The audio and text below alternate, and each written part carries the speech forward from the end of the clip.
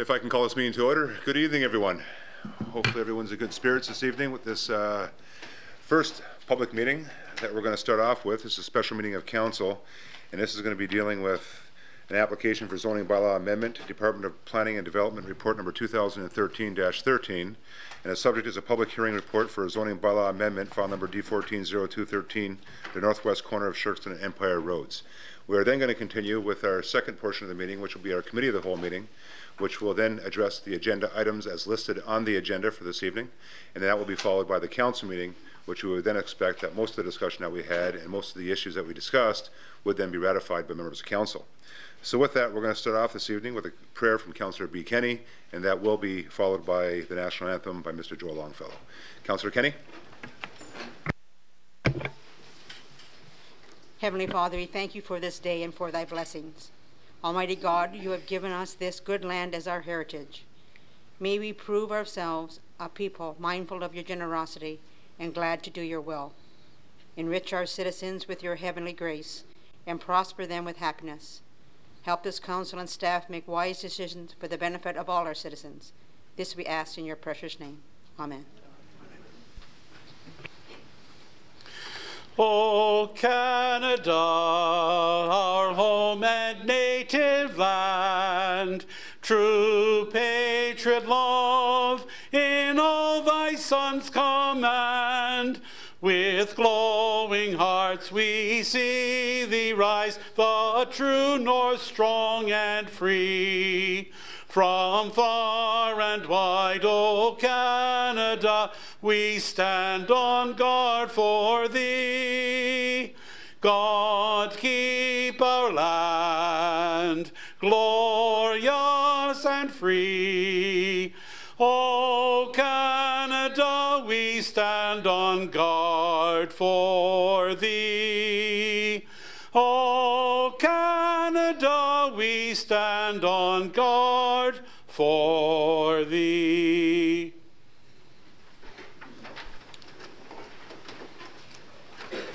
Well, thank you, Joel, and may I say this to you this evening, that I would hope that, because I know where you're going from here, Joel's going to be going to sing the national anthem for Game 7 between Port Colborne and Welland.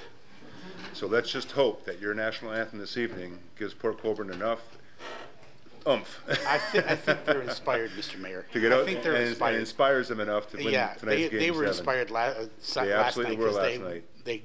they won 6-0. So sing your heart out, and hopefully they're going to play their hearts out. Thank you, Mr. Mayor. Thank you, Joel. So with that, members of council, I'm going to ask for a motion to confirm the agenda, please.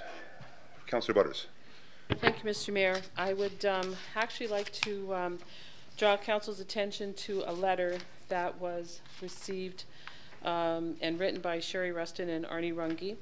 And in the second paragraph, actually, to this letter, they've asked that this council defer this meeting to a later date. In the letter, she quotes, Shirkston has a unique makeup of residents. This unique makeup of residents includes many summer residents and seniors who are currently not in their homes or in close proximity of the area. So for that reason, they feel that the meeting should be deferred. So I am going to put forward that motion for council to consider. And if I could have a seconder to that, I'd appreciate it. Thank you, Mr. Mayor. Thank you, Councillor Butters. Do I have a seconder to that motion, please? Councillor Kenny?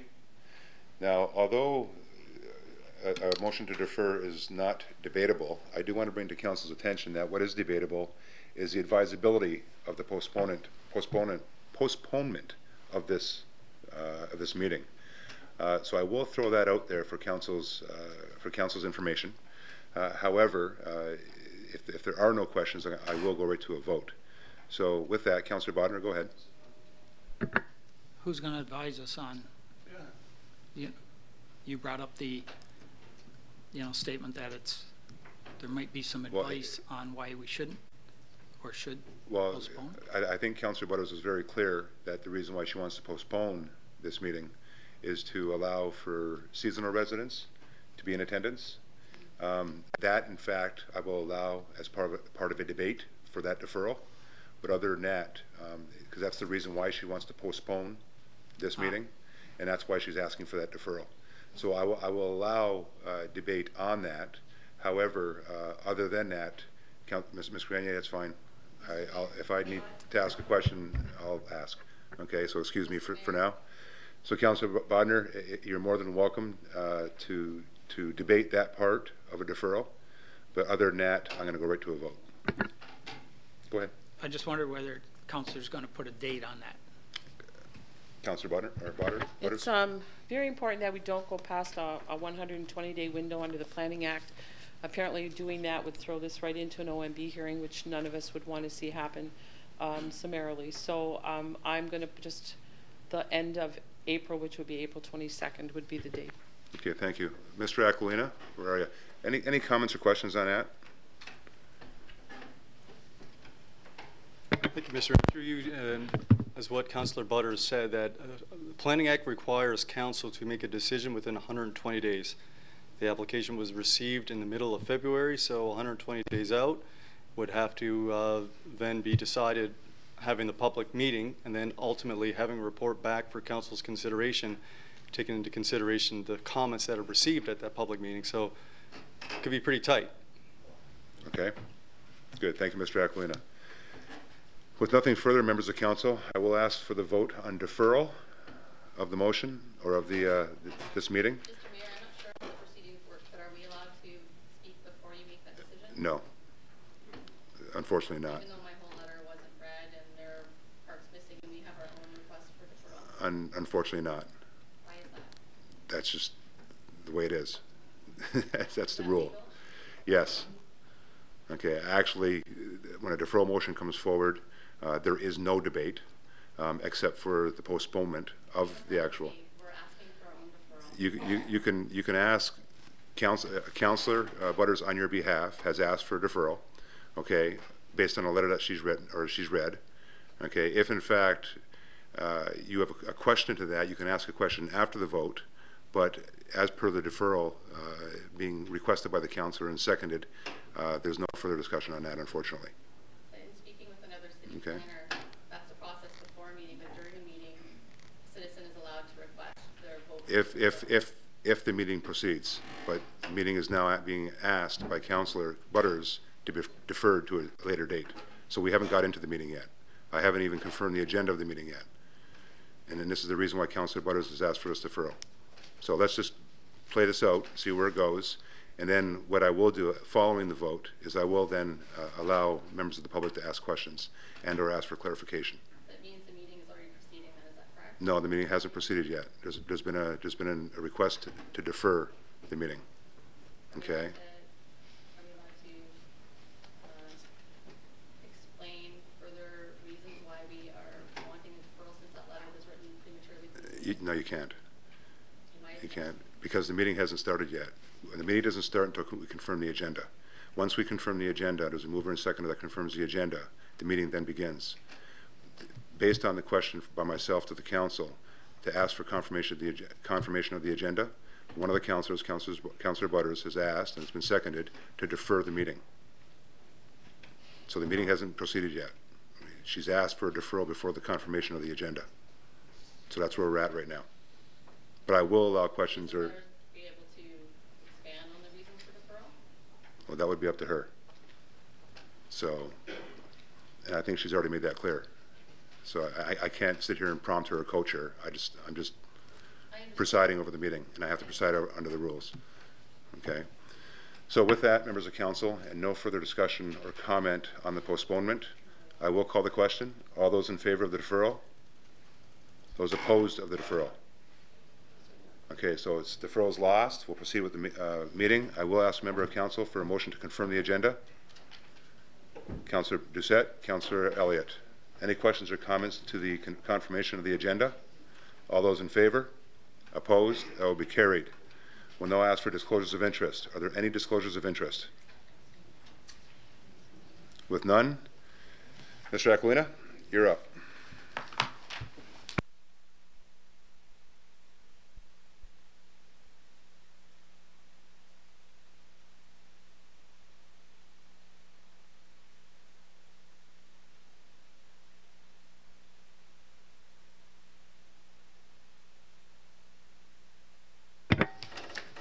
Thank you, Mr. Mayor. Good evening to you, members of council, staff, and those in attendance this evening. The purpose of this meeting is being held pursuant to Sections 34 of the Planning Act. It is considered an application submitted by William Gordon on behalf of the property owner, Donald Tate. I will get into the details of the actual application later when I present the Planning and Development report. The method of notice for this meeting was given in accordance with Sections 34, subsections 12, 13, 14 of the Planning Act and Section 3 of Ontario Regulation 545/06. Notice of the meeting was also mailed to all property owners within 120 meters of the subject property, and proper poster notices were placed on the property.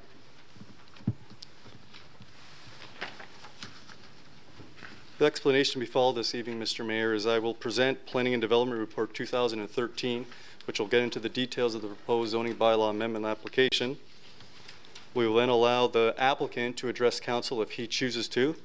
We will then open the floor up to members of council to ask any questions of clarification to myself or the applicant. We will then allow any member of the public to address council. I will give an announcement respecting written notice of passage of the proposed zoning bylaw amendment, and I will give an explanation of future meetings regarding this application. This time, Mr. Mayor, I would like to briefly present Planning and Development Report 2013-13. As I mentioned, the application was submitted by William Gordon on behalf of Donald Tate. What Mr. Gordon is proposing is the sales and service and storage of recreational vehicles, trailers, and mobile homes on this area right here, be a site-specific highway commercial zone. The area right on the intersection of Shirkson Road and Empire Road would be zoned to Hamlet residential to allow a single-family home. The present zoning is Hamlet development, and to the north is agricultural, and it's important to note that the agricultural zoning is not proposed to change. The application also proposes to allow a maximum height of 9 meters for a proposed structure on the property.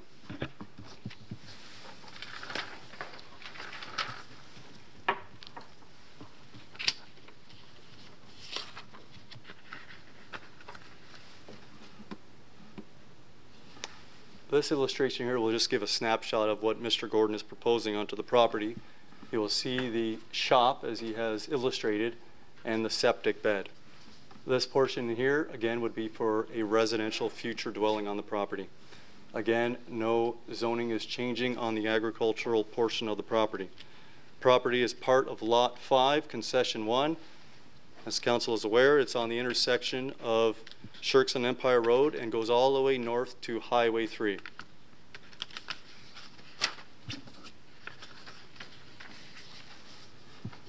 The policies that affect this proposed application is that the region's policy plan designates the land as hamlet and agricultural. They state that hamlet designation includes existing groups of houses that play an important social and economic role for the people in the surrounding agricultural and rural area, and allows certain compatible commercial and livestock or forest operations.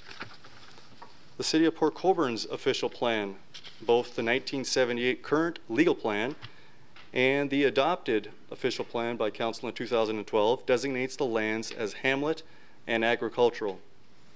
The hamlet lands, again, are those that are predominantly residential, but do allow some commercial uses that directly service the rural and agricultural areas, and they are as follows: commercial establishments as general stores, antique shops, doctor's offices, service stations, repair garages, restaurants, and a private club. The zoning of the property, as mentioned, is currently hamlet development that permits one single detached dwelling, and the portion to the north is zoned agricultural that allows agricultural uses and the rearing of livestock and associated farm machinery and other certain agricultural uses on the property. Again, the agricultural portion is not being proposed to change. Adjacent land uses of the property: to the north, you have Highway 3. To the east, you have Empire Road. You have an agricultural zoning, a hamlet residential zoning, and an institutional zoning, being the church at the intersection. To the south is the public and park zone, which recognizes the Shirkson Community Center. You have also hamlet residential zoning to the south, and to the west is agricultural and as well residential land uses. When the application was circulated to those agencies, they are as follows, which are in the Planning and Development Report.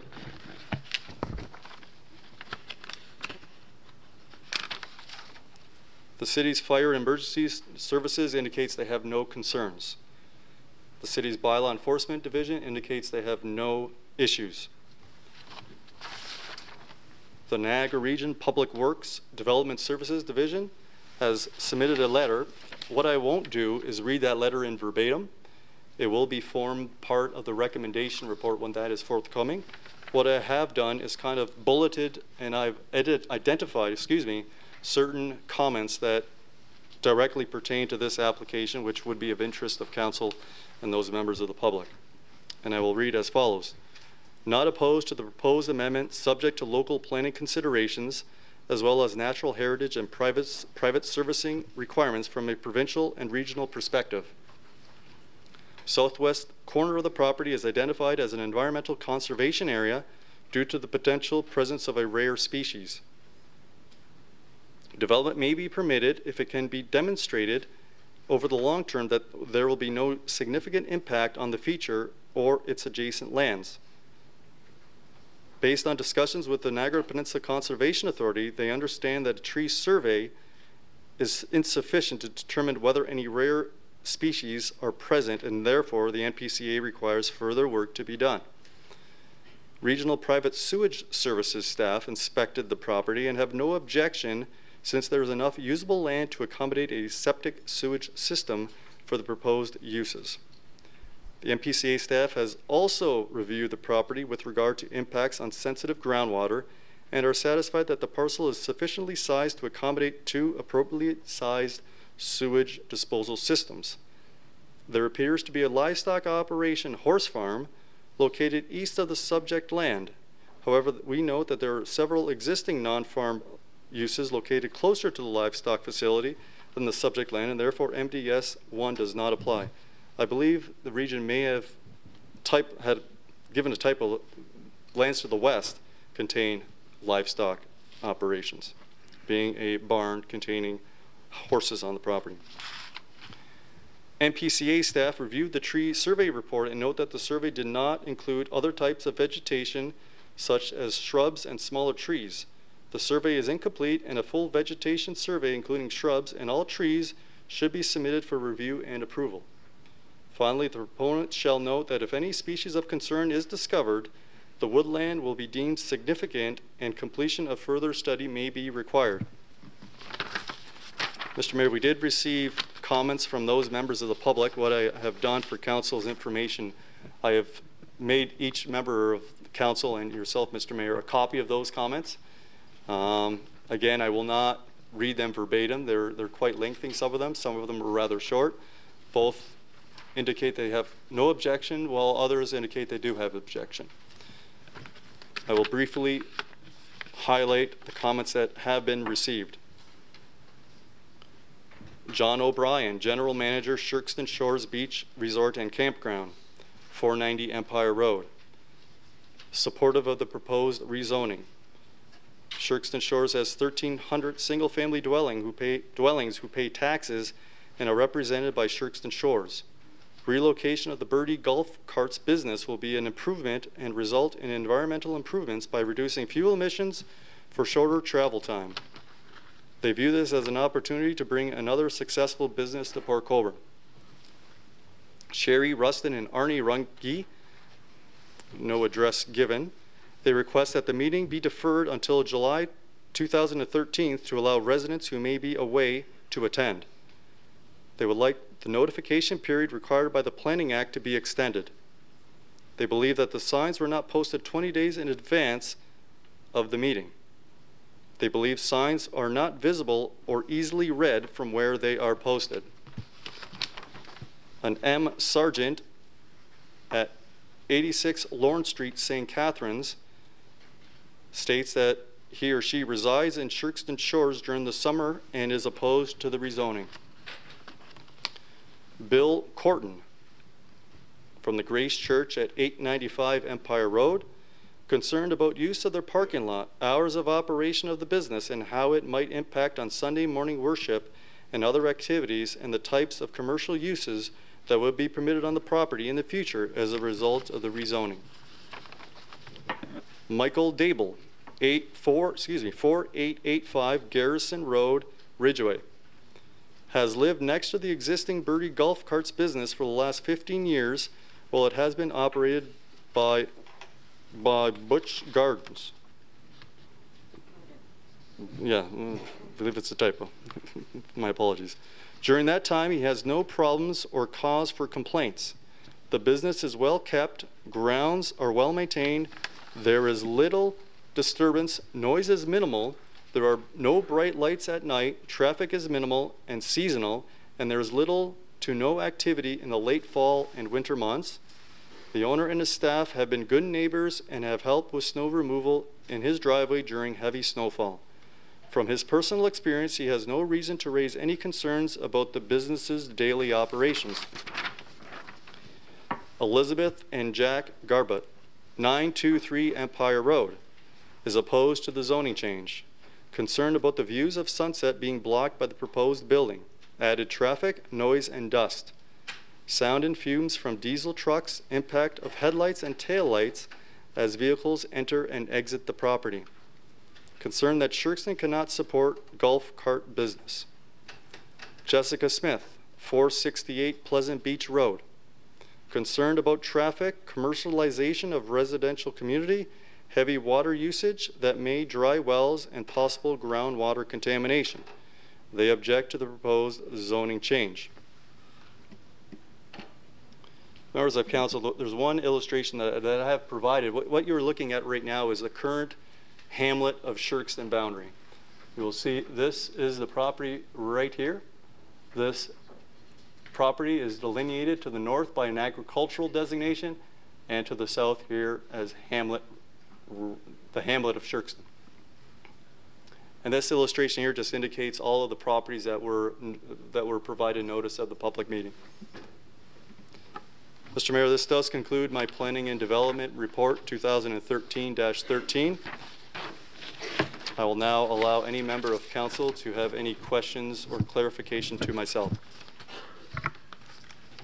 Members of council, any questions or comments? Councilor Butters? Yes, Mr. Mayor. We will get another opportunity after we hear from the public, or is this it for tonight? Yes. We will? Okay, then I'm quite happy to make my comments at the end. Okay, any questions, comments? That's fine, Ron. Dan, are you going to ask the applicant to come up as well? Yes, that's go ahead. No, Mr. Mayor, through you, if the applicant wishes to address council, he may do so.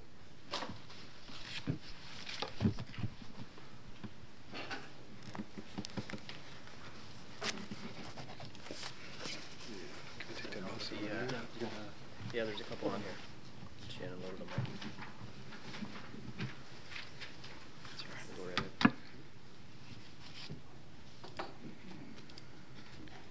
Heather, do you want to hit F5, please? That's not the one? Okay. All right. Can you get out of there, Heather? Escape. That's it. Is that it right there? Yep. Yep. There's the three right there? Yep. Which one do you want to start with? Empire Shop? Sure.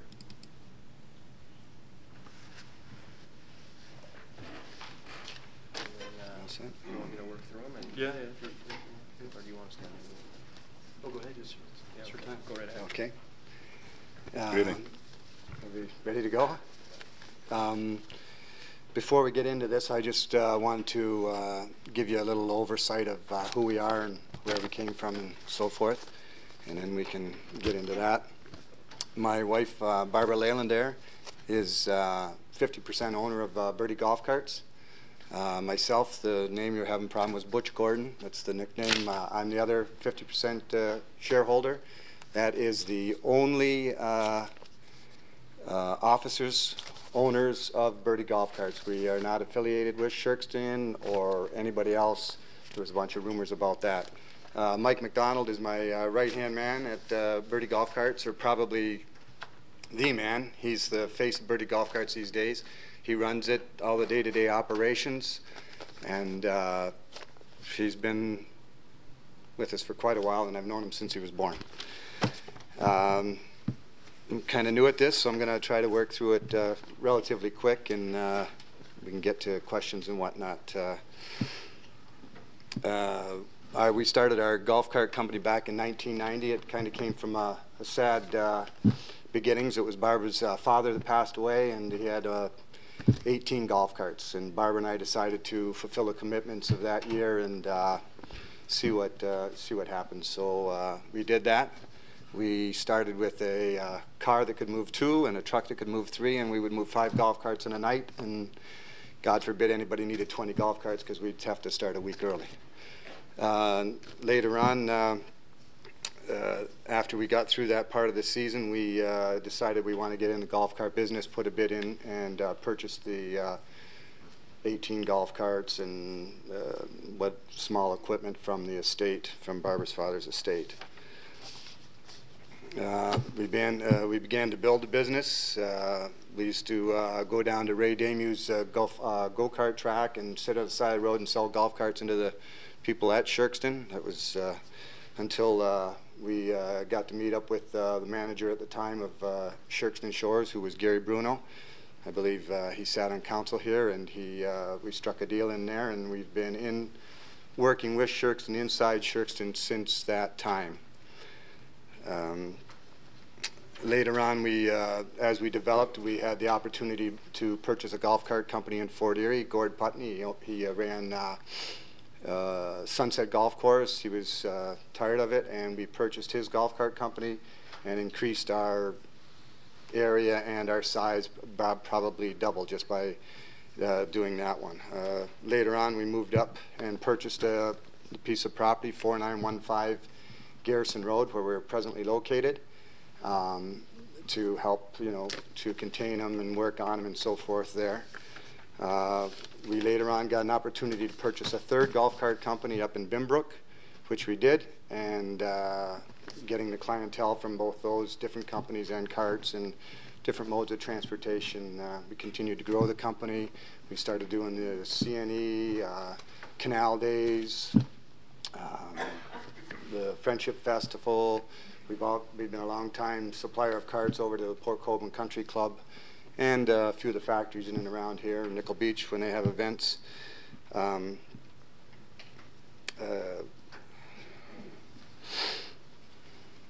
We also have a Shirkston location within Shirkston Shores. We put up a brand new office there, a fenced compound with stanchions for charging the electric carts. They only allow electric inside Shirkston. That was about probably a year ago this time. We were putting the finishing touches on our new facility there.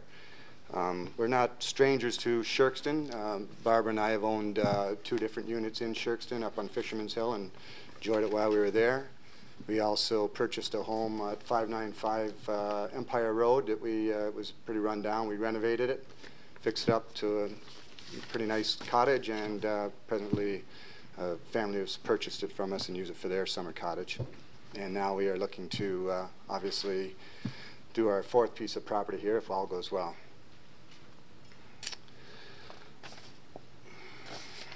I'd like to make one thing perfectly clear, because there's just so much going on out there about what's happening. I just don't know how it gets started, but we build golf carts, as in customizing them. We service them, we store them, repair them, sell them, and lease them.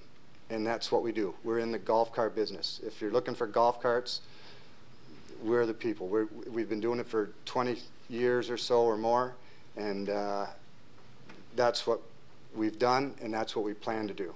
I'm not sure how we got into trailers and that we're going to have a campsite out there, and I mean, none of this stuff allows that, and there's rules and regulations. We're not looking for that. We're looking for a 2-acre parcel approximately to be zoned so that we can continue our business on that. There's, again, no trucking, no firewood, no campers, just golf carts, just so we all understand that's what we're doing there. At Garrison Road, 4915 Garrison Road, that's where we run our operation from of these repairs and so forth. We also load up our golf carts onto our trucks and ship them to the golf courses in the vicinity. We go as far as Cambridge, but we're pretty big in the region, and we also take them to the events and bring them back there. We clean them there, and we service our customers' carts there, and we store our carts there, and that's, again, all we're doing at that spot. As you heard from our neighbor, we're a fairly quiet business. We have our hours of operation are from 8 till 5, Monday, Tuesday, Wednesday, and then we run an hour longer on Thursday and Friday. And then on Saturday morning, we start at 9 till 2, and then Sunday we go 9 till noon. And these hours are directly reflected by our customers. This is, I mean, as you know, there's a lot of people that come in for the weekend up at Shirkston Shores and along Empire Road and back in within the Shirkston area. And some of them are only there for the weekend, or some of them are getting there late Friday night and they need parts for them, or they want to look at one, or if it's a rainy day, we're busy, that type of thing. So these hours, I mean, Mike would love to be home with his 2 young children playing golf or whatever, but these hours are reflected by our customers.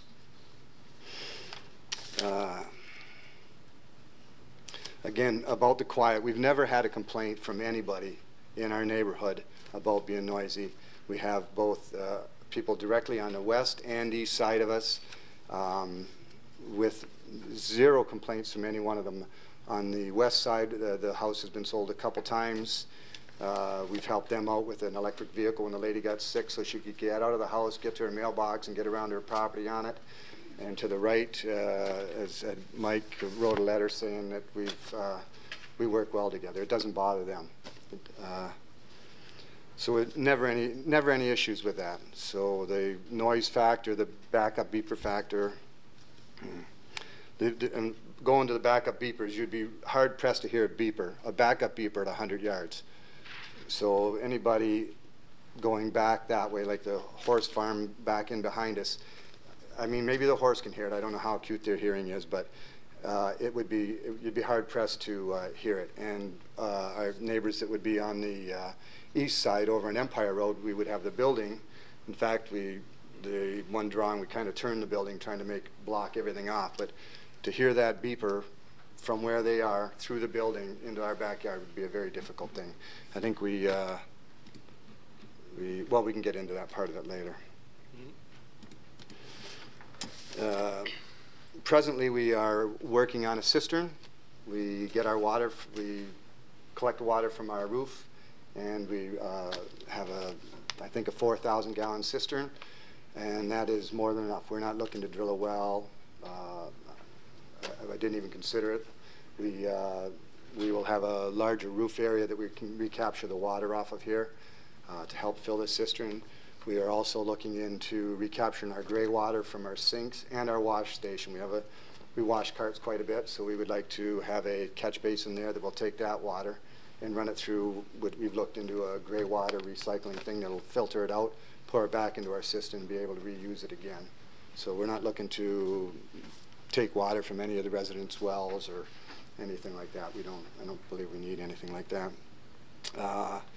Lighting for our neighbors, we presently have one hydro pole with a street light on it out in the middle, and we have one motion light on the back of the garage that shines out onto our fleet of golf carts. And again, if you're on Empire Road looking at the building, you are not going to see those lights directly, neither one of those lights directly. You might see some light from it, but it'll be minimal lighting. We just don't need it. We haven't needed it. And if you are back where the lady that owns the horses and so forth, there is 2 different tree lines before you get to her property. I would have no problem making that thicker at the back of my property. And as you heard, they don't want those trees dealt with or whatever over in the southwest corner. It would hide the other resident's house totally. You would never see the light through there. As far as parking in the church and or the community center. We have, they're just too far away. I mean, to park down there and walk up is, I don't see anybody wanting to do that, really. I mean, we're going to have ample parking. We're going to have more parking than the city and the region requires. I have no idea why you would park there and walk 500, 600, 700 feet up to come and see us when you can pull right in. And along the street, it's very, the street, the shoulder there is pretty narrow, and the ditch, again, I don't know why anybody would park there. I don't know why they wouldn't pull in and use the facility to park. And as we get going, as things get busier, our carts disappear. They're not even there. I had a gentleman walk in one time. We had 100 carts sitting there. He came back a couple days. They were all gone. He said, "Did you sold those already?" I said, "I wish I did." But anyways, we deliver them out to the courses. They're sitting out there. And if we have an event where we're trying to have a golf cart sale, we can handle all the parking on our spot. No problem.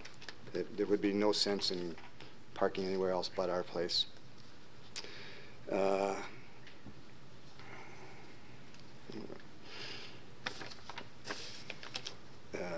Regards to traffic, let me get that traffic one up there. I'm sure it's a big concern of people. We did take the time to, Michael, I think, maybe engage with almost everybody up here and try to say what we had in mind, what we were trying to do, and so forth. And I went around to all the residents that got letters, and then some other residents to just to say that if this goes forward, we want to work with you. We don't want to be the black sheep over there. I don't want to be pulling out my driveway and shining into someone's front windows. I wouldn't want it happening to me. I don't expect that somebody else would want it happening to them. So I would totally work and make these changes within reason if we can to make this work better. I don't know if we're going to get 2 driveways or 1 driveway or what. So we're wide open for good, positive ideas, and if we can do something with that, we will. The traffic is a big concern to a lot of people, rightfully so. We are located, does it show where I'm going? Yep. We're located 4915 Highway 3, the red X there. I don't have a percentage of my customers that come from Shirkston, but it is huge. In comparison, Shirkston, down here, somewhere else would be residents from Ridgeway, Fort Erie, everywhere else in between would be way, way, way down there. So most of the people we deal with, sell our carts to, store carts, repair carts, all of that, come from this point and drive up to the Highway 3. I mean, it's the most direct route. I mean, they might find other routes, but this is the most direct route up to Highway 3. Turn right, come down here, Highway 3, and then turn right into our driveway. And then, when they're done, well, let's deal with that one. First off, they have to come up here, negotiate that ramp, merge onto Garrison Road, which, if you've been there, is not great. You're either going on the road or you're going into Dave's garage. So it's not the best turn. You go down further. When you get to our place, you are coming around the, I'm going to call it the second S in the S bend, and our driveway is kind of blind. There's one driveway before us, and then our driveway, it's kind of blind. As you're slowing there, there's cars coming whipping by there. There's cars that are making fast changes over into the next lane. We actually had our truck pulling in, and a young guy was driving, and for some reason he thought he was going to pass on the right, locked it up, skidded in through there down in the ditch. Nobody's hurt. We were able to push his car out, get him on his way, and he was okay. So now you're there. You've gotten what you needed. Now you're going to come back. You're going to cross 2 lanes of highway to make your left onto Highway 3. You're going to cruise down Highway 3, and you're going to get to probably one of the most deadliest corners around, and you're going to make a left onto Empire Road. Over 2 lanes of traffic and a turning lane down Empire Road into Shirkston. If we relocate, we're going to be right in here somewhere. You're going to eliminate those 4 corners. And we know what happened. I spoke with someone that works at Dave's garage, the lady, and she told me she experienced what happened out at that corner. And she said, I don't want to go through that again, and I have a problem with the traffic. And here's a great solution, making it safe and reducing 7 kilometers off the drive for my biggest percentage of my customers. So not only do we make it safe, we make it green, and we save some fuel. Everything about that is a good.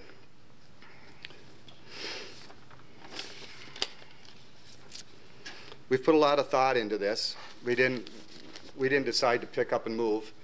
There's issues behind why we're moving. We are presently on agricultural property, and the town of Fort Erie is demanding that we move or do something about it. We've looked into quite a few different, it'd be a lot cheaper for me to stay right where I am. I've looked into a lot of things about doing it. I've had 2 different consultants talk to me about the cost of doing this, and the problem, it came down to a flip of a coin. And the money that we invest to do that, if the coin didn't go in my favor, none of it was refundable. It wasn't a gamble that we were willing to take.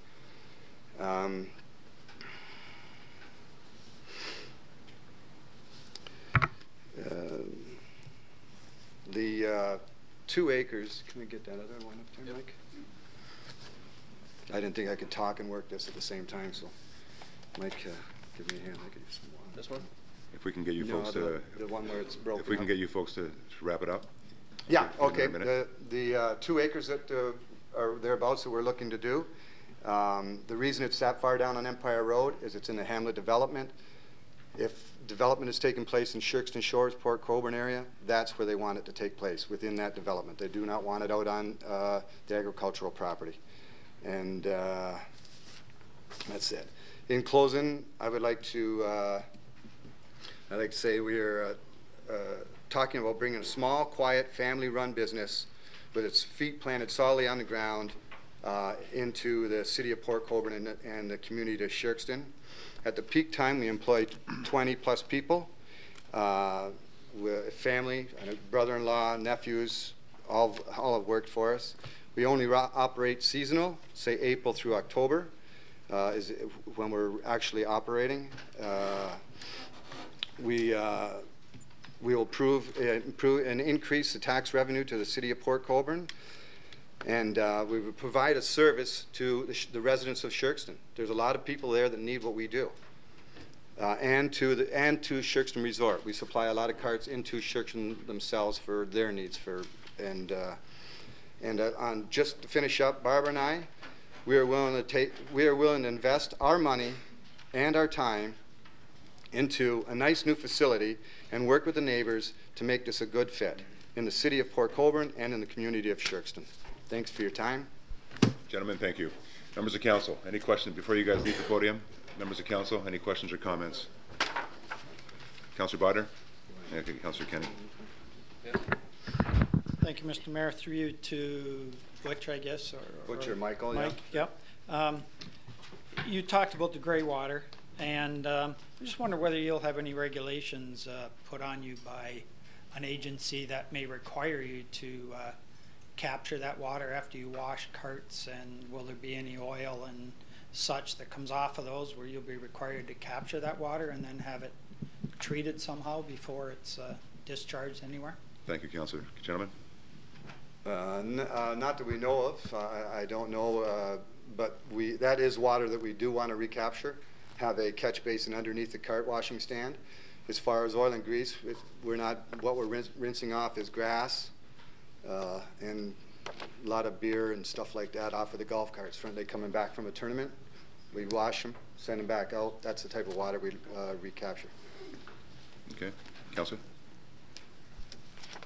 If you're delivering carts to a tournament, that starts pretty early in the morning, do you have to leave like very early in the morning to get to golf courses? Will there be a truck coming out of there at 2, 3 in the morning? What's your standard procedure? Do you do it the day before or that morning? Thank you, Councillor. Gentlemen? Our carts are always delivered the day before. We don't do early morning. Our drivers start at 8 o'clock in the morning, and that's it. That's really it. I can't even speak to a time where a driver starts before 7:30. It just doesn't happen. They come in 8 o'clock. They do the work today that's due tomorrow. We're ahead of it. It's there. The carts are delivered. That's it. Thank you. Councillor Kenny. Thank you, Your Worship. Thank you very much for your presentation, and I did speak to Mike, and Mike, thank you. Remember, I told you to have everything in order, because I think you've answered some of the questions that people called me about, because I did have several calls about your business and what you were doing, and I wanted it confirmed that you were not going to be doing storage of trailers and all those things, because I think that's important. In regards to the one thing struck out in my mind in the letter we received from John O'Brien, and he said that that there was going to be large golf transport trucks, I guess to deliver or take vehicles away or take golf carts away. How often would that happen? Thank you, Councillor. Gentlemen? And then I have one more. What we have is a vehicle that carries 4 golf carts and a trailer that hooks up that carries 6. And he goes to Shirkston and back. And as you can see here, he's going to cut his trip down dramatically, avoid these corners and so on. But he's going to go in there. He gets up in the morning. He gets his carts loaded. It depends what his day is. He could go in 3 times a day, realistically, there and back 3 times. You know, in the morning, lunchtime, in the afternoon. He could go 4 times. Okay. You know, that's pushing it. I mean, he's got other jobs to do too, so that's asking a lot. And sometimes, I will say this, that truck holds 4, that trailer holds 6. That's 10 carts. Not always. So maybe he's just the truck. Maybe he's just 4 carts on a little truck heading over there, dropping off, coming back. If he's going 4 times, he's probably not 4 times 10 carts. Thank you. Councillor? And Mr. Aquilina in his presentation said that there was going to be room for 1 single-family dwelling. Are you living on the premises? No, we're Oh, not. no, you're not. No, we're Okay, not. so there's no, right. And just the last one, I guess, was that you said you decided to locate here, first of all, because it's closer to your biggest, I guess. That's So one of the good reasons. That's one good reason, that's right. But you mentioned something about rezoning. Was it not possible in Fort Erie where you were? Or Well, too costly? My That's all. Thank you. understanding with agricultural property is the region doesn't like it to happen. There's a big plan laid out and nobody is giving up agricultural property. And I am on agricultural property. I've been there for 15, 18 years, I'm not sure, but a competitor didn't like what I was doing and we have been since asked to do something about it. So we have to, and it didn't seem to be an option to go that route and try to fight that. Thank you. Thank you, Councillor. Councillor Elliott, and back to Councillor Butter. Thank you, Mayor. Through you to the presenters. You said your business model is based on sales, rentals, repairs, modifications, constructions.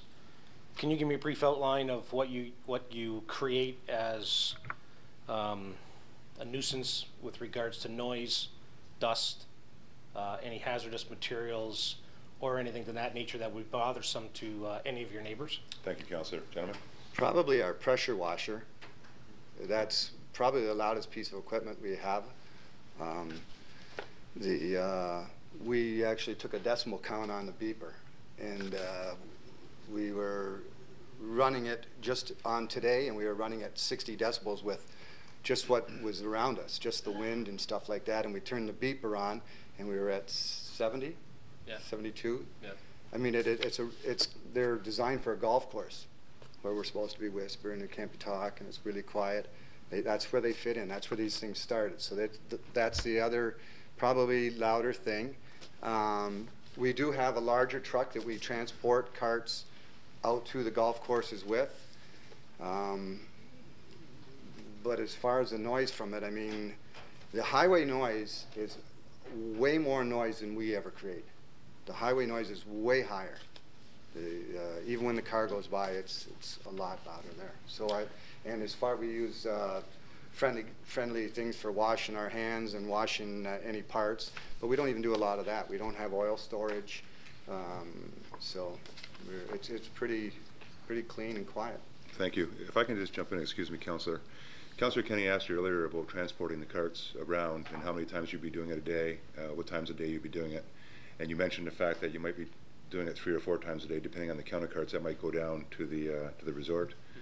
I think part of her question also alluded to the fact of transporting cars to other golf courses. How many times a day would you figure that would happen, and at what times a day would that happen? Go ahead. A typical day for the larger truck, if you will, which is the transport truck, he comes in the morning, he'll load up his carts, put them on the trailer, and then he'll take off. And he could be taking off at 8:30 or 9 o'clock in the morning. He starts at 8. He's got to load his trailer, he's got to do his logbook and everything else. He's not out the door at 8 o'clock. 8:30 or 9, sometimes later, he's loaded up and he's out the door. Now from there, he can travel to Niagara Falls, Kitchener, Simcoe. He could go to a course in Cambridge, drop off the carts he has on board, and then have to head over to Hamilton and pick up some carts and take them over to Simcoe. He can bounce around all day and not be back once, be back at the end of the day at 5 o'clock when he pulls in and says, that's my day. There are other times when there's more local deliveries. It doesn't happen so much, and it is maybe in the door. I mean, it is a big truck and he's got to go somewhere, so he's delivering, he's unloading, it takes time. It's very rare that you see him in and out of the yard twice in a day. Great, thank you. Councillor Elliott, you're good. Councillor Butters, your first time. Thank you, Mr. Mayor. If I could go back to some of the environmental kind of questions that I have. So when you talked about kind of being able to recapture and recycle gray water, but then at some point the gray water has to go because it just doesn't recycle forever. I'm assuming that anyway. So does that go into your septic system, or does that, what happens with that kind of a system? Because well, with the gray water, it will get mixed in with fresh water, and as much as we can extract, we'll just keep reusing. I mean, it's going to dissipate in the air, and you're going to have some water on the ground, overspray, just like when you wash your car. But we will keep recapturing it as often and as much as we can. Okay, because I think like what a lot of people worry about in the country, and since you've lived out in the country yourself, like when you, especially if you have a well, people worry about the contamination of their wells. We're in the city of Port Colborne, we're looking at ways to improve actually water quality that gets exited into our municipal drain system, because it does end up in the lake eventually. Right. So I think that people want to really be assured that they're not going to have to worry about their wells being affected by what happens in your operation. That would be an important issue to me if I was your neighbor. Right. For sure. Yeah, I don't see, even if we didn't recapture the water, I don't know how we would harm anybody else as well from what we're doing. We're talking about, most of these carts get rinsed. Okay. I mean, so you're not using like soapy at times stuff? If it's bad, it needs to get a quick wash. Yeah. So, but those are the types of things that we'll recapture, run through a filter. I would think that material would be captured in that filter, and again, then we're just spitting out that water again, mixing it with fresher water, and reusing it. Okay. And so, you just Counselor? if I could go on. Go ahead. You said you have electric carts only? No, we have electric and gas, Okay. but electric is only allowed within Shirkston shores. Okay. But we do have gas that we take out for what we call our T fleet, which is basically the golf courses call us on their tournament. They Okay. need 20 carts, 40 carts. So We when you deliver bring them back in, you have to service them and drain gas, and I don't know really, I know how to ride in a golf cart. I don't really know how they work. Yeah. But if they, so like for gas and oil, then what happens, the ones that run on gasoline, and what happens to the batteries from electric golf carts? Well, on the electric batteries, we recycle them. They're purchased. Sell And them how back often in. are they? They're removed weekly. Okay. Yeah. So a And, company comes and physically takes away yeah. those? Okay. Gasoline carts, we just bring them in and refuel them. And they're out for quite a while. They can be out a week, 10 days before they get back to us.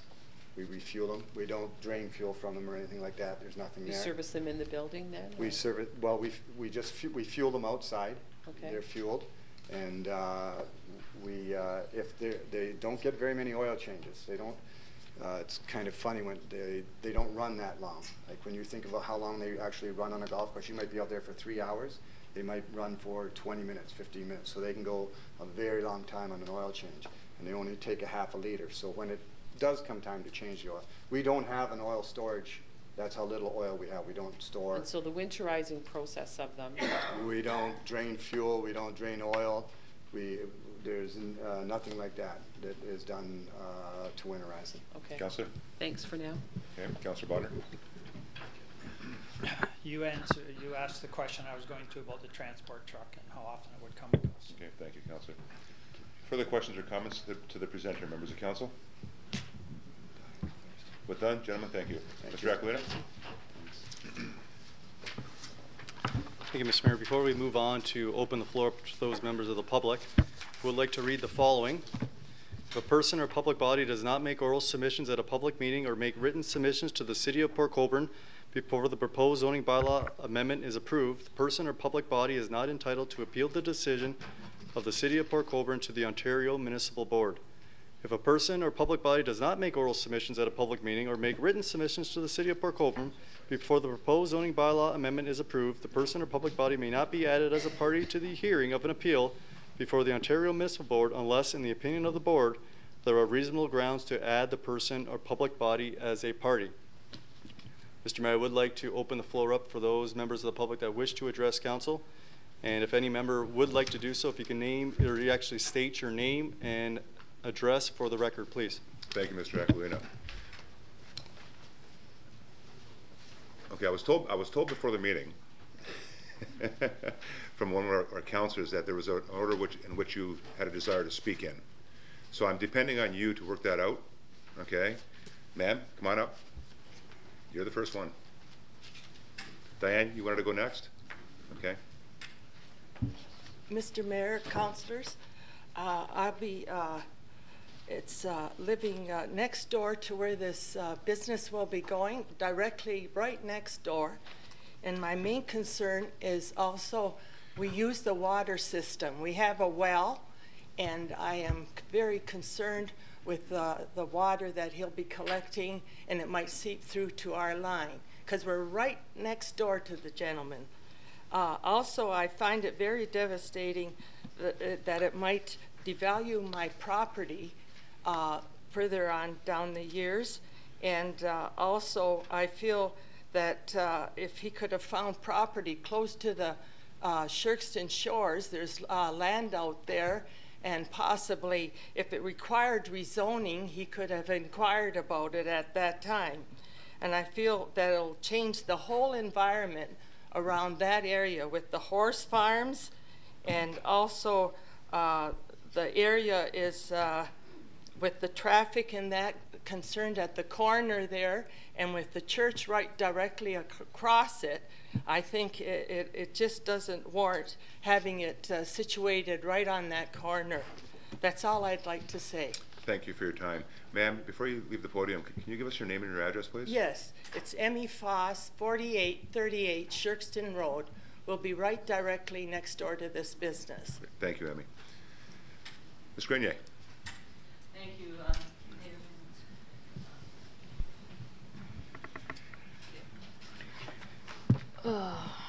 Yes, dear Mayor, City Council, City staff, concerned and interested public, and my neighbors. My name is Diane Grenier, and I reside at 4750 Shirkston Road, Shirkston, right next door to Emmy Foss. And I thank you for allowing me this brief opportunity to address you. I am the neighboring land within the operative distance of concern pursuant to all the relevant legislation, provincial, regional, municipal. I must tell you, I come here feeling invisible, as not only was I not consulted, not asked, if I farmed my land, but in fact the opposite suggestion was told to the region, and your planner indicated that what the region had said in their letter was mistaken, because he said, oh, but there is a horse farm. Well, this is a fine time to be adding me as a concern to the Niagara region. So they sent their letter based on a very false premise and looked only at the large horse farm to the east, which is quite a little bit up the road, and I can see they may not have been concerned, and she was outside the catchment area. She's also away on vacation, and the timing of this meeting I have concerns about. I think that it was timed appropriately so that my neighbor to the east and across the street and that other farm all are away. It's March break. People go away. The fact is, all these lands, mine and those to the east and west, have been farmed every year. My agricultural land meets 4 out of the 8 defined activities, and my neighbor, Emmy, is and has used 4 of the 8 activities as well in most of the years that they've owned their land. Her house appears to be a historical house as well.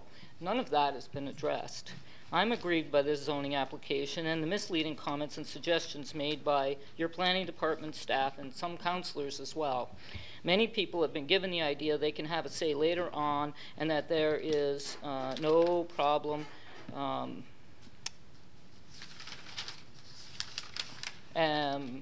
there was no point opposing it because it was going to go through, and that there's no need to have a lawyer at these proceedings. I understand that it is not necessary, but certainly under these circumstances, telling a person that, I think was misleading them into thinking this was nothing today when this is everything. These all just create apathy and they make people want to give up. I'm opposed to this change for my own reasons, which I will tell you about today, but for very other numerous reasons that others today will expand on.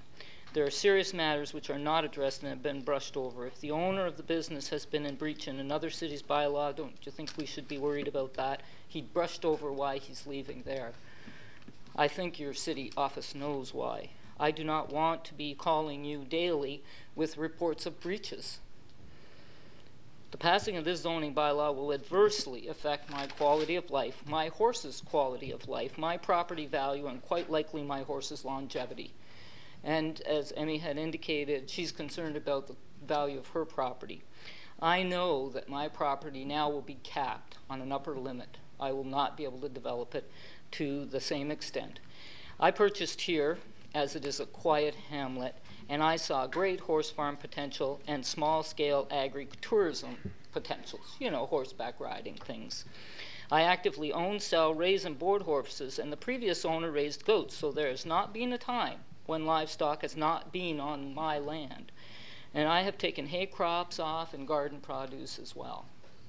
The proposed development is by no means small scale, and I quote that because that is part of your bylaw and part of the provincial plan, nor is it at all compatible with adjacent uses, which is also the wording used in your own bylaw. Neighborhood commercial or similar scale commercial. Similar scale commercial would be Shirkston Auto. That is scaled to the locale. It's absolutely not appropriate to the hamlet, and your hamlet is, I quote, residential, historical, and community grouping.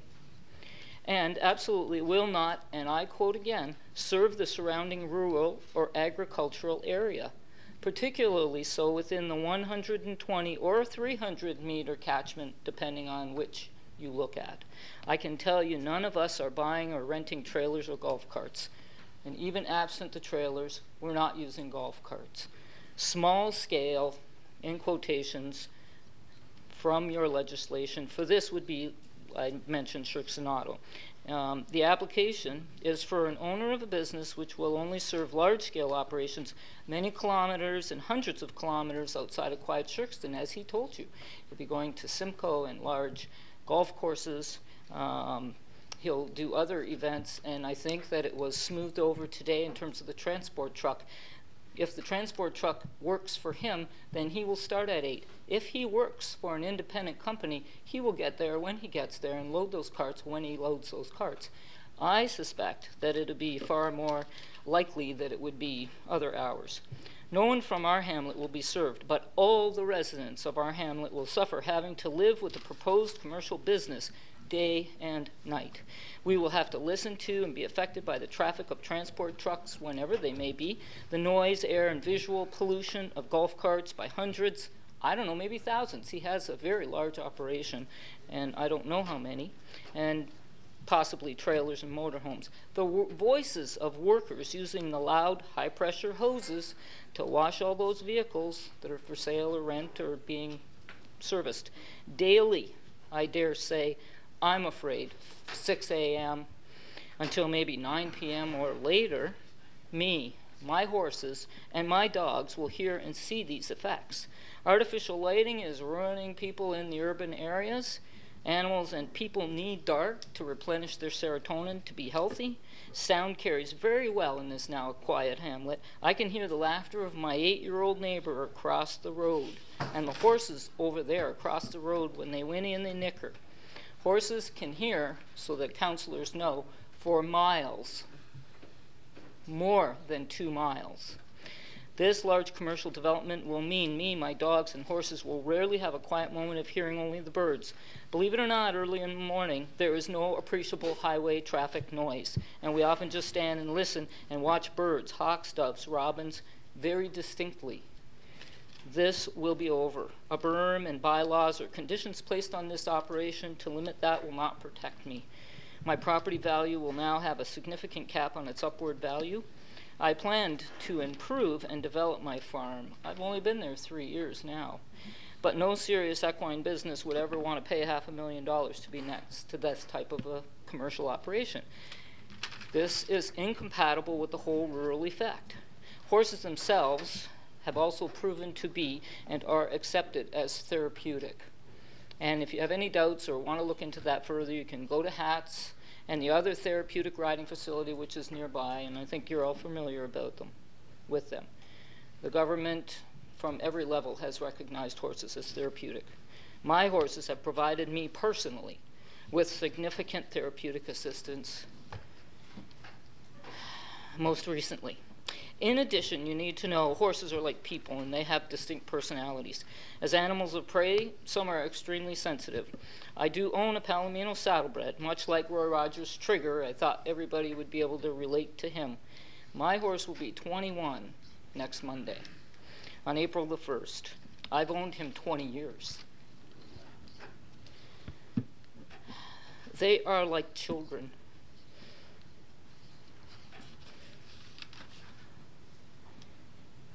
We, that means all horse owners, are responsible for their care and their happiness. Horses now live to be 30 years old.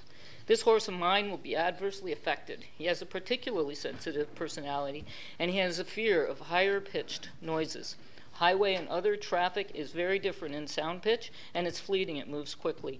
He fixates on things that don't move and are high-pitched, and so it will be too late for him if this is allowed to proceed. I moved my horses 5 times in 1 year before I bought this land because of his mental and physical deterioration at every place I was at. They both flourished. I had 2 then, I have 5, and 2 more coming. And they were different horses within 6 weeks of moving to that farm. They were very content. I purchased this almost 15 acres beside, across the road from horse barns, down the road in both directions, more horses. It was reasonable to believe that I was safely ensconced in a horse-dominated community and road. I am asking you to consider my horse, but not to make your decision for one horse, but for all horses, their riders, their owners, and all the very important other reasons that you will hear today from other residents. But my horse fits the agricultural and livestock definitions in all of the laws that you're bound by. From my land, I can see it all, I can hear it all. I will be most affected. The residences in Churchill Cross Empire will be greatly affected by the traffic. My wells may be compromised, and I share Emmy's concern about that. I have 2 wells, one for me and one for my horses. Nothing good will come to this hamlet with this zoning change. The information in the diagrams are misleading on the notice itself. It relies on not yet legally approved designations. Most of that land that you're showing as to be changed to commercial is agricultural presently. It's not designated as hamlet development. That is under appeal to the OMB, that particular Planning Act change. So most of what is shown there is really agricultural. This application ought to be denied at this time. Perhaps a new one can be made at a later, more appropriate time. Not any of the truly important information and reports are done, and the ones that are inaccurate, like the region one, not even mentioning me whatsoever. Each of you as counselors will not be affected every day. Your planning department wants this to pass.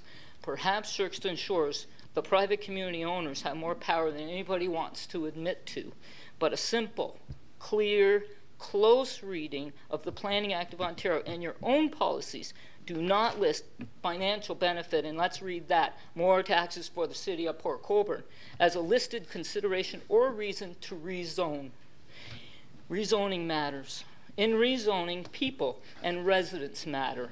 Agricultural and livestock matter. And I'm grateful for you to listen to me. I'm prepared to listen to answer any questions. We are a community here. That's what a hamlet is. We're all here. And I'm grateful to all of my neighbors for their help. I do have a photo of my farm. I'd like to pass it around, and it shows it from the angle that this property will be at. And all you see is agriculture. That's all you see anywhere. Thank you. Thank you, Ms. Grenier. Members of council, any questions or comments? The presenter, Councillor Steele. Thank you, through the presenter. Just more a comment than anything. Like you have Shirkston go-karts right around, almost across the street from you. I mean, that's a business that would create some noise that we know. I mean, I've taken my kids there, and now you're equating this business. I can't understand how you would think this business would be any louder than a go-kart business that has go-karts racing around all day. So, I mean, I grew up with horses. I've shown horses all over this province, so I know horses. And how you can think that this business would have any more or less effect than Shirkston go-karts, which is a great business, by the way.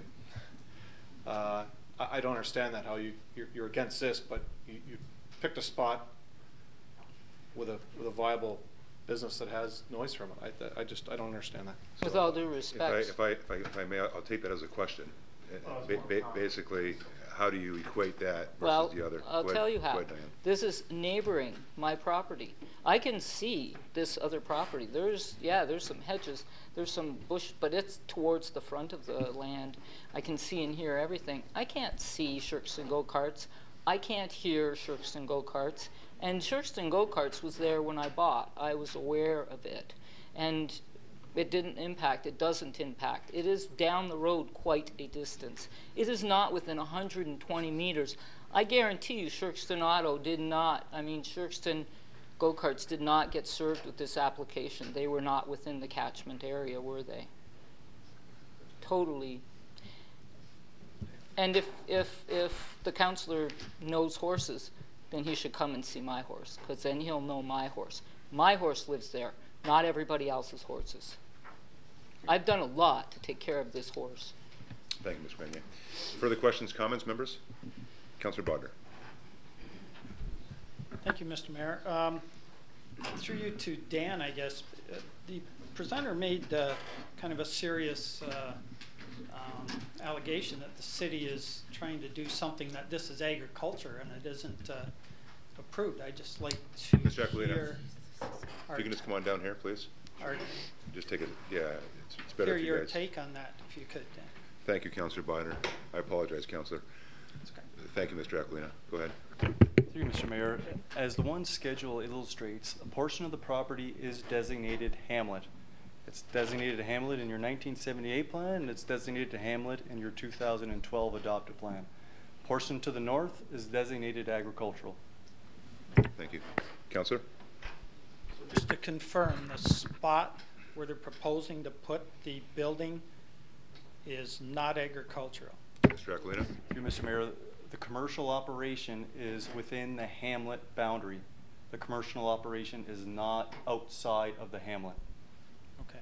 I think that's an important That's not true. designation. Thank you, Councillor. So that is not true. That has not been passed as it's under appeal to the OMB. How can you rely upon it? Mr. Aquilina? Thank you, Mr. Mayor. The current 1978 official plan, that is the document that the city has, it is designated hamlet. The 2012 adopted official plan, yes, that has been appealed by the Ministry of Municipal Affairs and Housing, but the current 1978 plan is in effect and it designates the property as hamlet. Thank you, Mr. Aquilina.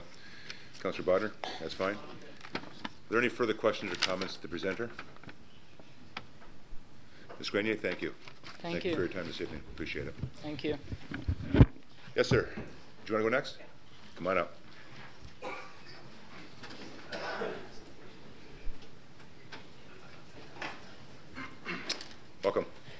Hi there. My name's Arnie Runge. I live at 63 Tennessee in Port Colborne. My father-in-law, Paul Rustin, lives right across the road from this development. My wife grew up right across the road. And I just wanted to talk, give you a little presentation about what I've discovered over the last week of research. Okay.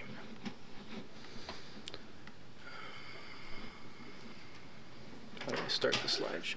Thanks. So we're talking here about the rezoning of Empire Road property. I just want to let you know that I'm opposed to this rezoning for a few reasons. The reasons I'm specifically going to be talking about is it's inconsistent with the city official plan. That's the new plan, the draft plan, the plan that hasn't been approved yet. It's also inconsistent with the city official plan, the 1980 plan, the current plan that everybody's been talking about. So the city official plan, the draft plan right now, has been approved by the city and regional councils, but it's currently under appeal by the province to the OMB. So that means by default that the city official plan is the 1980 plan, the current city official plan. That's this information I'm getting from City of Port Colborne website.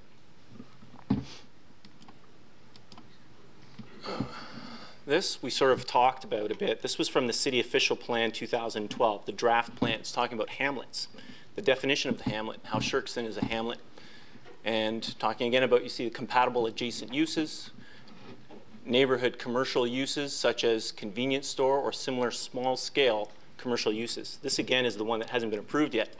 In the 1980 plan, it went into a little bit more detail about what a hamlet encompasses, specifically about the things that should be in there should be appropriate to the hamlet and which should serve the surrounding rural or agricultural areas. Also, talks about what kind of small-scale neighborhood commercial developments. Refers to a general store, an antique shop, a doctor's office, service station, repair garage, restaurant, licensed premise, or a private club. I think Dan was talking about that earlier. This here is an overview. It's a good map, so I used it here, but this is from the City Official Plan 2012, the draft plan. You can see here, this is the city with the urban boundary, and here is the hamlet boundary of Shirkston. So zoom in, you've seen this one too. It comes right off of that specific 2012 draft. Again, the one that's not approved. But just zoomed in, the property in question is right here. And as Dan said, the boundary for the hamlet is right here. This is according to the 2012 plan. There's the boundary for the 1980 plan. This is the boundary of the hamlet right here. This is the hamlet designation. The rest of that is all designated agricultural according to the 1980 plan. If you superimpose the two, here's the property in question. In the 1980 plan, all this right here is still agricultural, as this is the hamlet right here. The 2012 plan, the hamlet has been extended well beyond the 1980 plan. Again, that's the plan. The current plan is still this right here.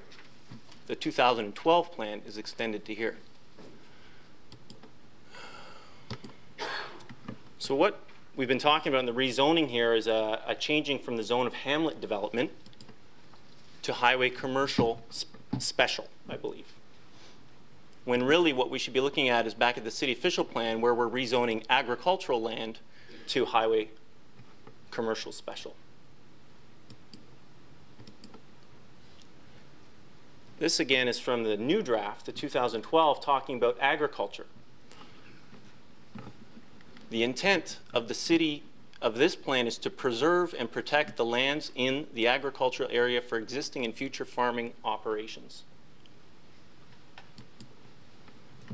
This is backed by the provincial policy statement. The provincial policy statement dictates or is supposed to guide the city official plan. And in that provincial policy statement, under agriculture, it says prime agricultural areas shall be protected for the long-term use for agriculture. it does talk about removal of land from prime agricultural areas, which is what is happening here. It does give, I guess, that possibility, but it says it can only be done for limited non-residential uses, provided that, in this condition here, provided that there are no reasonable alternative locations which avoid prime agricultural areas. I don't know if there's, well, we'll just go. Let's talk about the Ramey Road. Ramey Road is owned by the city of Port Colborne. It's a road, it's an area of development, a huge area of development, 56 acres, right by a highway, easy access for things such as repair shops for automobiles, storage warehouses, transport trucking, wholesaling and showrooms, open outside storage, assembling, storing, shipping, repairing, machining, cleaning, and servicing. This is currently available. I'm not sure what price he's paying for his thing, but I believe the city advertised $20,000 per acre, which would put a price of 2 acres at about $40,000.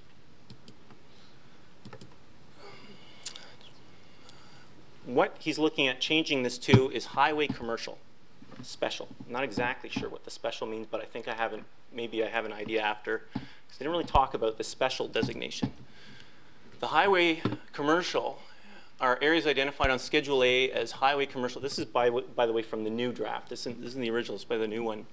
And this represents areas of existing and future commercial development within the urban area, which cater primarily, but the whole point here is about within the urban area. Here's the urban line right here. This black line represents the limit of the urban area of Port Colborne. Here's where they're looking at zoning the new highway commercial. Doesn't look like it's within the urban area. Actually, I don't see any of this little blue mark anywhere outside of the urban area. It looks like it's all located and concentrated along Main Street here. Proposed highway commercial zoning would be an anomaly within the Shirkston community, and if approved, would be the only zoning of its type outside the city's urban boundary. This rezoning would set the precedent for all future commercial developments within the hamlet boundaries. So what's next? I don't think there's been a new business in Shirkston. I'm not sure when the last new business in Shirkston was, particularly commercial development of the scope that he's proposing. So in summary, whether you are rezoning the Empire Road lot from an agricultural, as in the 1980 plan, or from a hamlet development, as in the 2012 plan draft, the resultant highway commercial designation adversely affects the current and long-standing farming operations on this prime agricultural land, and will create a zone which allows for commercial uses that are not consistent with the character of Shirkston and are better suited for other locations. I would recommend City Council deny the application for the rezoning of the Empire Road, of the Empire Road property, just based on this. Thank you. Thank you, Arnie. Well done. Members of Council, Councillor Butter.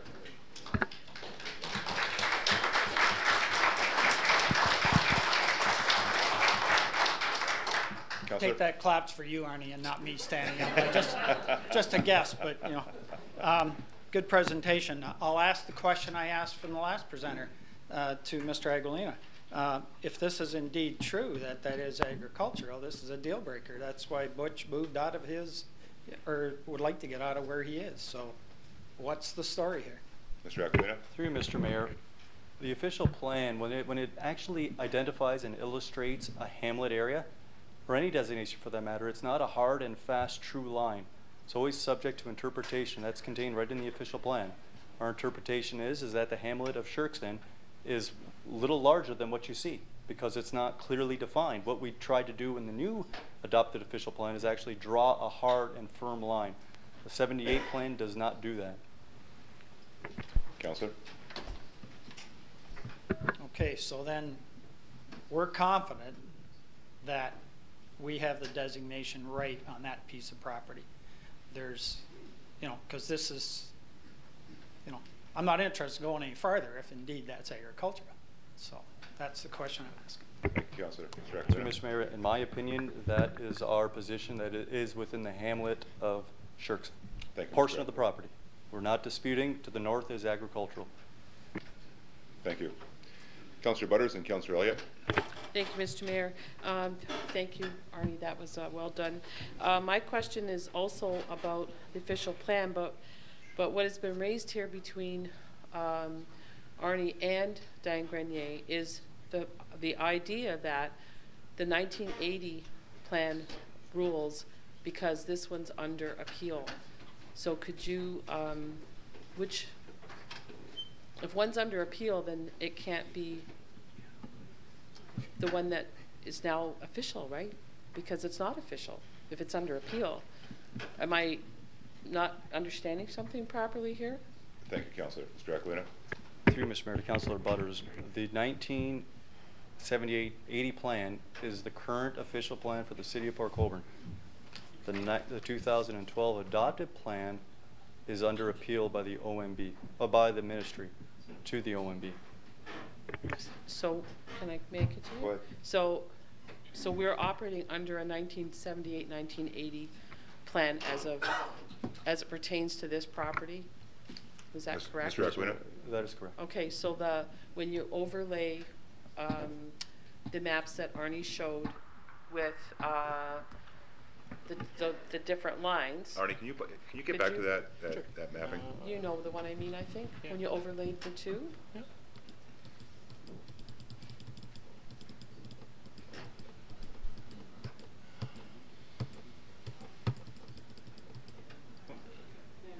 Okay, so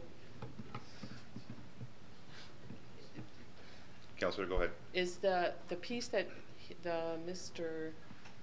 Butch wants to rezone, Right here. Mr. Butch Gordon, sorry, that doesn't look like the picture that we have.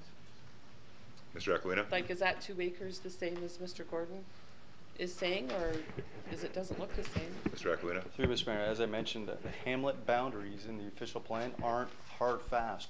You need to look at what actual uses are within that boundary, similar to what we've had in the hamlet of Gasline. There's always interpretation that you have to look at the existing land uses and future potential land uses from a holistic standpoint. Our position is the hamlet boundary of Shirkston does include a certain component of Mr. Tate's property. Okay, but right now, hamlet development doesn't exist because it's under the 2012 and it's under appeal. Is that correct or incorrect? Through Mr. Mayor, the current plan actually recognizes the hamlet of Shirkston. Yes. That allows for hamlet development. But when we were given the diagram from the applicant, it shows like the residential strip. It shows a strip like that said hamlet development that he wants to make into for his business, and then the agricultural side north of that. Is that so? To me, it looked like 3 different designations, if you will, where in fact, it seems to me that if we're operating under the old plan, it's 1. Mr. Aquilino. Through you, Mr. Mayor, when you physically go to the site, Councillor Butters, when you look at the actual usage of the property, you can see how agricultural crop raising has occurred on the property. It's hard and fast, it's there. Those are the lands that I would interpret to be outside of the hamlet boundary. The lands to the south of that, which are foul lands that you cannot raise any sort of crops on them, I would not consider that to be agriculturally designated property. Councillor. But you just said it's a matter of interpretation, and maybe I'm asking for something that you're giving me an interpretation of. I'm asking if we go by that 1978, 1980 official plan, it doesn't include it doesn't seem to include, to me anyway, the kind of use that's being proposed. Mr. Aquilino. Mr. Mayor, again, I'll state my position that property contains the hamlet of Shirkston. That is my position, which we will have to review once we provide our recommendation report and explain the reasons why in detail. Thank you, Mr. Aquilino. Members of council, any further questions of the presenter? Councillor Elliott. Thank you, Mr. Mayor. I guess through you to the presenter, can you go back a couple of slides back to your slide that shows the uses that are permitted under the 7880 plan? For hamlets? Yeah, and the permitted uses under the 12. So this is the... Yep, this is that 1981, yep. Right. Because you said general store, antique shop, doctor's office, and then you said licensed premise or a private club, but you skipped over the service station and the repair garage. Oh, I said that. No, you skipped over that part. I'm sure you can... Okay, it's regardless, on the record. go ahead. So in the 7880 plan, you could put a service station or a garage on those lands. Absolutely, like small scale business. Okay, but I'm in my opinion, I'm kind of looking at a gas station would be a higher use than what he's proposing, and would be more noxious smells, underground tanks to put in, probably would be less compatible with the area than what the proponent is proposing right now. Question. And I guess the second question would be through you, Mayor, to the planner. You've stated that the 2012 official plan is under appeal, and the presenter before you said that. Dan, could you give us why the 2012 official plan is being appealed to the OMB? Thank you, Councillor. Mr. Acton. Through you, Mr. Mayor, there were 4 issues that the Ministry of Municipal Affairs and Housing raised. That is the current rural employment designation for the lands that are west of the 140, east of the Welland Canal. They did not feel at this time that the proper study was given to actually identify lands outside outside the urban area to consider them as rural employment. That was one matter they had issue with. The other ones were all of the some of the natural heritage features that they feel that we didn't actually properly address through a policy perspective. Those are your environmental.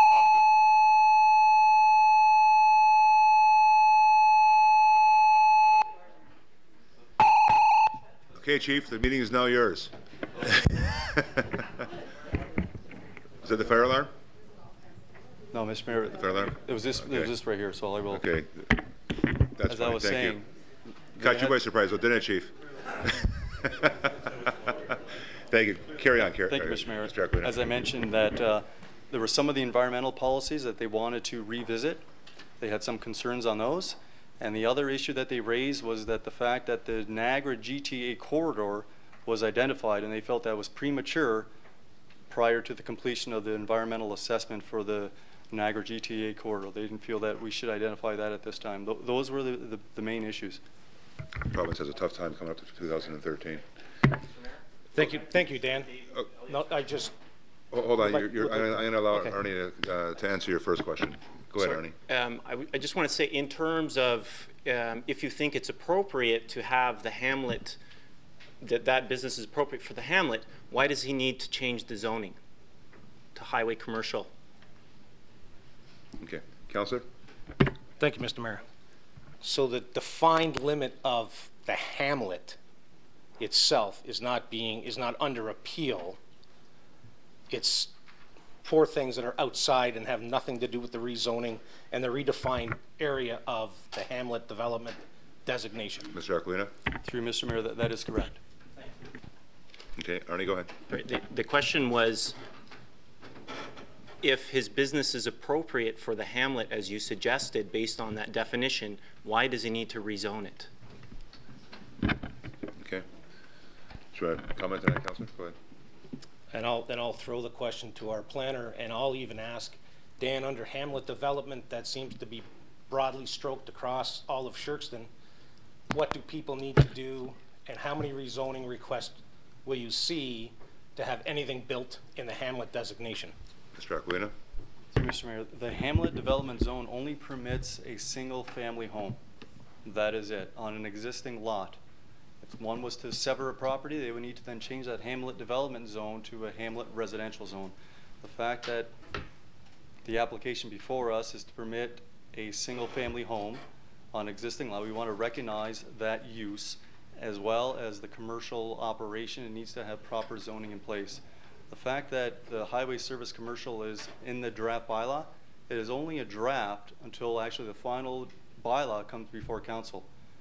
If we were to provide something in the future, we would more than likely drop the service commercial just to actually have no indication of the actual overarching highway commercial, service commercial designation that exists.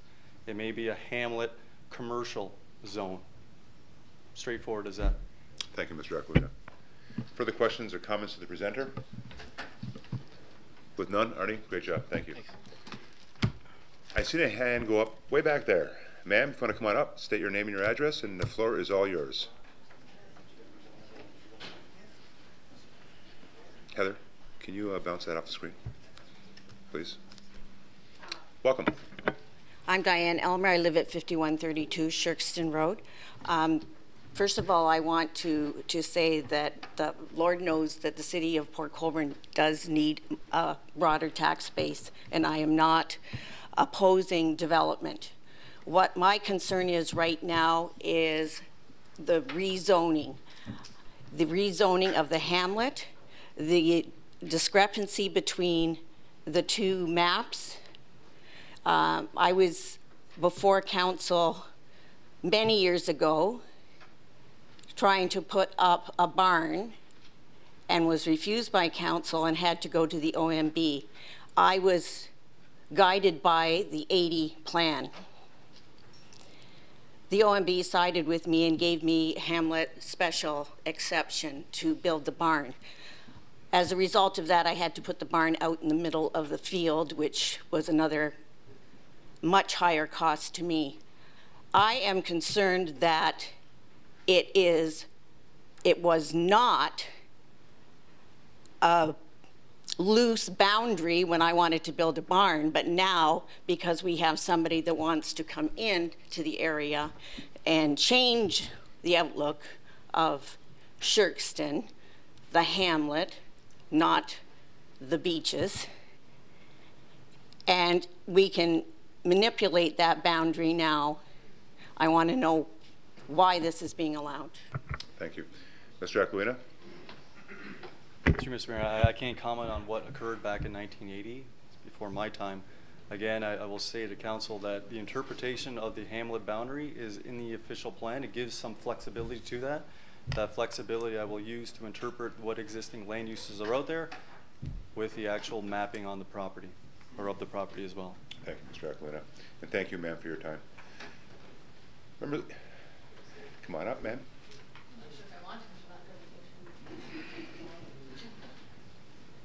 My husband's a bit of a talker, and I'm okay one-on-one, but in big group situations, I get a little nervous. Relax. And, yeah, shake it off, right? Well, yeah. Go fill a jog. You just have your name and your address. My name is Sherry Rustin, and I live at 63 Tennessee Avenue in Port Colborne. Welcome, Sherry. And thank you for allowing me to speak to you today. When I first found out about this, we received a letter in our mailbox, and it's hard to say how I really felt about it because yeah, I've moved away from home and I've been gone for a long time, but I grew up in Shirkston and I spent a lot of my years in Shirkston.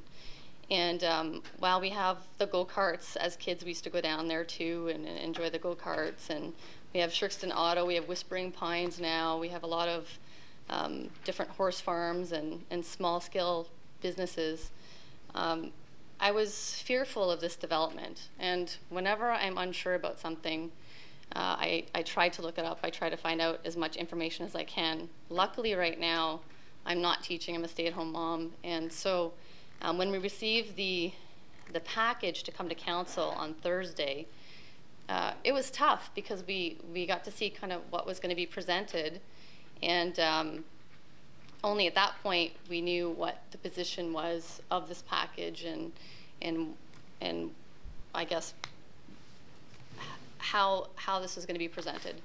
And so because I wasn't working, I was able to take some time and look at it and talk with community members, and got my boots a little bit muddy, you know, walking the streets, and what I found was the same neighborhood that I grew up in. I went over to actually Miss Selmer's house, and I saw her face, and I had a big smile big smile because she remembered who I was as a little girl, and I remembered who she was. And that's really why I'm here today. Is I'm here to talk about our community as a neighborhood, specifically in that 120-meter minimum requirement distance that was met with this provincial policy. Another circle I would put around us is that 300-meter mark, and that we are quite a unique community outside of Sherkston Shores. And the reason why I want to discuss that with you, oh, see, here we go. You can see my husband left me to figure out all the IT stuff. The reason why I want to discuss that with you is because, that's okay, I can figure this.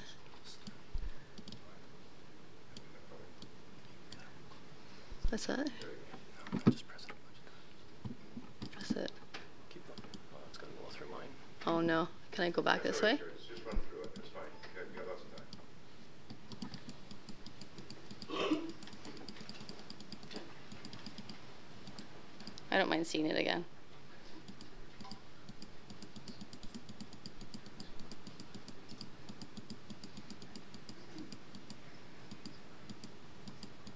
This is a pretty long presentation. I think mine's coming up now. There I am, Sherry Rustin. I oppose the rezoning of Empire Road. In doing this, in trying to prepare information, I consulted a lot of planning documents. I spoke with a lot of agencies. I'm aware of this provincial policy statement of 2005, this regional policy plan, the city official plan, current city official plan of 1980, the new city official plan of 2012, the draft, MPCA, ECA, Ministry of Natural Resources, Ministry of the Environment, MAH, the Municipal Affairs and Housing, Oil, Gas, and Salt Resource Library. All of these agencies and all these municipalities govern zoning, govern bylaws, govern hamlet developments. And in a hamlet development, in the draft official plan, it is true that it refers to it as a neighborhood, and it does talk about it as being small scale. If we're looking at the official plan of the current official plan of 1980, it does specify, as Arnie was saying, that there are a number of other uses that could happen in the hamlet development. But it does say that it's supposed to be appropriate to the hamlet and which serve the surrounding rural or agricultural areas. So hamlet developed zoning can include residential uses, community facilities and institutions, existing agricultural uses, special agricultural and rural uses, and neighborhood and commercial uses that would also be small scale. Sherkston, the neighborhood community, or Sherkston Shores, the beach resort neighborhood community. And I think this was alluded to earlier when it was said that this would be very beneficial for Sherkston. But in the provincial policy plan, it states that it has to be relevant to the neighborhood that it's being developed in. And we didn't create the circular boundaries of the 120-meter mark. Provincial policy did. And so I want to talk to you today about what is considered a neighborhood and why that's important when we're making this decision. So if the documents that we're referring to can't be supported by council and we have to go through this exercise, perhaps maybe we can convince you that we are a unique neighborhood outside of Sherkston Shores that does not benefit from this development. So neighborhood is a geographical localized community within a larger city, town, suburb, or rural area. Neighborhoods are often social communities with considerable face-to-face interaction. We all know each other here. We're all here together today to support each other. Neighborhoods are the spatial units, personal settings where residents seek to realize common values, socialize youth, maintain effective social control. There are three elements to a community: community as a place, community as an institution structure, and community as a process. Community as a place, it's territorial, a location where people have something in common, which is understood geographically known as locality. We're in a hamlet development and in an agricultural area. Most of the people that live there are full-time seasonal, or not seasonal, full-time four-season residents. Sherkston Shores is not, it's seasonal. Community as an institution structure. Community is defined by the institutions that serve its residents. Health centers, schools, churches, community centers. Communities share these institutions. And community is a process, the interaction and socialization among people in a community, their interests, common objectives, and needs, spirit of community and belongingness. And so I felt it was important that we address really what is a true definition of community and neighborhood if we're going to make a decision based on if this is relevant to the neighborhood or community. So the definition, what they've come up with is it's a geographical area based on common ownership of resources or sharing social, economic, and cultural facilities, where residents share regard for themselves as having common objectives, interests, and needs. The Shirkston neighborhood, 120 meters and beyond, it's a community within itself. In terms of place or locality, in the land use is similar. We have hamlet development and agricultural. Beyond the 120-meter border, our land use is also zoned hamlet development, agricultural, and rural. Most residents live in their homes throughout the seasons. Owners have a rural number and pay taxes directly to the city of Port Colborne. Institutional structures, the Shirkston Community Center, Grace United Brethren Church, Trinity Life, Shirkston United Church. The process, residents share common values and interests which center around family, work, and then hobbies and leisure while residing at their locations. Residents engage in familiar roadside and household chats and have concern for one another's properties. Residents give and share, knowing that one day a helping hand will be turned if the need arises. Residents come together in times of need to face adversity and to take a stand on issues that affect their home, family, work, and well-being. So this is the boundary as defined by the provincial plan for noticement. As you can see in here, we've discussed that it's agricultural and hamlet development. This is our church right beside 911 Empire Road where my dad resides, across from where this development's going to be. This is a Sunday morning. It's fully packed. It's fully parked up. This is another church on the highway. This is our community center. This is Miss Elmer's farm. She was speaking about her place earlier, and not only was she affected back then about where she could put her barn. If you've noticed in the new mapping, I don't know if you took a look at that, your hamlet development area actually has increased. So if you ever want to put another auxiliary farm building in your property, it's going to be almost near the highway.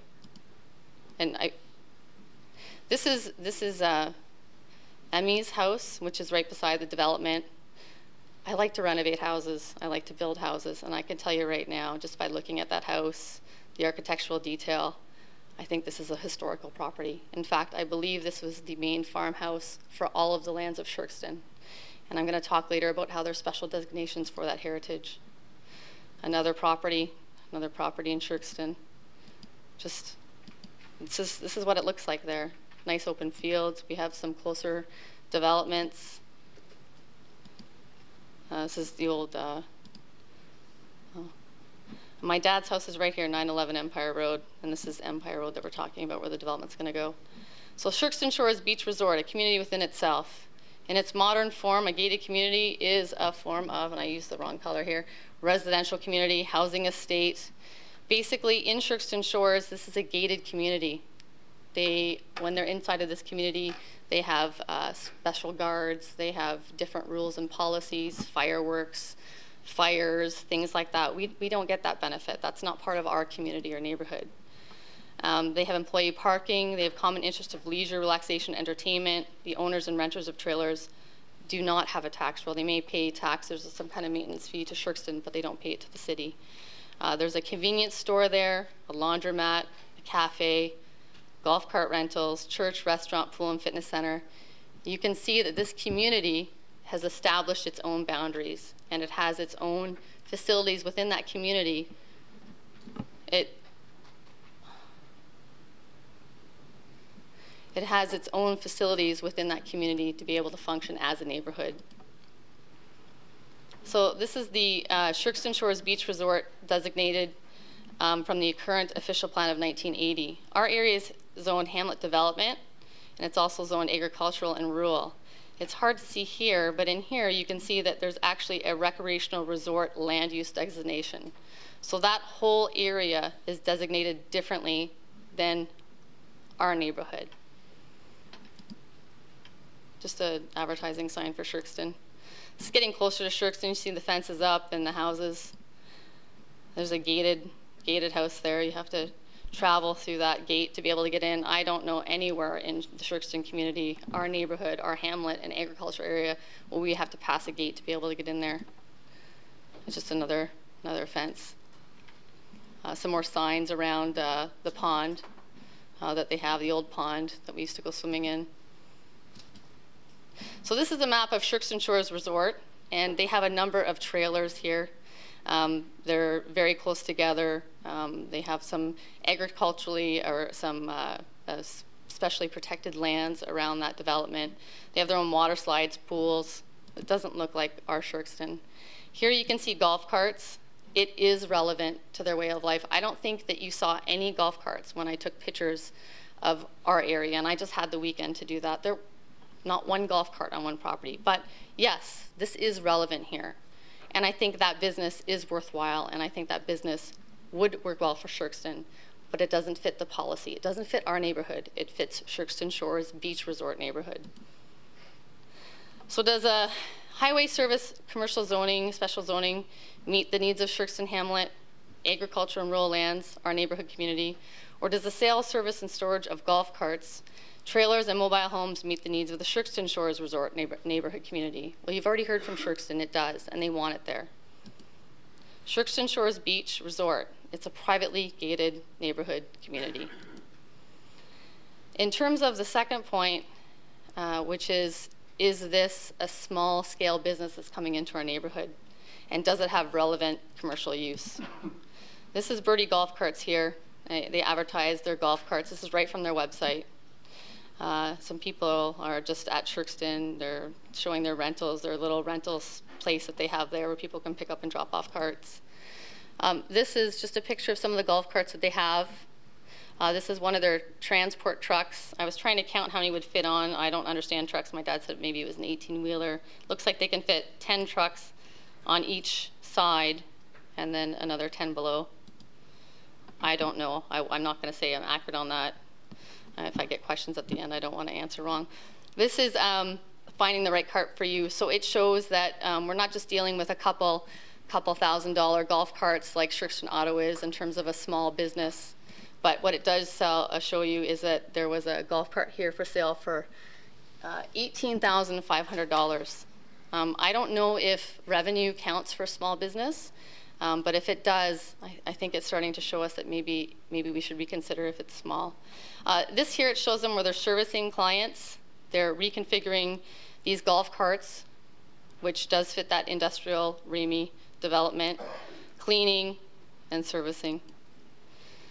Birdie golf carts here, they also identify the different things that they do. They do run fuel stabilizers through their tank systems, engine toppers, antifreeze through the engine. So if there is no specific plan for the catchment of this, and this is happening outside, where does this run off to? It runs off to our highly vulnerable aquifer area, which another person in our community, Karen, is going to talk about later. The rental office in Sherkston, the hours vary on the season, and the office hours here seem pretty reasonable, but you have to remember these just aren't office hours. They're not operational hours, and Mr. Gordon explained that to us. This is the actual parcel of land that he owns currently. It's 4915 Highway 340. So this is the building he has, and these are the golf carts around it. So when we're dealing with the fact that he can only occupy 10% of the total space of lands, that's for a building. That's not for golf carts. And while he states he is currently in the business of golf carts, the rezoning can apply to anybody in the future. So the new owner, if it's not Mr. Gordon, if he decides to sell, could have trailers and RVs and any other kind of recreational vehicle. In our farm area, we're not using recreation vehicles. We're using trailers to be able to haul animals. This is just a picture of the Queen Elizabeth Way. I know sometimes when you get a lot of inventory, you need another place to store it. And in this area, it looks like there are some good buildings to be able to do that.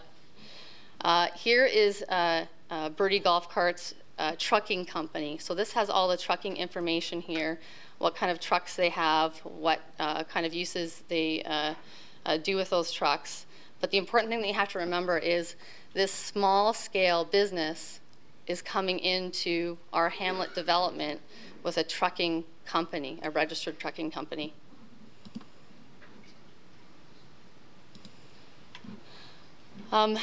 There's operational information on the internet. It's available to anyone. I'm just going to skip by this quickly because I really don't think it's anyone's business what kind of revenue someone makes. But what was intriguing to me was the number of employees. And Mr. Gordon discussed how he had 20 employees. I believe that to be accurate. I've heard that it ranges from anywhere from 20 to 40. I don't know those numbers for sure, but 20 does not seem like a small-scale operation. In fact, if you look at any of the businesses in our hamlet development rural agricultural area, most of those businesses only employ 3, 4, 5 employees. This provincial policy statement talks about building strong communities, and they talk about these settlement areas. And they talk about urban and rural settlement areas. And if there is prime agricultural areas and they don't comprise specialty crop areas or prime agricultural areas, which we'd consider to be livestock, and there are no reasonable alternatives, then the area can be expanded for settlement. But settlement is for residential houses, not for commercial. The provincial policy statement of 2005 also talks about wise use and management of resources. There's a natural heritage designation, and the NPCA document was referred to in that, and it is true that they are one of the agencies that commented, and this agency actually does have concerns. The study was undertaken by Mr. Gordon, and they did realize that there are some concerns with the property. But in order to complete the study, they have to be able to look at all of the endangered species and threatened species in terms of plant life there, and that has not been done. The wise use of management and resources, the natural heritage. The NPCA agency on October 17, 2012 had a pre-consultation draft. And here they talked about how they felt that the land was sufficient for the septic that would be placed there. But in fact, the land that we are now aware of is much smaller than the actual land that the NPCA commented on, because they commented on the land from the current 2012 plan, not from the draft plan, not from the current 1980 plan, which actually has a lot less land. So I wonder if they saw that document and they saw that actual amount of land use, if they would then now be concerned. In terms of cultural heritage and archaeology, I've contacted the Ministry of Culture, Mr. John Stevens, because I feel that the property that is abuts this is potentially has cultural heritage significance. And if that is the case, that land also cannot be developed adjacent to this property. So I just wanted to leave you with some thoughts about what a neighborhood community is, that we are separate from Sherkston Shores, and that this development, though can happen in a hamlet development, it needs a rezoning. It is not relevant to our community. It's not relevant to our neighborhood, and we don't want this development in our backyard. Thank you for your time. Thank you, Sherry.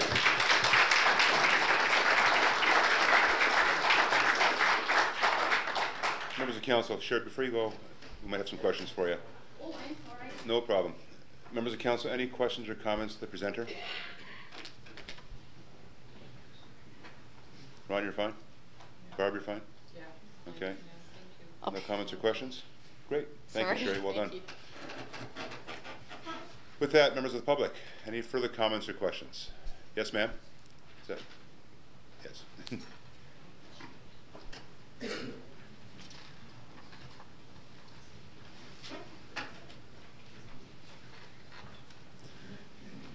Just need your name and your address. My name is Becky Marr Johnson. I live at 5 Marr-Johnson, Johnsson. Live at 5375 Sherkston Road. Welcome. Thank you. Happy to talk here. I'm not politically astute or up on all the intricacies of municipal governance and zoning and things, but most of us who live out there aren't. And these people are giving some really nice presentations here, but most of us are like me. We live there because we like peace and quiet. We came to a rural area. We've been here 3.5 years. We were south of Ottawa. And we spent a lot of time looking, and we settled on Sherkston Road because it's a nice, quiet place. It's a nice mixture of old houses, a few new houses. There's horses in the fields. But above all, it's quiet, and that's why we like it. This particular issue, I don't know anybody out there who wants this thing. I sympathize with the applicant's position. He's got to move for whatever reasons. I wish him luck on that. I just don't think, and none of us do, that our area is the appropriate place for something like this. And I'm kind of concerned about a couple of things he brought up. First of all, it's not clear to us how big an operation is this. Are we talking about 50 golf carts or 100 or 200, or how much commotion and coming and going is there going to be with this? The lady just mentioned he's got 20 employees. That sounds to me like a little bigger than a mom and pop convenience store. You know, he's going to have some kind of commotion coming on there.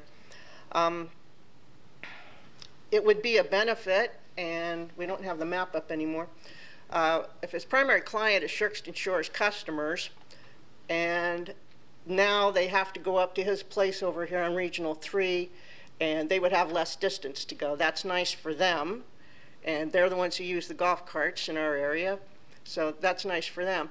But he also mentioned that they have all this other traffic going all over the peninsula, to Niagara Falls and to Hamilton and to Simcoe. And right now, we're not getting that traffic. We're getting on Empire Road, we're getting their Shirkston Shores traffic. But if he moves over here, and people have commented on this being a dangerous intersection already, we're going to have all of his traffic on those big cumbersome trucks going through this semi-hazardous intersection that we're all using already. So now all of this other traffic, besides their Shirkston Shores, are going to be in this area. So that's a point of concern. I haven't heard anybody really comment on that. And the other thing is just sound carries. There's going to be some amount of noise. You can't say there's not. In a rural environment like this, we can hear things going on a quarter mile away from us. And we're not right next to these people, but we know people who are. And I just find it hard to believe that's not going to be impacting them.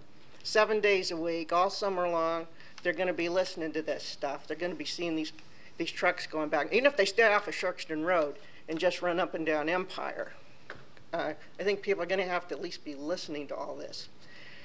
And the bottom line is, we're not going to get any benefit from this. He'll get a benefit if he finds a nice place to relocate to.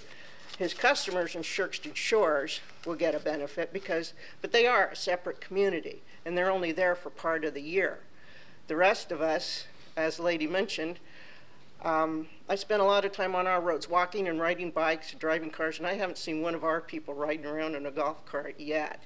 You know, if it was something that we could use, like a Tim Hortons or a gas station with repairs or a convenience store, we might be a little more receptive to this, but none of us are going to get anything out of this, and we'll have to put up with a certain amount of commotion and stuff if it does come in. So we'd kind of just like to see him find another place.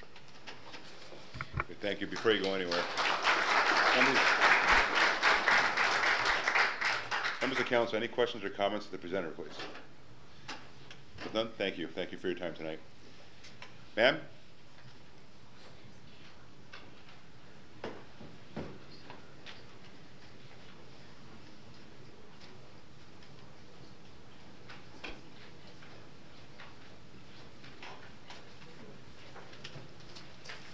You can state your name and your address. Hi, my name is Debbie Lee Nadon. I live at 63 Harrison Avenue in Welland. I'm here today to speak. My son would like to speak after I'm finished, but I have a letter written by my father, David Lee. He's the owner of Shirkston Auto and Custom Golf Carts in Shirkston on 5011 Highway 3. Welcome, Debbie. Okay. I do not support the rezoning of Lot 5, Concession 1, Port Colborne, Regional Municipality of Niagara, located on the northwest corner of Shirkston Road and Empire Road, south of Highway 3. My wife Kathleen and I were fortunate enough to start our business and raise our 4 children in the Shirkston community. We bought Shirkston Auto at 501 Highway 3 over 31 years ago and have built it up over the years to include golf cart sales and service.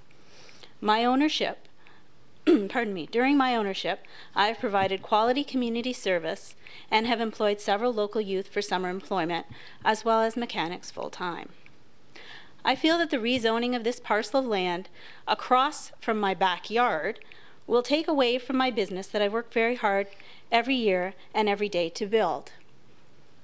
I do not believe that this proposed rezoning will provide enough space to move the existing Birdie Golf Cart location from Highway 3 and have a residential home.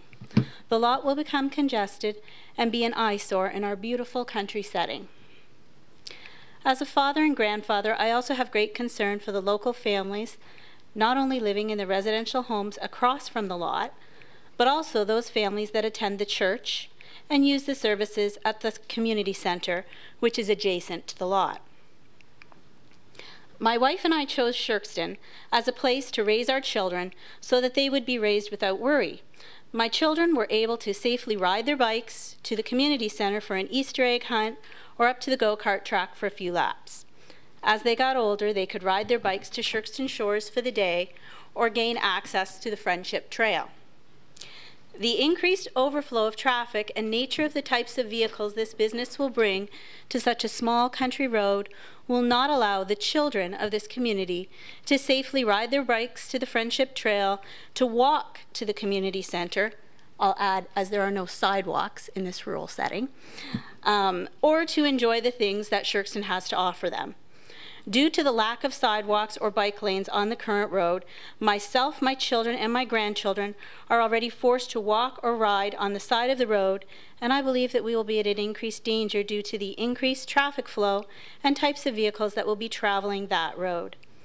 My grandchildren often spend time at my home, and we enjoy quiet evenings fishing, telling stories, and building memories.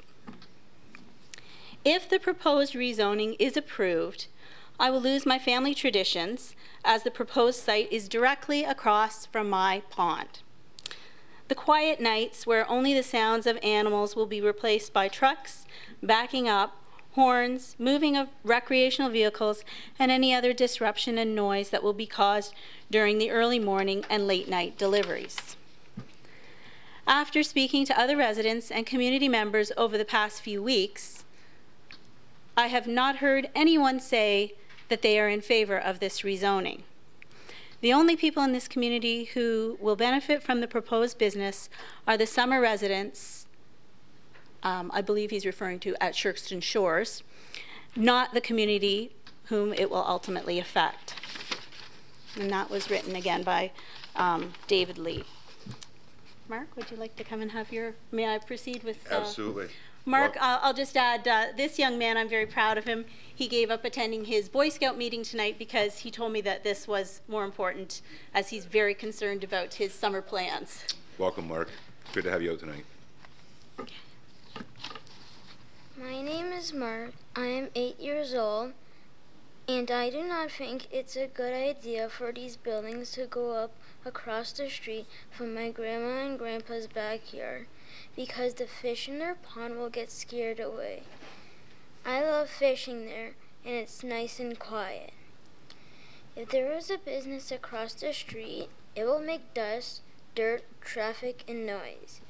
It will not be fun to play in my grandma and grandpa's backyard anymore. Thank you for listening to me. I hope you will agree that there are better places to put a business than next to my favorite fishing hole. Thank you, Mark. Thank you.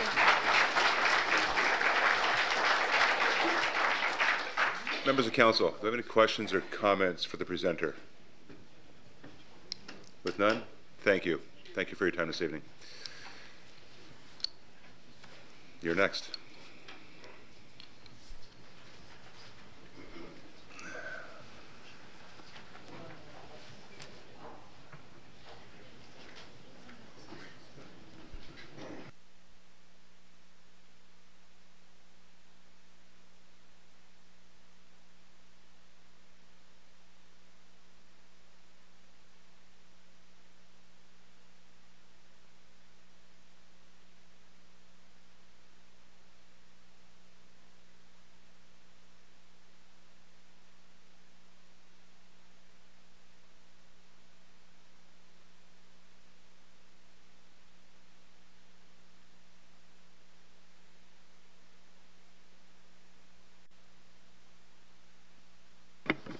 So good evening. My name is Kayla Lee, and I live at 3807 Dominion Road, Ridgeway, Ontario. Welcome, Kayla. Thank you. I do not support the rezoning of the lot. I don't need to, give the whole, we know what lot we're talking about here. I spent a great deal of my childhood at 5011 Highway number 3, where my grandparents David Lee and Kathleen Lee reside and have their business. During my childhood, I was able to walk or bike with my grandparents to the community center, fish in the pond as Mark enjoys now, and I currently actually access their property from the Friendship Trail on my bike when I come in from Ridgeway. As a health promoter by profession, I recognize the public health, safety, and social impacts this proposed change will have on the sense of community and overall health of the Shirkston population, which includes the hamlet, agricultural, and rural lands. According to the provincial policy statement issued under Section 3 of the Planning Act 2005, it must be ensured that resources are managed in a sustainable way to protect essential ecological processes, public health and safety, minimize environmental and social impacts, and meet long-term need. Under this Planning Act, which is up here, under this Planning Act 1.1 Part C states that healthy, livable, and safe communities are sustained by avoiding development and land use patterns which may cause environmental and or public health safety concerns. Additionally, 1.1 Part F highlights that healthy, livable, and safe communities are sustained by improving accessibility for persons with disabilities and the elderly by removing and or preventing land use barriers which restrict their full participation in society. I would now like to address the effects of the proposed rezoning on the public health, safety, and social impact of the Shirkston Hamlet community. As noted from the Birdie Golf Cart website, their business is open, as we've heard a couple times, 8 to 5-ish, Monday to Friday, 9 to 2 Saturday, and 9 to noon Sunday. I do believe that their hours of operation, however, are quite more than what their office hours are. As quoted from the Birdie Golf Cart website, I believe it should say it right there, we supply an unmatched amount of golf carts to golf courses throughout Niagara, Hamilton, Kitchener, Simcoe, and beyond.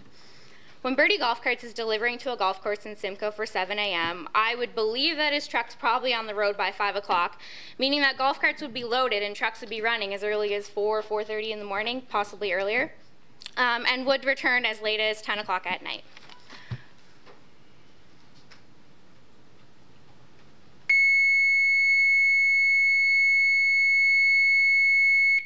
So that's what the reverse alarm on a golf cart actually sounds like, and that is exactly 107 decibels, which is what the average golf cart alarm sounds like. Multiply that alarm by 10 to 20 times, and that's what an average Saturday morning will sound like for the community of Shirkston, especially the people living right next door. I would like to be clear that those reverse alarms are not just disabled with the flick of a switch. It's actually quite the process to disable them. And if the alarms are being disabled, I believe that's another safety concern that I'm not even going to get into right now. It should also be noted that this business will operate 7 days a week, as mentioned, during peak season, which is from April until November, which is also peak seasons for residents to enjoy outdoor activities and often open their windows to let in the fresh country air. Key community landmarks and residents will be affected by this development, and the proposed business will establish barriers for community members to access and enjoy activities that contribute to their overall health and well-being in direct violation of the Planning Act 1.1 Section F.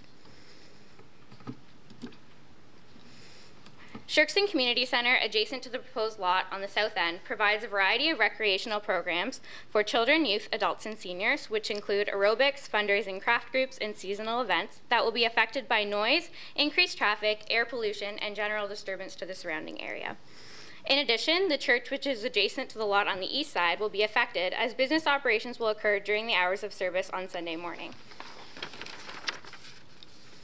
So as you've heard, a golf cart reverse alarm sounds approximately 107 decibels, and pneumatic tools and different tools used in the servicing of golf carts will range between 90 and 100, so possibly just a little bit quieter than that. Additional noise that will be brought about by these business operations include outdoor power washing, loading and unloading of golf carts, idling diesel transport and pickup trucks, and it'll be quite opposite from the noises that are used to being heard in that neighborhood. So according to the World Health Organization, the health significance of noise pollution results in specific effects in the community, including disturbance of rest and sleep, impact on mental health and mental illness, effects on residential behavior and annoyance, as well as interference with intended activities. People may feel a variety of negative emotions when exposed to community noise, including anger, disappointment, dissatisfaction, withdrawal, helplessness, depression, anxiety, distraction, agitation, and/or exhaustion. In addition, vulnerable populations, including the elderly and ill, which includes mentally and physically ill residents living within the area, will be less able to cope with the increased noise at their own homes and will be discouraged from engaging in programming at both the community center and at the church. Sounds in excess of 50 decibels in outdoor areas, such as the previously mentioned noise levels due to the tools, diesel trucks, and golf cart reverse alarms, are considered to be serious community annoyance both during the daytime and the evening as per World Health Organization community noise guidelines. Such a significant change in environmental noise pollution to this community will result in adverse community health effects, including effects on livestock, such as the horses owned by neighbors within the 120-meter radius of the lot. Birdie Golf Carts is an active trucking company, US dot number 1497856. The company has 2 total drivers and operates 2 power units, including a truck, tractor, and 2 trailers. Transportation and land use considerations should be integrated at all stages of the planning process.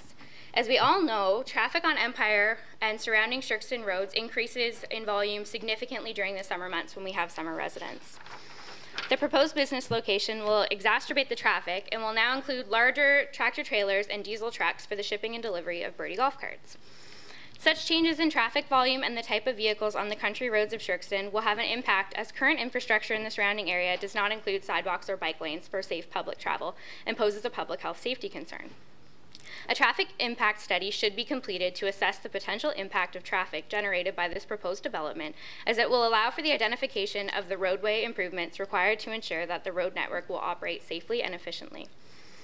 Looking at the new diagram that was handed out this weekend to residents by Butch Gordon, and taking into account where his septic bed and length of the building is, we don't have exact measurements of any of this, but I'm thinking it's going to be quite difficult for these large trucks to actually get into his special commercial highway property. In addition to the community health hazards as mentioned above, other man-made environmental issues with this lot will allow both residents and his employees to be at risk due to possible gas wells, farming chemicals, corrosive battery leakage, as well as diesel fumes and runoff. These man-made hazards should be addressed prior to any activity on the site.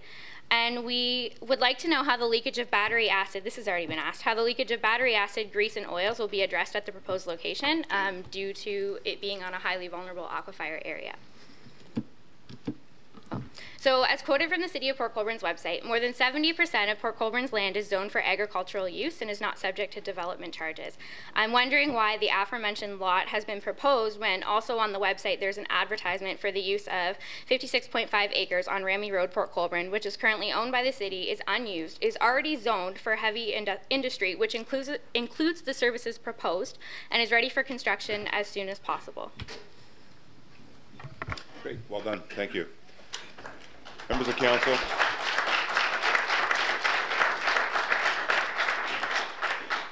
Members of council, any questions or comments? Ms. Jacqueline, would you like to comment on some of the questions that the presenter had? I know the first question she had asked was already answered, but if you just could elaborate a bit more on that, as well as the second question with respect to the choice of properties. Mr. Mayor, to be honest, I wasn't keeping track of what questions were there, but I would gladly entertain any questions that council may have. Specifically, you had asked the question with respect to the battery leakage, and what would happen? How are we going to know that that's not getting into the ground? Right, Dan.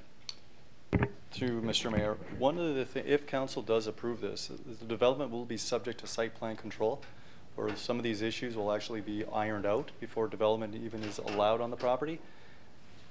Any sort of catchment area, whether it be for gray water, any sort of spillage perhaps will be contained and illustrated on the site plan drawing to ensure that it actually is contained physically on the property.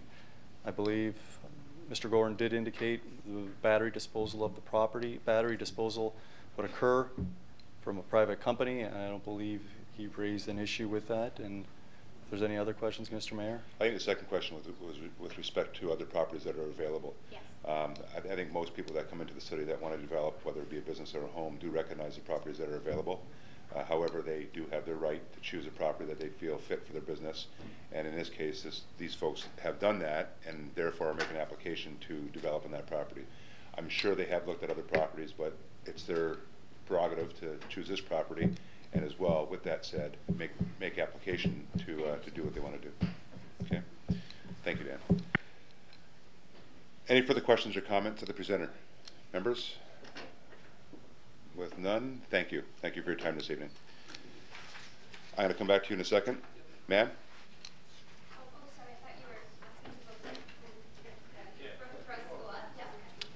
Pardon me? Our whole family, can we? Yeah, come on up. Yeah.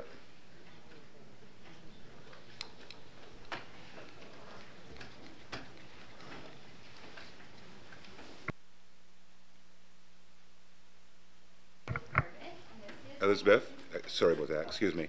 If you just press the button there, you're good. Okay.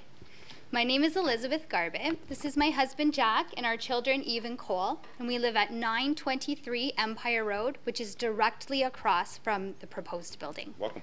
Okay. My daughter Eve would like to speak first.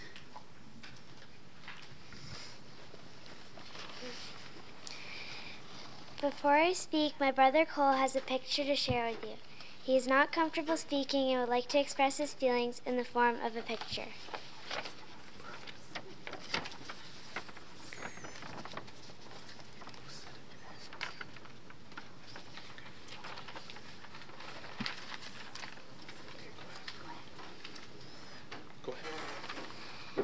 When Daddy and Lizzie told me that someone wanted to build a giant building across the road from our house, I cried. I love living in the country and I don't want to move. Shirkston is quiet and clean. I can watch the beautiful sunsets from my driveway. The man who wants to build across the road wants to put a big shop directly across from my driveway. It will block out the sunsets. He wants to sell, store, and fix golf carts and recreational vehicles.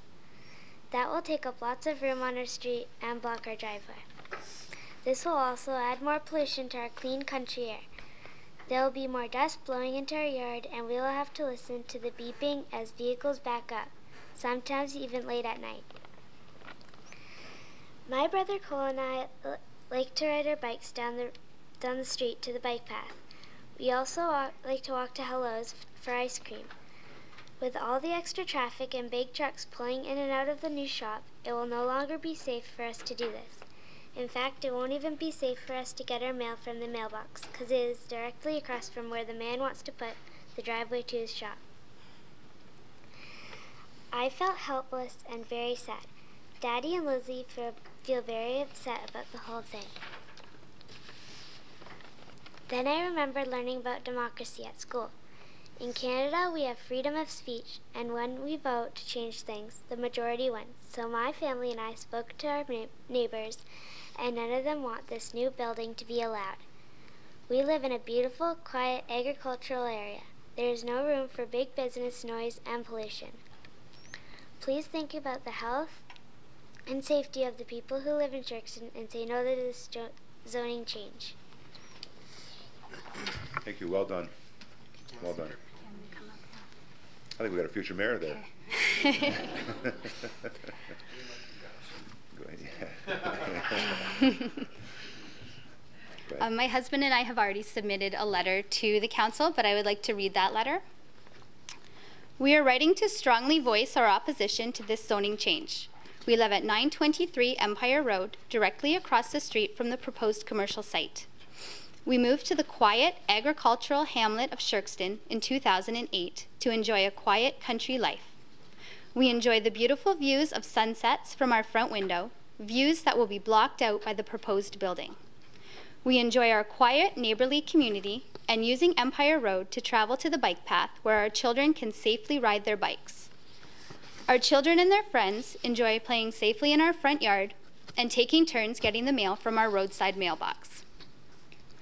The proposed building will bring added traffic, noise, and dust to our home with the sound of diesel trucks and backup alarms. There will be a constant flash of headlights and taillights shining in our front windows as vehicles enter and exit the property, as the proposed driveway is directly across from our home.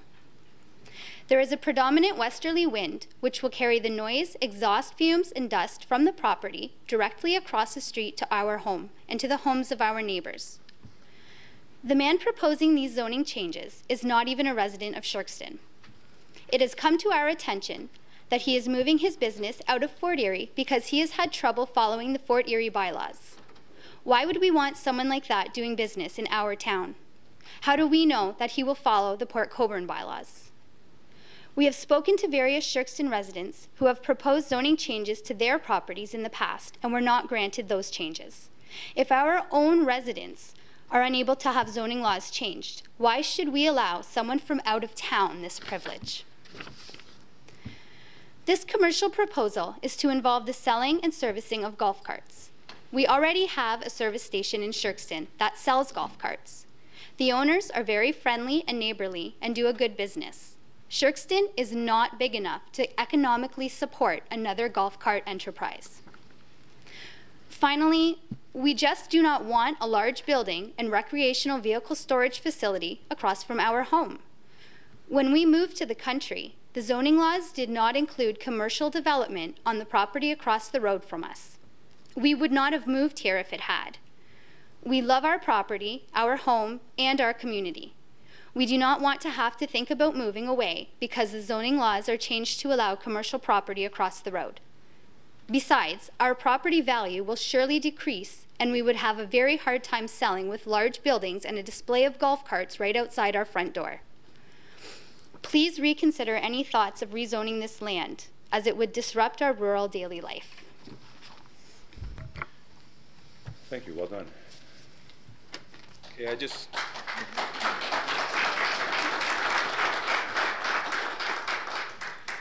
didn't plan on speaking here, but I jotted a few things down as people spoke when it came to my mind about the noise in the highway. Like, we can hear the highway slightly, but it doesn't really bother us, right? The beeping of the golf carts and everything all day when we're outside on our patio and everything is just, it's gonna drive me nuts. The dog next door already drives me nuts.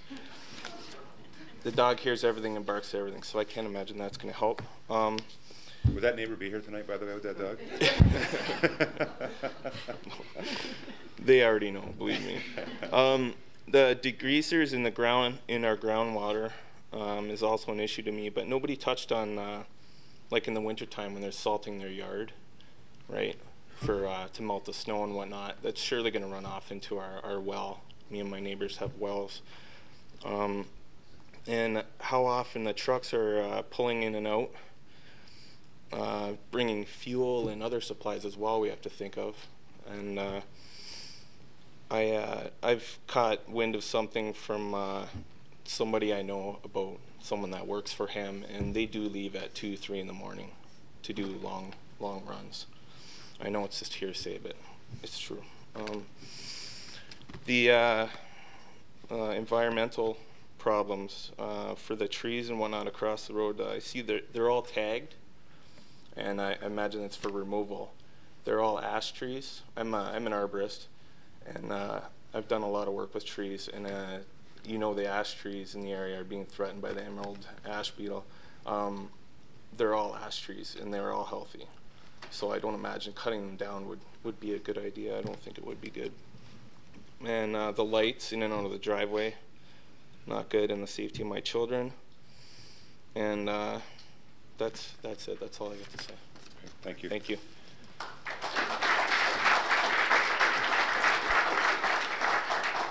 Members of council, any questions or comments to the presenters? With none, are there any further comments or questions from the public? Stand up.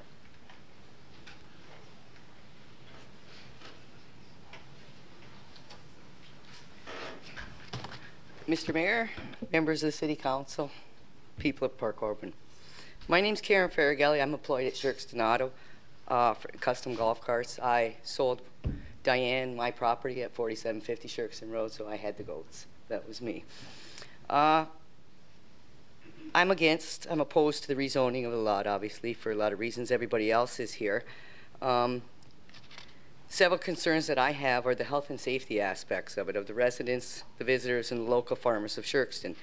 First of all, I'll get into, you guys sent out letters to within 120 meters. That's approximately 17 homes. I furthered that. I talked to over 300 people. I have 165 signed copies of people that are opposed to it. I have 128 on my petition. I only had 4 people that had no decision. That's not saying they were for it or against it, they just had no decision. And I have this, and I have a copy for council. Now that that's off the table. This is my master copy. I do have a copy for you. Well, it's just over here. I can get it to you. Take this one and this If we can just get a copy of that to the clerk, that would be fine. I do have a copy and a binder for you. Okay, thank you. My first concern is the natural water table on the property, which feeds the local wells. This is the water that we drink, our animals drink, our children drink. This is the water we water our vegetables with, so in essence we eat. In regards to Conservation Authority Ontario, the pollutants from a variety of activities on the land can seep into the ground and move towards significant recharge area or highly vulnerable aquifers. Examples of activities that can negatively affect the groundwater if not management include chemical storage, use and spilling of fertilizers and pesticides from farming the land, which it has been farmed up until this point, underground storage tanks, private wells, and abandoned wells. As defined in our policy statement, water, planning authorities shall protect, improve, restore the water quality and the quantity of water by identifying surface water features, groundwater features, hydrologic functions, and natural heritage features in areas which are necessary for ecological and hydrological integrity of the watershed. Protect, improve, and restore vulnerable surface and groundwater, sensitive surface water features, and sensitive groundwaters and their hydrological functions. My primary concern is two things on this property. On the northeast corner of the property in question is an abandoned transfer station for natural gas. I know there was at least one underground storage tank there. I can't find out anywhere if it's been removed properly, is this getting into our water table? Have we done an environmental assessment of the land in question?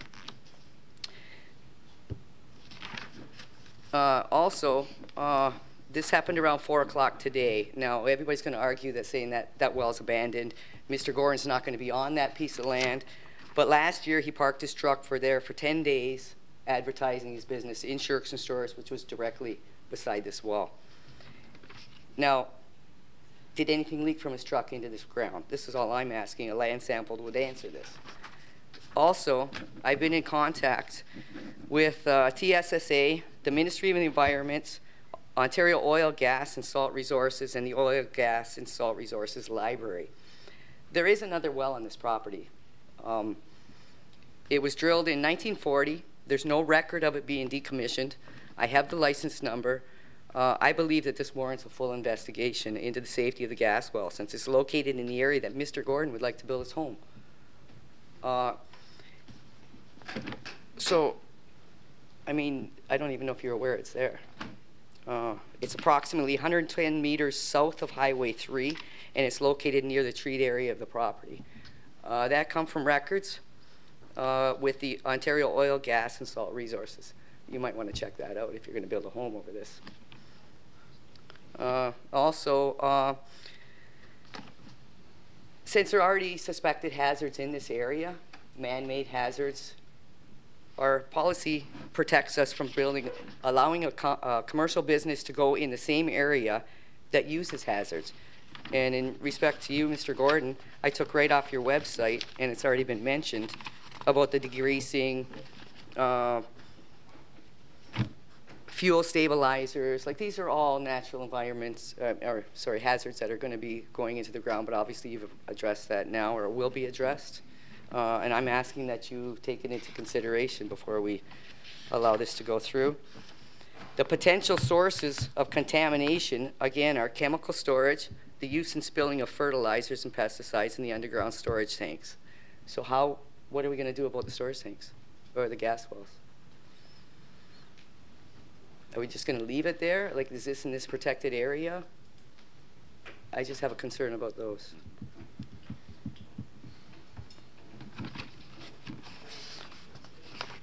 So everything else that I was going to talk about has been touched on, but I just wanted to make everybody aware of these gas wells that are on the property. I do have the license if you want to check it out. It's license number F014631.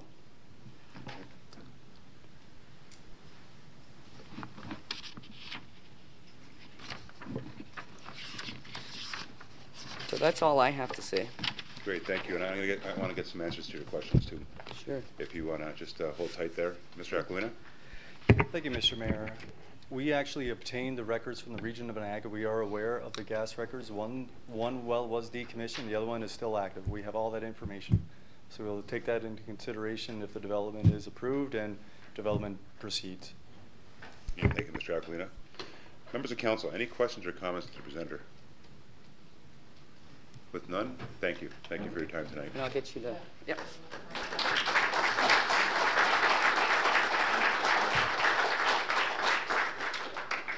Mr. Rustin, come on up. No hockey sticks in the back pocket or anything? Welcome, Paul. I'm Paul Rustin, 911 Empire Road. I raised my family there, and I've lived there 36 years. I guess that kind of makes me the oldest resident in the concerned area. Wait a minute, Vance, that don't sound too good. Did you ask her to take that off the record? Scratched. I'm not here to stop Mr. Gordon from making a living. We need businesses, not only in Port Colborne, but the Niagara region. We've lost a lot of industry. And my main concern, right across the road from his septic system, is my well.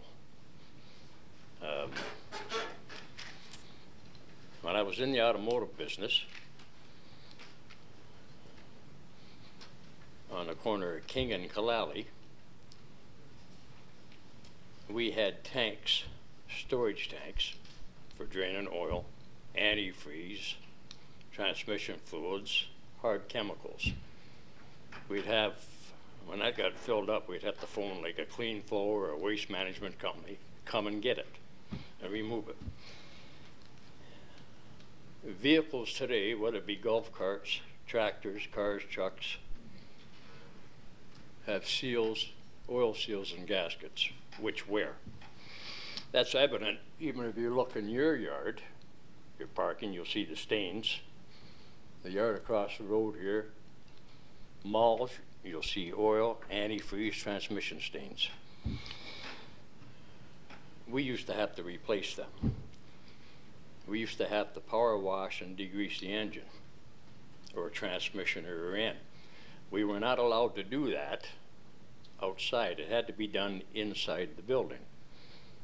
The drains, which went to these 3 tanks before it went to the city sewer, actually separated these chemicals from the water, and it was contained and hauled away. I'd like to know if the city has looked at this as far as having them installed across the road from Mr. Gordon's shop, where they can control the contaminated products. You might consider that.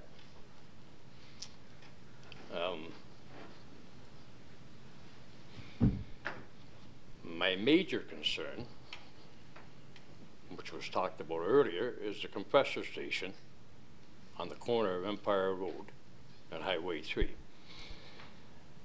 Now, I think, best of my knowledge, that was built late 30s, early 40s. We all know there was no concern for the environment back then. Now, I used to supply chemicals to the oil and gas industry. It was a common practice back then to acidize wells. They used caustic soda and different chemicals. This compressor station is actually a distribution center.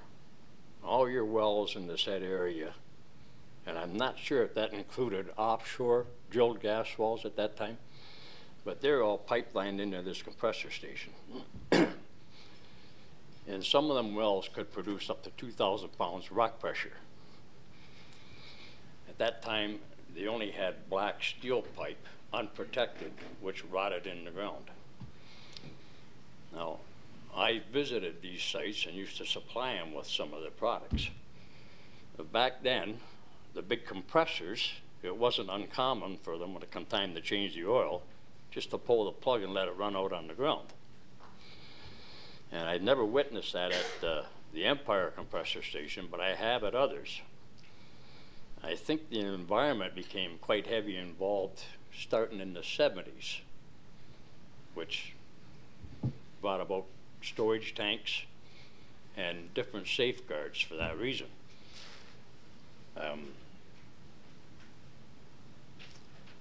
If Mr. Gordon is going to degrease and power wash equipment, which you'll have to do to replace seals and gaskets, I think it would be in his best interest to have a safeguard system like that. And I'm anxious to know if the city, which would be aware of that, has talked to Mr. Gordon about it.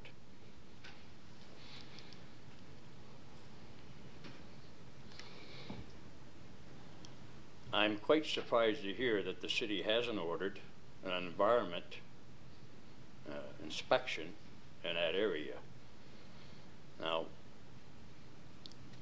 contaminants that get into the ground isn't stopped by a fence or a survey line.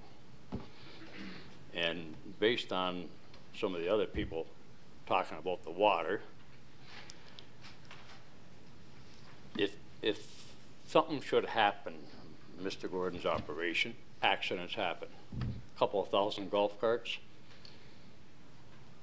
and the environment's called in, and they find a problem, Mr. Gordon could conceivably be asked to pay for a cleanup that maybe he didn't commit down where the compressor station was. And it would be hard for the city, without having done an environmental inspection, it would be hard for them to ask Mr. Gordon to do this cleanup. They couldn't prove it. And I think you know what I'm talking about. Even this city hall is built on contaminated property. You went through that. You hauled contaminated dirt away. I understand the Walker's Quarry. I was in a building on Colborne Street, a rented part of the building, automotive repairs. My landlord was having a tough time, and he was forced into bankruptcy. He had a fair-sized mortgage with the Royal Bank. They came in to foreclose on him.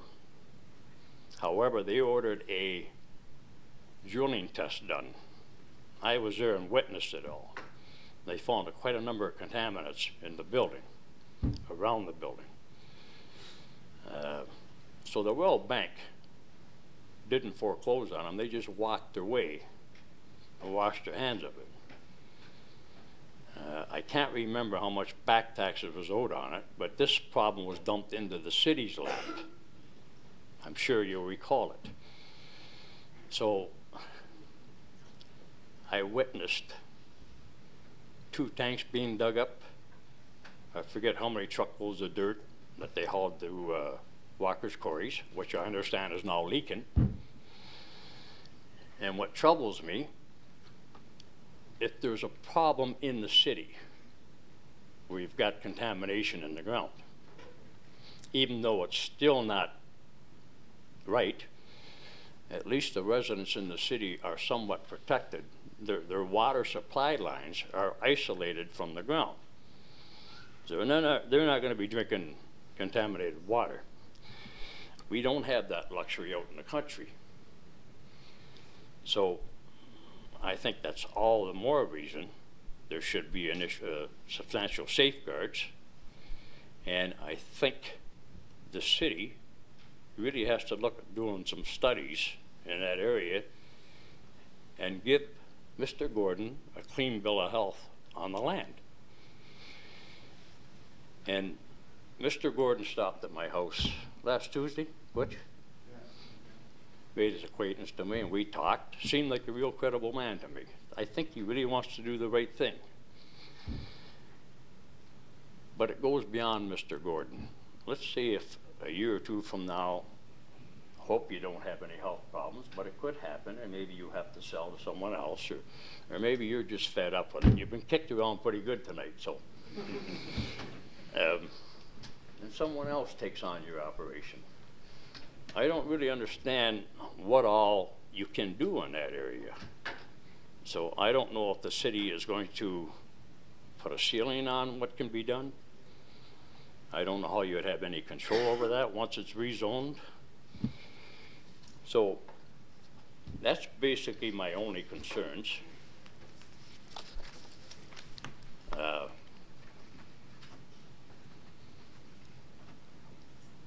Being involved in the industry in no way qualifies me as an expert.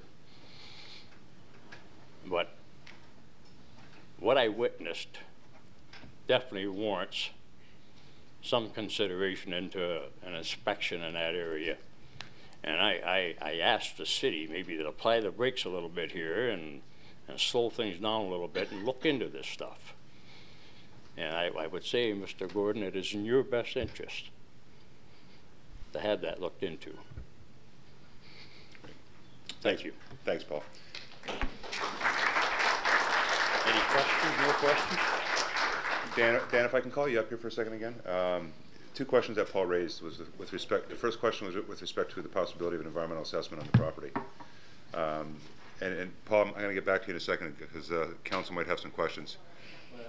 Council might have some questions, so don't. Could be. Dan, about the possibility of an environmental assessment. It does raise somewhat of a concern with respect to some of the former uses that may have been adjacent to this property, and therefore the impact of the property. And the second question that Paul raised was with respect to the growth of the business, and I think that is referenced by site plan control. So if you can comment on both of those. Yes. Thank you, Mr. Mayor. The Environmental Protection Act does not require the City of Port Colborne to conduct a Phase 1 or Phase 2 environmental assessment on the property because the use is not going to a sensitive land use from an actual industrial land use. So the application before us does not indicate that there is any industrial use or actually indication that the property is contaminated. But again, the Environmental Protection Act is what guides us for that requirement. The second question is, Mr. Rustin mentioned the zoning of the property. If there's any new use that's being proposed in the future, this property will be site-specifically zoned to only allow what Mr. Gordon would like to do. If there's any new use being proposed, it's coming back to City Council through another zoning bylaw amendment application. Okay, now when you talk about environmental in that one end, you say you're not regulated to inspect that, or you feel confident there's no problems there? Is that what you're telling me?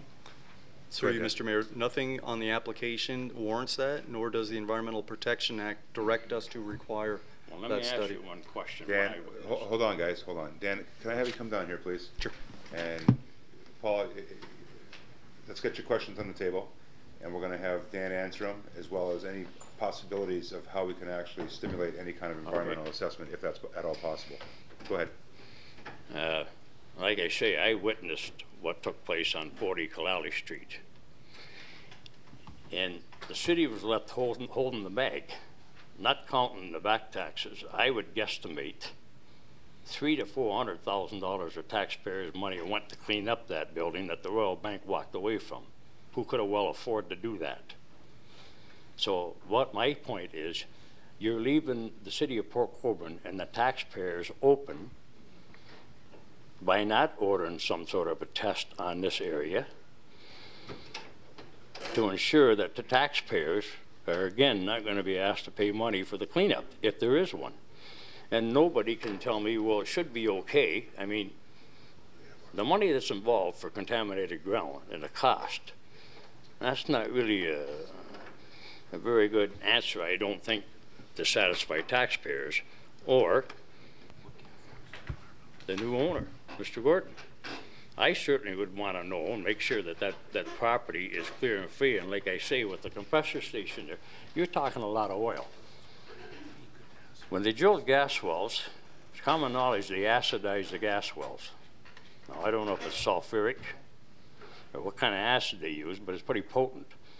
And then back then, in fact, they still use the same system today, but back then they used to blow that stuff off on the ground. There was caustic sodas, calcium, and there was no holding tanks, there was no nothing. Like I say, back then, there was no environmental concern. And they had a pond beside that compressor station. I skated on it as a young boy. Now, I know they were blowing stuff off in that pond. And I don't know why the city like I say, it wouldn't apply the brakes a little bit here, and have that checked out. So number one, you could give Mr. Gordon a clean bill of health for his property. And number two, you're not looking at taxpayers' dollars to clean this up if there's a problem there. And I really think it's the right thing for the city to do. Thanks, Paul. Especially when you look at your expense you went through with 40 Kalali Street. Mr. Aquino? Thank you, Mr. Mayor. As I mentioned previously, there's nothing that requires the city, per se, under provincial legislation to have a phase 1 or phase 2 environmental assessment on the property. As the land use that's being proposed is a commercial land use, it's not a sensitive land use under the Environmental Protection Act. Thank you, Mr. Aquino. And just to the proponents, I think you make a good point, Paul, in terms of the liability or the exposure to that liability with respect to the eventual landowners. I think the example on Claude Street. The point I'm trying to make. If I can finish, Paul. Sure.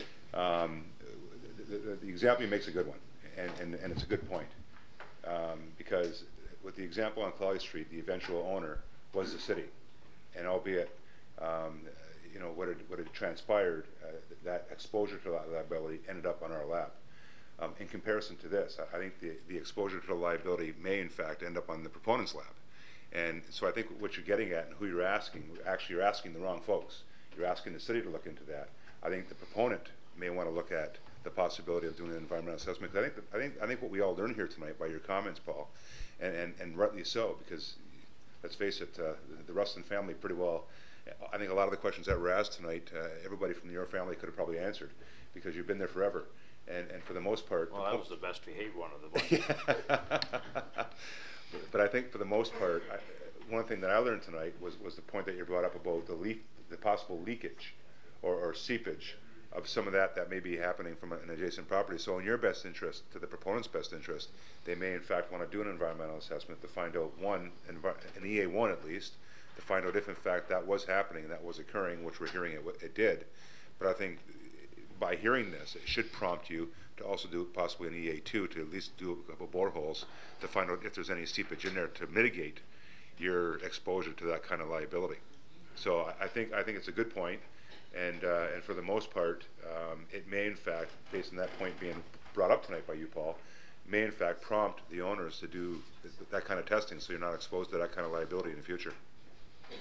Well, I'm not going to tell Mr. Gordon what he should or shouldn't do. Sure. I think the current landowner should have something to say about that. I think he would like to get that ground with a clean bill of health. I don't know if the environment or who the watchdog is witnessed when they tore the building down there and the compressor and filled in the pond. I think that was done under the present ownership of Mr. Tate. Now, nothing that I know of was ever checked there. And it just makes good sense to me. Anybody working for the city of Port Colborne, I think they're obligated to look after the citizens of Port Colborne's best interest. And that's not spending a lot of tax dollars on contaminated ground, especially when there's a red flag there. I would think you're pretty certain you're going to find some problems there. And like I say, with that sensitive water area, who's to say that hasn't gone beyond the boundaries of what you're looking at? And I don't know what the cost would be to do some core samples, but it'd certainly be a hell of a lot cheaper than if you got to dig up a bunch of ground there and replace it and truck it down to Walker's Quarries. And that's all I'm saying. Okay, no, that's point taken, Paul. Great. Any further questions of the presenter? Councillor Bodner. Thank you. Paul made a lot of sense till he said he was the best behaved, and then it all fell apart. If you really want to know the story, I'll expand on that afterwards. Thank you, Councillor.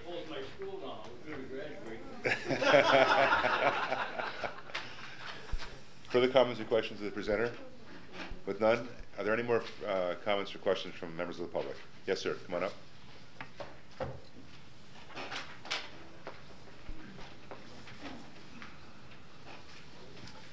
Welcome. Thanks. Hi, my name's Adam Kirkwood. I live at 5188 Shirkston Road. I'm going to try my best not to take up much of your time. This is just me being here, just listening to what people are saying, what's been presented, and just some points that I just want to bring up that I thought might be some concern. First off, they're talking about, it sounds like they have 2 transport trucks that deliver carts. And they drive all over the Niagara region and up past Hamilton and whatnot. My thought is that when he operates is during peak season for Shirkston Shores as well, which is great for him. But Empire Road becomes quite swarmed, where it just backed right up all the way to the highway. Now imagine a transport truck on that narrow 2-lane road, there's no shoulders, trying to merge off his property onto Empire Road. He's going to be blocking up the road, causing even more traffic, frustrating a lot of people. There's going to be horns blaring. It's just going to put a lot of people in a bad mood right off the bat. As was said too, it was brought up about, the ramp is like a death trap almost. That ramp, I think, was put there for safety reasons. There's a yield sign. You're supposed to yield as traffic's not way. You're not supposed to keep going and driving onto someone else's property or almost to a ditch. So that kind of near avoids that. As for it not being loud, what I'm thinking is, during the weekends, you hear gasport races going on from where we are. Sound travels. Granted, that's a lot louder. But you can even hear just one car going around the track when they're doing practice laps. That being said, the 107 decibels, that's pretty loud considering being heard from backup beepings. Pressure washers, they all get loud, and especially if they do it in like an open building, it'll just echo. That area is an open area, and it'll just travel throughout this vicinity. When he was saying that, about the church parking lot that shouldn't be affected, I see time and time again a lot of people who park at the community center and sometimes the church, and they'll walk and bike down all the way down to the community center. What's to stop people from doing the same thing at the church parking lot or the community center, parking there instead? From pictures being shown, looks I may not be correct. Just again from what I heard is that he's looking to rezone and move from his current location in Fort Erie to this new location. It appears that the one on Highway 3 is actually a bigger area. It looks pretty packed. There's some room, but I'm thinking if he's going to go into a smaller area, it looks like he's got to try to fit all the stuff on there, plus area for his transport trucks to back up and forth. Also, another thing that I didn't even hear about, but the construction that's going on. That's going to cause a lot of dust. That's going to cause a lot of noise.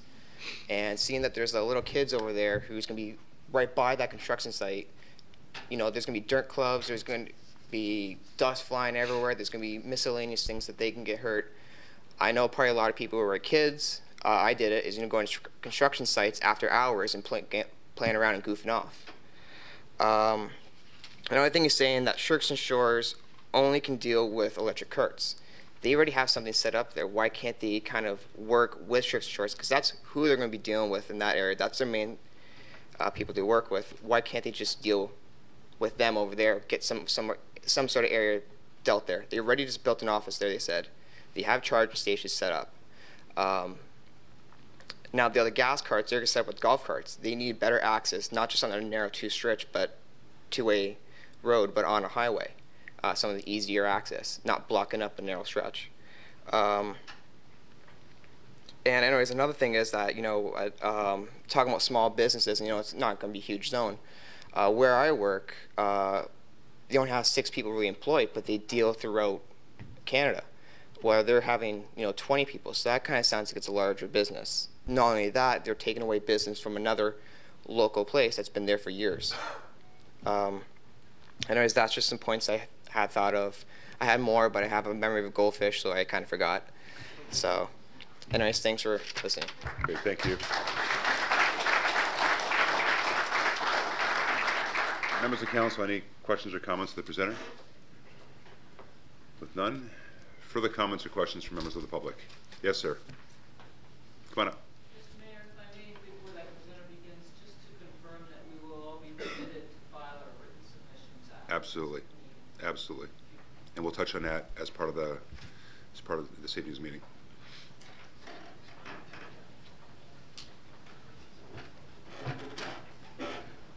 Welcome. Thank you, Mr. Mayor. Council, fellow citizens. My name is Bob Johnson. I live at 5375 Shirkston Road, along with my dear wife, who has already presented her views. Mine are a little different. Mr. Gordon didn't say so directly, but in some of the stuff that we've seen tonight, there is mention of Birdie Transport Company. And nobody has mentioned the amount of traffic that comes in and out of his present location, but I'm sure his drivers keep adequate logs, and that certainly should be able to be made available, and see how many trips they make in a season. The other thing that concerns me is this, and just to back up a little bit, at one time in a particularly checkered career, I drove heavy transports out of the Cold Lake oil fields before they were even on the map. And more lately, I had my own antique truck with a trailer. So I have a little experience of the trade. And it strikes me that the drivers will inevitably find the easiest way into that property, whether it's coming, if they're coming from the west, from Port Colborne, whether it's dodging down onto Shirkston Road, just where it meets the Highway 3, or even over at coming from the other end on Pleasant Beach Road, so as to be able to have a swing around onto Empire Road and give them the greatest amount of maneuvering room so that they don't go into the ditches or knock fences down, things like that. I don't know the answer to the question. I'm sure his drivers could tell you that the bigger the area, the better they like it, and Empire Road, being particularly narrow, will be hard to get into. And so a truck coming north on Empire Road into his property will have the whole width of the road to do so. If he's coming south on Empire Road, he's got to swing left and cut off the northbound lane of Empire Road to be able to swing his rig in there, and that in itself could cause problems. And I think that's all I have to say, and it's getting almost past my bedtime anyway. Great, thank you. Thank you for your time tonight. Members of council, any questions or comments to the presenter? With none, thank you once again. Ma'am in the back, you had your hand up. Come on up.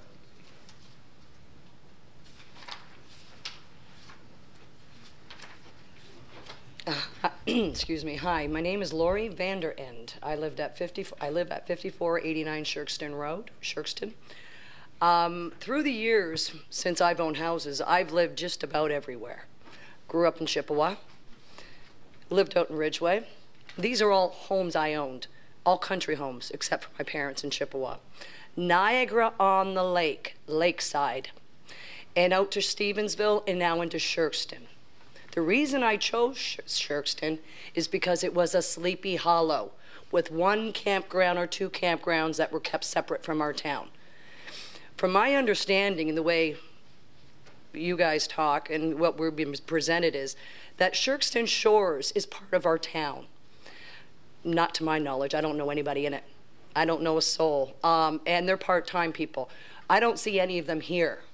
And if they were that great and that meant that much to the Birdie people, they would be here representing them. Just for the sake of being a woman, I have never known a bike. I have never known an ATV. I have never known a car, my Jeep, my motorcycles. They all have lubricants. If you can find me one pedal bike that does not have a lubricant, I'd like to see it. If you say your property now, which I drive by every day back and forth to Fort Erie to work, I've seen your property. It's not a pretty sight. If that's what you're bringing here and you say it's a summer operation and it's all, put aside and we won't see anything. Well, every winter I see, how many carts parked in your yard? Not just 50. There's got to be a couple hundred back there. Now, it is to my knowledge, like the gentleman said, my car leaks oil every now and then. My ATV will leak oil, my motorcycle will leak oil. Even when I oil my bike chain, it leaks oil. I am one person with one of each. Put a couple hundred, if not 500, golf carts on that property. Start adding up 1 to 2 drops. Is it a guarantee that the hoses won't blow on the antifreeze? With that many vehicles on one property in a country setting, and you're saying there's no catch basin, there are no anything environmental. When I say I come from Niagara Lake, my ex-husband is a greenhouse owner and is no small-time greenhouse owner. The laws and bylaws put on them to collect every drop, not to hit the ground. So our neighbors didn't see 1 drop of oil, 1 drop of pesticide, not 1 drop of fertilizer when we watered our plants went into that ground, and it was all dirt. If you can guarantee us that, and guarantee that none of your vehicles actually will have oil changes like you say, or you will not change anything in that area. He says he doesn't need anything. You're setting up a shop, which means there are oil drums, there are lubricants. If a fire were to start, you're saying that none of this is irrelevant or valuable, that nothing could happen to our area. I may not live directly next door, but I live up the street. And 1 well contaminates. My family is from Walkerton, Ontario. Do I need to remind this town what happened to Walkerton? And I can tell you why. We watched people, neighbors, take down walls of wishing wells and left open wells. The cows were on top of the hill. The cows were down the street. They contaminated those wells. But did anybody stop them? Why? Because the city felt that there were more money to be made off the property taxes of things around them than paying attention to what was in our own backyard. Now, lucky enough, I didn't have any family members die in Walkerton, but that water tablet was not small. I also swam in a water tablet in Formosa, just outside of Walkerton, only to learn that it was a bottomless pit. So actually, the water was filled from the bottom up. At any given time, if the water went down, you might get sucked down with it. Those water tablets are very large, and they flow between. But as in his statement, he was saying that none of this exists in his place or on the property he owns now. You will always keep stuff on your property for all this stuff. He will have lubricants. He will have oil. Well, if you're not changing the oil, who is? You know, and if that's the case, no offense to the man or his business, but maybe we should be informing his buyers that they don't change oils, they don't change brake fluids, they don't do nothing, no lubricants. This is all very important stuff that if something were to happen, is there a reservoir around him, like Chippewa, the Norton, the Cyanamid has it. There are reservoirs on that property to catch stuff from years past before I was even born that you still can't even get on that property with. I don't need a small town of Shirkston having one of these problems like my family members did in their towns.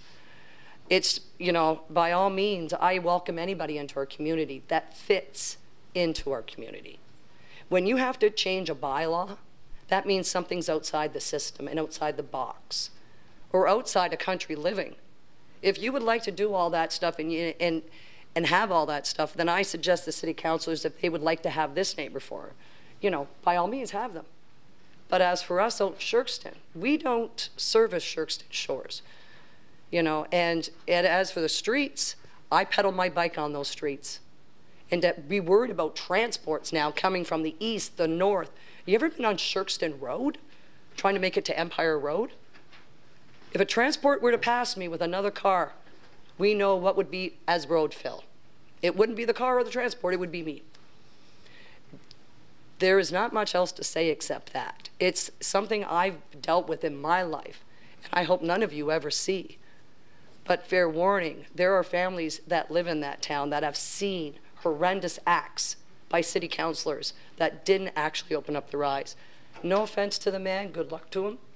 But it's my neighborhood, my water tablet, my roads, my property taxes I pay. And I think that, you know, when we speak up, and we truly mean it. You know, there are some issues that we wish the city would address before they rezone something. Because once you rezone something, what's stopping the guy behind me from rezoning? What's stopping anybody else from rezoning in that area? It'll just keep getting bigger and bigger and bigger. We have, like somebody said, an area for that stuff. Well, if I want to buy a car, which I didn't buy it out in Shirkston. I drove all the way up to St. Catharines to buy that car because they had the best deal. I don't think anywhere you put that, the people that really want, they'll drive for it. They don't have to be down the street catering to people. If you want something bad enough and you will purchase it, you will drive wherever it takes to get it, especially if it's a good bargain. Anyway, that's all I have to say. Thank you.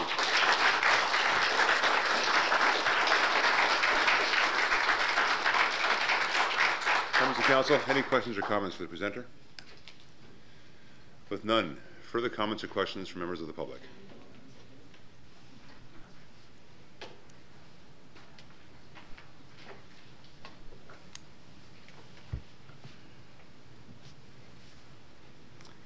Welcome. Thank you. My name is Melissa Bigford, and I actually live at 173 Chippewa Road. But I've been sitting here hearing this, and I've been through this process before. And there were some things that I thought that should be addressed. Was if he doesn't, the comment is that it's only going to be a golf cart business. But the zoning bylaw amendment states in it that it refers to allow the use of the property for sales, service, and storage of recreational vehicles and mobile homes. So if you've put that in there, then he can do that further on. Maybe he doesn't plan on doing it now, but that's in the zoning bylaw amendment, which means you have no change on that. Same with it being an industrial business. Where's the government to then control what they do later on? The other thing I was surprised at from doing these different things before in front of council was that there was a lack of survey of the land. When homeowners want to do things to land, you need a survey done.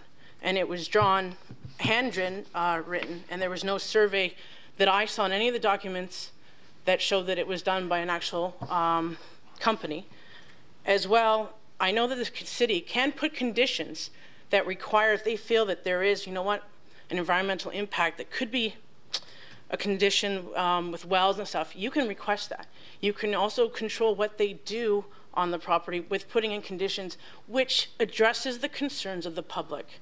And I guess that's my biggest thing is the fact that you can put conditions, and there was no conditions. It's very vague in what they want, and there's not a lot of information. And it seems like even some of the companies and the Conservation Authority wasn't given all the information. And I just think that that needs to be addressed, as this does affect all taxpayers in town. It's not just neighborhoods. Like anything that gets developed affects all of us. And that's all I have to say. Okay, thank you. Just before you go anywhere, Dan, if you can comment on site plan control. You made mention about other uses down the road. If you can make mention of site plan control and specific uses on the property, as well as, again, the environmental question with respect to the possibility of it being a condition based on the rezoning. Thank you, Mr. Mayor. If council does bring forward a positive recommendation, that it is the case of my department, which again I want to emphasize, this is just a public information meeting. What we will do is we will gather all of the information, and if required, conduct further review on the application before we bring something forward to council. So again, I just want to emphasize that point. If council does proceed to pass this application and subject to no appeals, at the end of the day, then this property would be subject to site plan control, which would then require the owner of the property to submit a proper survey of the property together with a grading plan showing the location of the building, the access off Empire Road, all of the internal amenity areas of the property. That would then specify any sort of control, whether it is catchment areas, whether that is actually something that the building code would require to have done.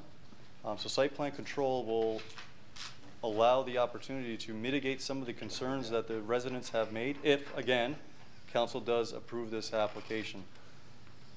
For the zoning of the property, again, this is part of the review.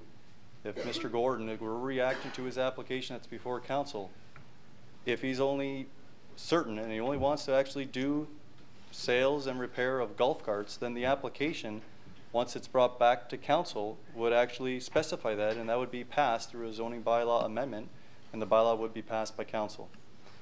Again, any future land use that's proposed that's not currently zoned would be something that would require another public consultation process under the Planning Act before council does consider that. Thank you, Mr. Aquilina.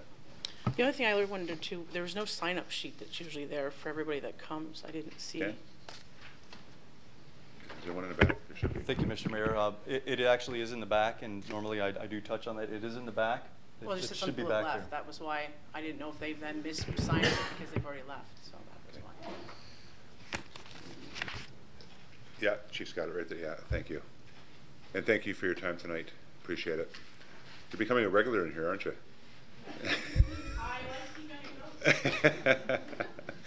Thanks again. Any further questions or comments from members of the public? I have a question around. Go ahead, Diane.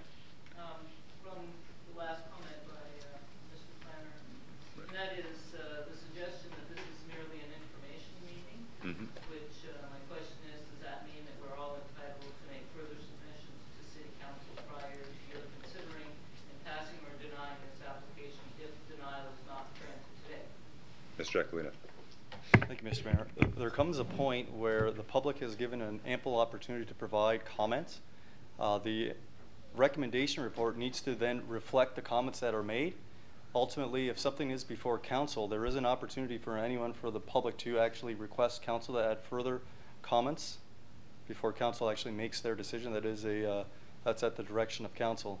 But there comes a point where we have to actually end the commenting period in order for us to do our jobs, to react to the comments that we receive and to provide council with the information, whether they're wanting to have more information or they need to actually review information to make a proper and sound decision. There comes a point where information has to kind of come to an end in order for us to prepare our report for council's information. Okay. Mayor Bagwell, I didn't get an answer. Is that a yes or no? Can Yes. we address council? Yes. We can. Yes. As Mr. Aquilina stated, this is a public information meeting that brings out brings all the information to the public with respect to the application. The report will then be prepared, and there is another opportunity for during the process for the public to bring your submissions to us, which will be included within the report, but as well when the report's presented to council, for all you folks to show up again and you can make further delegation. Thank you. And another comment about the survey that was questioned. Your own zoning bylaw application forms suggest that a sketch ought to be any new development or construction. That's will be denied. But there's a required sketch, and that the required sketch should be based on a survey from an Ontario land surveyor. Mr. Aquilina? Thank you, Mr. Mayor. What we do when we consider any development application, we look at what actually is proposed, where it's proposed, and we make the determination whether a survey is required or not. That's not something that is hard set in stone. That is a requirement of a zoning bylaw amendment application. We requested the applicant to submit a sketch. He has done that. That we feel that that is sufficient information in order for us to provide a report to council for their consideration. If it is approved, then one of the requirements is a site plan on the zoning a site plan application, which would then require a survey from an Ontario land surveyor. Thank you, Mr. Aquilina. That's putting the cart before the horse if you already pass it and get a survey. Your own documents that's available on your website say that a survey should be from an Ontario land surveyor. So I have to say I'm very concerned that we pick and choose. When somebody wants to put a barn up, we make them jump through hoops and put it far away from the house, but some other people get special consideration. I do intend to address council again if this is not denied. Okay, thank you. Now, I had you, sir, with your hand up. You wanted to make a comment. Opportunity to point form and get to some of this stuff. There's a lot of stuff that was said. I have answers for almost all of them. Point form, I'd love to have that opportunity. You can, but what I would suggest you may want to consider, and I'll allow you the time, because we had a few others that spoke twice, so I'll allow you the time. But what you may want to consider is doing that when the report comes to council, because you'll have more information that may come out based on the submissions by the public. It's your call. If you want to do it now, you're more than welcome, but you're probably going to do it twice. So it's up to you. You want to do it now? Then go ahead.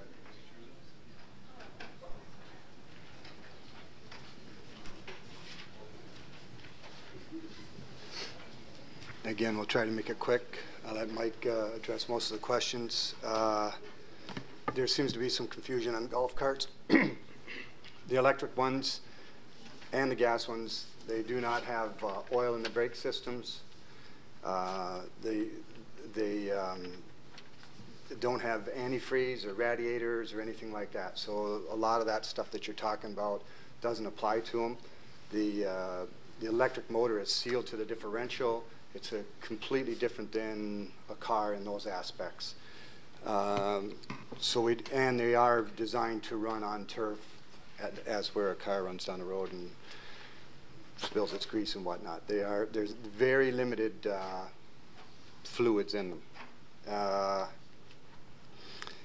Someone said they spoke to I don't know how many people. I didn't go to all the different people in the whole area. I went to the people that received the letters and a few more people, and I don't know if it was 9 or 13, but out of the people I spoke to and the lady that had the horses, there was 4 people that I spoke to directly that it didn't matter. They thought if you're trying to make a living at it and you run it properly, they were okay with it. That was 4 people within the immediate area. Anyway, I didn't push anybody to sign anything because I didn't want to put neighbors against neighbors. One neighbor was next door to one that didn't want it, and I didn't want to force the issue on that. Just on those couple points. Mike has a few questions there he would like to answer. Yeah, I'd like to address some things. As Butch just said, he went door to door to address questions, and when we got there, we got questions. We have answers for a lot of these questions. Darn it, almost all of them. And I wish that we could have got some of these questions door to door. I wish we could have got them face to face, and there's just easy answers for a lot of it. I'm going to go from the most recent, and I'm just going to work back. We have ministry inspectors come to our shop each year. They come, they look around, they look at the ground, they check what we're doing. We don't hold waste oil. We don't hold waste oil. It's gone. We don't have any. These carts have this much oil in them. It doesn't happen. The batteries are there. They're gone in a week. They sit on pallets. They sit on steel. It's gone. They're just, it doesn't happen. With regards to our yard in the winter when you drive by, we don't have, I've got carts outside for sale right now. I think I've got 22 outside, and there might be 4 other carts outside.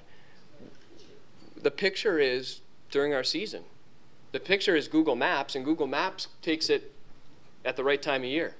I've got the same aerial image in a frame behind my desk. It's a nice picture. The yard. Okay, let's not have a discussion here. If you guys want to discuss, you're more than welcome after the meeting to go back and have a discussion. If you just want to address these points one by one. Yeah, thank you. I'll get through it here. Shirkston Road, our trucks could not navigate down Shirkston Road. Our transports could not navigate that corner. They're going to stay on Empire Road. It'll be up to us to locate the driveway and make it wide enough for our trucks to get in safely. That's given. The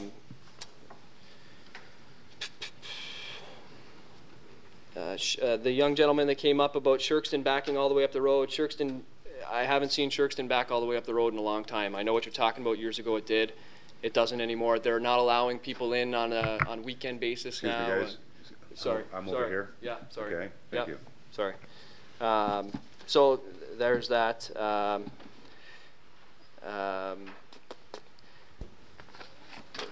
One point, we're willing to look at things like septic beds and stuff like this. They didn't like the location of our septic bed. We're willing to look at things like this and move it to work with the community. We have a degreaser inside of our shop. I mean, I'm picking at a lot of things that were said, but there was a lot of things said, and there's answers for all of it. We have a degreaser inside of our shop. We use environmentally friendly materials. It degreases components that go back on a cart. Also, if someone's taking over this operation, well, it's me. We don't have to worry about it going down the road. The transportation of our vehicles, we do not have outside drivers. We have our own drivers. They are employees of us. They use our equipment. It's not like a truck's coming in to pick up one of our trailers and do the job. It doesn't happen. We are not a transportation company. We have our own trucks to ship our own equipment. We're not I don't know. I saw the website that was quoted. It was quick something. I wrote it down here. I'll have to find it. We're not a truck for hire. We do have a US DOT number. Someone quoted that.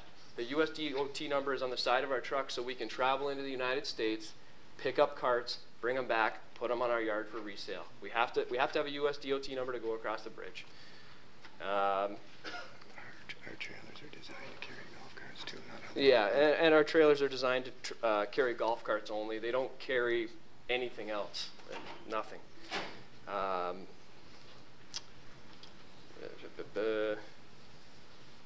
There was some question about when they were talking about the community of Shirkston and how it was a separate entity. As I understand it, when you live in the community of Shirkston, and that is the outside of the park, you are granted access to the park. I think it's a perk of living in the surrounding area. Within a certain area? Not anymore? Okay. All right. All right. Back to that about the community and driving around and not seeing golf carts used. Well, I see golf carts, for sale around the corner from the gas station there. I see golf carts at the go-kart track being used to move some wood around, or whatever. And to address the contaminants that were noted here, things like fuel stabilizer, great point. The answer to that is easy. Jet skis. If you looked at it, it was said winter storage for jet skis, fuel stabilizing, fogging the engine. These things happen. Yes, we send all the jet skis off-site. We don't do jet ski. We're not jet ski people. We're golf cart people. We send jet skis off-site. They get winterized. They come back. They go into storage. It's that simple. Yeah, look at this here, this last page here. Okay. To address the couple of comments about the size of our lot, we've done our diligence. Our lot that we're moving to is a greater utilized physical space. It's bigger. We can make more out of that space than we can make out of the space that we're at now. We wouldn't go through all that. Well, we have our reasons to go through this too, but we picked the right spot. We do have 2 transport trucks. I wanted to note this. We do have 2 transport trucks. One is a backup. I don't think it was used at all once last year. And the other one is used. We have 1 driver for these 2 trucks. We have 2 delivery trucks. We have 1 driver for the 2 delivery trucks. They're specific. If this one needs to be used, he uses that one. If this one needs to be used, he uses that one. That's how it is. So as far as the truck traffic, I also want to address, the employees. There were some questions about the 20 employees that we have all at one location. Yeah, that sounds impressive, all in one spot, and yeah, it's starting to sound like a bigger operation. But the truth is, at that location, 11 people. Shirkston, our Shirkston operation, employs 6 or 7. We have a salesman that's on the road steady. He does report to that office, but he works from home. He's in and out. And then our CFO doesn't come in. Our CFO works from home. That's my wife. That's his wife. Okay, and you know what?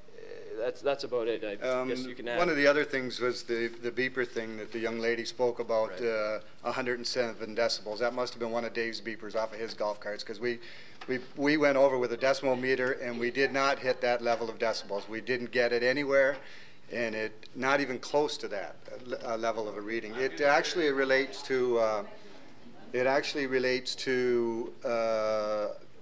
the noise of a cell phone, and I guess you can ringing phone, ringing phone, depending on how loud the ring is. But we were nowhere near that. I mean, obviously, and I'd be glad to bring one down and turn on the beeper. They don't run at that level. I mean, they're for a golf course. Great, thank you, gentlemen. All right. Appreciate it. Thank you, Mr. Aquilina, you're up.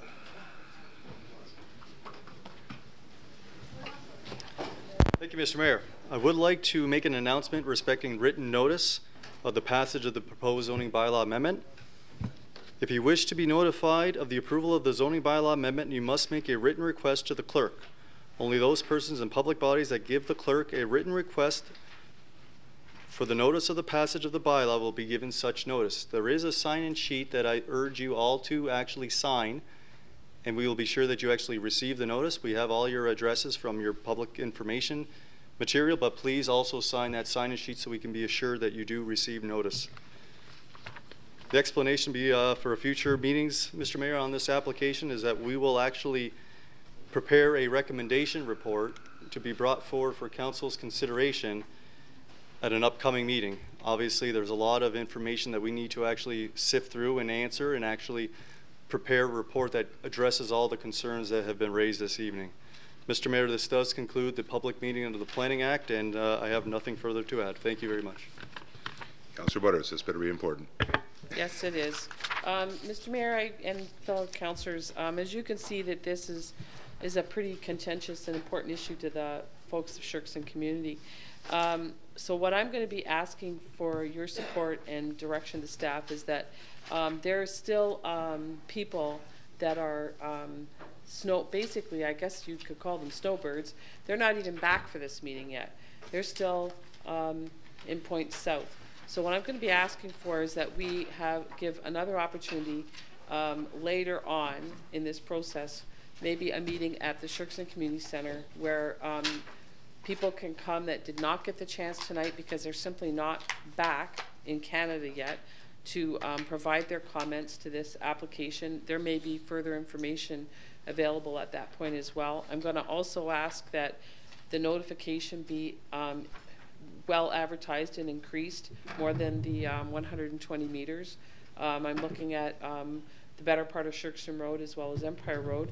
And as well, I'm going to ask that the report that comes back to us from staff does not come back before May 27th. So if we can have an early May Sherkston Community Center meeting for additional comment, and then that hopefully would give our staff plenty of time to get in comments back and not be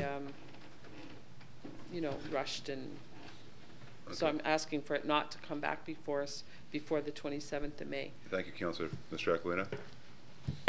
Mr. Mayor, I'm only bound to give you advice under the Planning Act. That would be at the discretion of council. If you want to hold another public information meeting, I need direction from council because that goes beyond my requirements under the Planning Act. Okay. And that's what I'm asking for. Yeah, that's what you're asking for? That is. No, not yet. Councillor Butters, you're putting a motion forward to actually ask for a second public information meeting? I'm asking for a second meeting for the Sherkston community, yes. And Mr. Aquilina, this will fall within the time frame? Within the time frame of actually bringing forward a recommendation report to council, Mr. Mayor, we would be beyond the 120 days for council to make a decision.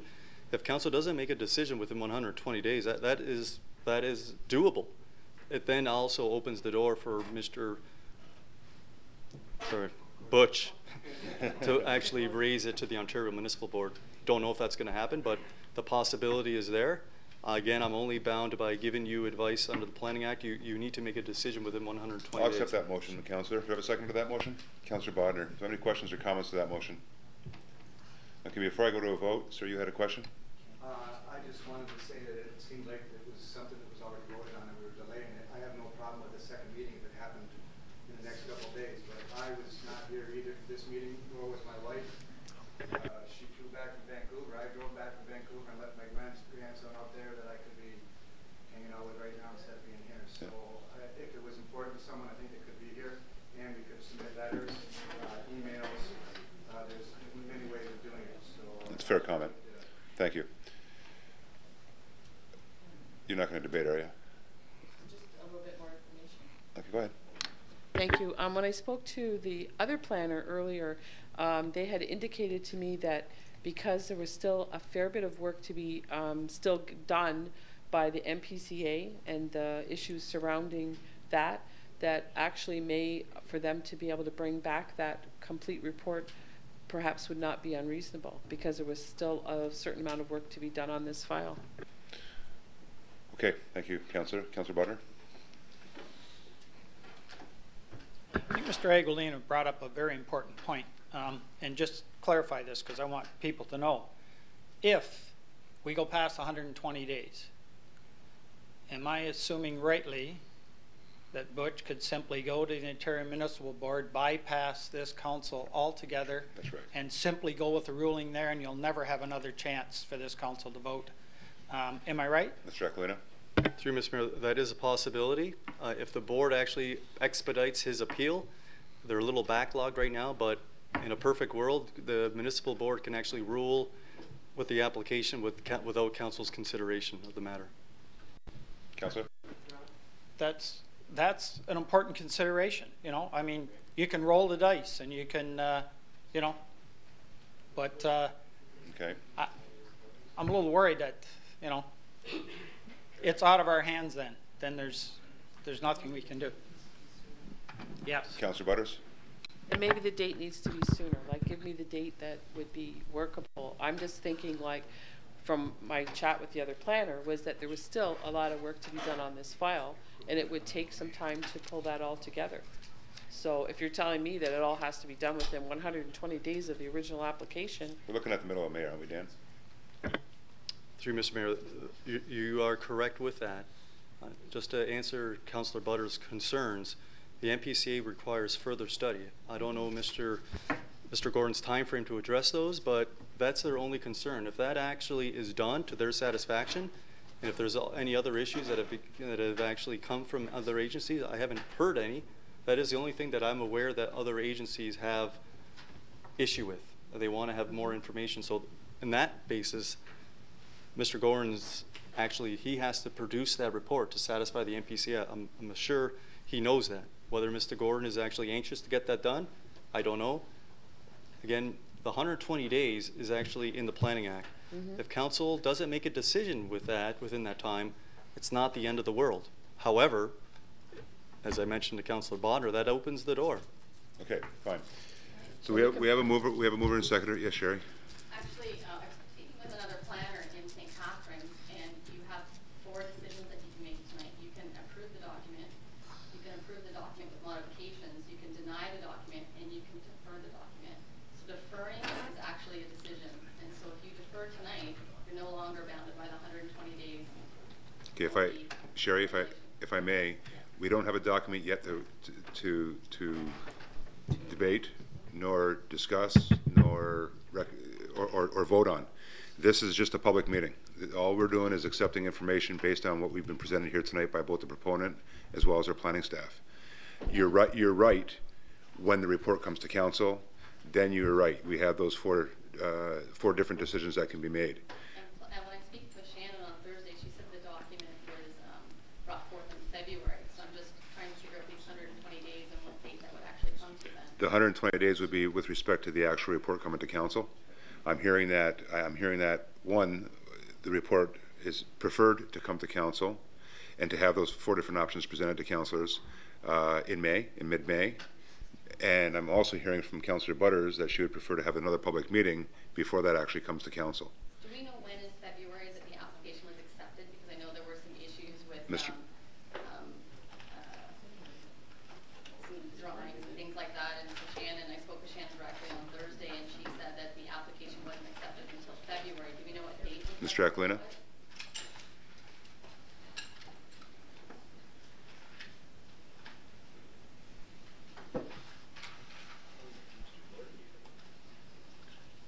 February 13th. Sorry, Mr. Brown, just looking for the actual date, just to be 100% sure.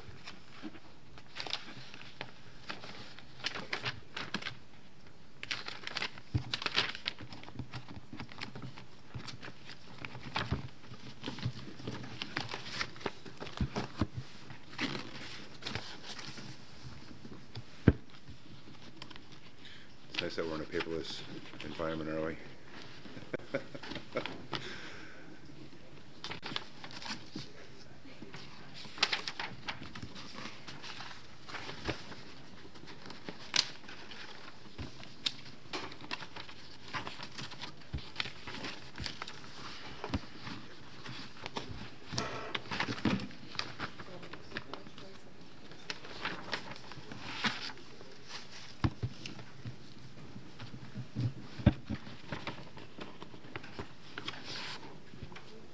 February 13th, 2013, Mr. Mayor. Great, thank you. Okay. Okay, members, we do have a motion on the floor presented by Councillor Butters and seconded by Councillor Bodner. Questions to that motion? Councillor Elliott. Just on a point of clarification through you to staff, can you define public meeting that you want to have? What is defined by a public meeting? Do we have to post it, advertise it? Who has to be in attendance? Who's taking minutes? The whole gamut? Mr. Aquilina? Exactly what is it? Mr. Mayor, it's at the discretion of council. Under the Planning Act, I am required to actually give notice for this meeting, to have information before the public, to have minutes recorded, and to circulate all the notice and have poster notices on the property in accordance with the Planning Act. If council wants to entertain a secondary public meeting, I would need direction actually what they would want to have done. So let's go to that, Councillor Butters and Councillor Bodner, with respect to defining what your expectations are for council to pass under that motion. Councillor Butters. My thought process is just to give those other residents who are not back in this country an opportunity to be able to come to, if it would be at the Sherkston Community Center, that would be fine. It could go up on the sign at the center. Letters could be hand bombed into the mailboxes on Sherkston Road and Empire Road for notification. I'm talking about a relatively casual setting where the people that missed out can have a look at what the applicant is proposing, and if there's comments to be made, do it. And we've done it in the past with the Nyon situation, where we've made sure that the people out in that area had, you know, a little bit more than the usual public meeting process. And I'm saying this is a contentious enough issue in that community that it warrants that extra step. And that's my thought process. But it doesn't have to be as formal as this. It can be a lot less formal, but still those people have to have that chance to comment. And I think that's would be fair in my mind. And I'm willing to put stuff in mailboxes. So thank you, Barbara. And I think what's key here is, and from understanding from the comments that I've heard already from members of the public, as well as a letter that was submitted earlier on, or letters, is the fact of understanding the report, getting a copy of this, today's agenda, and then as well having the opportunity to, at the very least, submit comments so that they can then be included in your final report to council. And that's what I'm reading. I think for the most part, that's what I'm reading, that these people, or the concerns that were brought up by Sherry, that in fact these people have that opportunity to read this. Because let's face it, you know, what we heard tonight with respect to the presentation of the report, we can read in terms of the presentation of the report. So to have that then distributed to those folks, and then have those folks have an opportunity, and this is the key part, have an opportunity to then submit their comments to our staff to be included in the final report, I think that's paramount. And I think that's what you're getting at. Councillor Bodner? Thanks, Mr. Mayor. I don't think a casual meeting is going to be. I think we need structure. We need something like we had tonight. However we work that out. But there's got to be a chair. There's got to be, does everyone that spoke tonight get to say the same thing again? Or are we looking for new comments from new people and have them? You know what? You're not gonna change council's mind or influence them more by saying the same thing. You know, I mean, we've heard it. We'd like to hear something, you know, with all due respect to the people that have spoken. I think we've heard it. And that's a fact. I'm not the chair. No, but Paul. You know, anyways, I'm just saying that we need to have the stuff recorded. There has to be a secretary, or else it's just talk. You know, it has to get entered into something. So I don't buy the casual meeting thing. I think it needs to be something like we're looking at right here if you want to have an effective meeting. Okay, so we have the mover, and we have the seconder saying two different things here. So I want to get some clarity on the mover and seconder in terms of what you're actually proposing here. So Barbara, go ahead. Councillor Butters. maybe casual wasn't the best word to use. This is to me the before a council meeting. It should be a community meeting, okay? But it has to have the same kind of weight that those comments, you know, are included in the final report. So however you want to structure that is fine by me, as long as it can happen, because I think it's really important for this community to be able to have that opportunity. Councillor Bodner? You're fine with that? Okay. Questions from staff?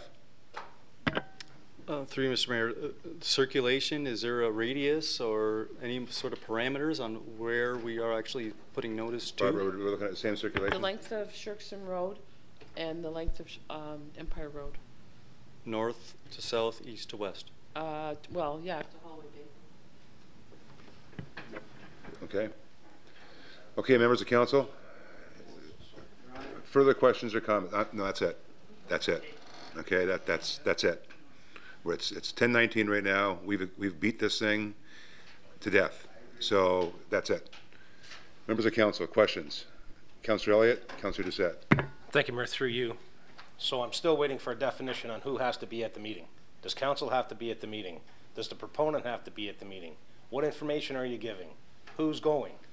Is it just a general community meeting where you and Councillor Butters and Councillor Bodner are going to be there to pass out the information and take comments and bring them back to the planning department? Or is it a full-blown public meeting again, like we see here, and is there a requirement that all of council be there? That's what I want to know. Councillor Butters? As far as I'm concerned, all of council doesn't have to be there, but if we need to chair it properly, we need to gather comment properly. And the notification that I spoke of is that it will be those people's opportunity to comment on this application. And we will collect those comments and bring them back. Okay, what I'm hearing here is that we're going to have the same meeting that we're having tonight. That's what I'm hearing. Essentially, let's not beat around the bush here and think it's going to be casual, not think it's going to be casual. If we're going to do it right. And I think what Councillor Butters is asking for isn't for the most part something that may be frivolous. I think you make a good point with respect to those residents that may not be in attendance, but I also think the proponent makes a good point that in fact if he's going to travel here from Vancouver, then if other people are interested, then they should travel back here as well to deal with the same issue. And I'll be bold enough to say that. But at the end of the day, if we're going to do it, then do it right, as Councillor Bodner alluded to. These folks will have an opportunity to come in, make comment. I would hope that we wouldn't hear the same things over again because we've heard it already once. But at the same time, as I said earlier, I think the key part is that they would, at the very least, have an opportunity to be able to submit comments that would be included in the final report.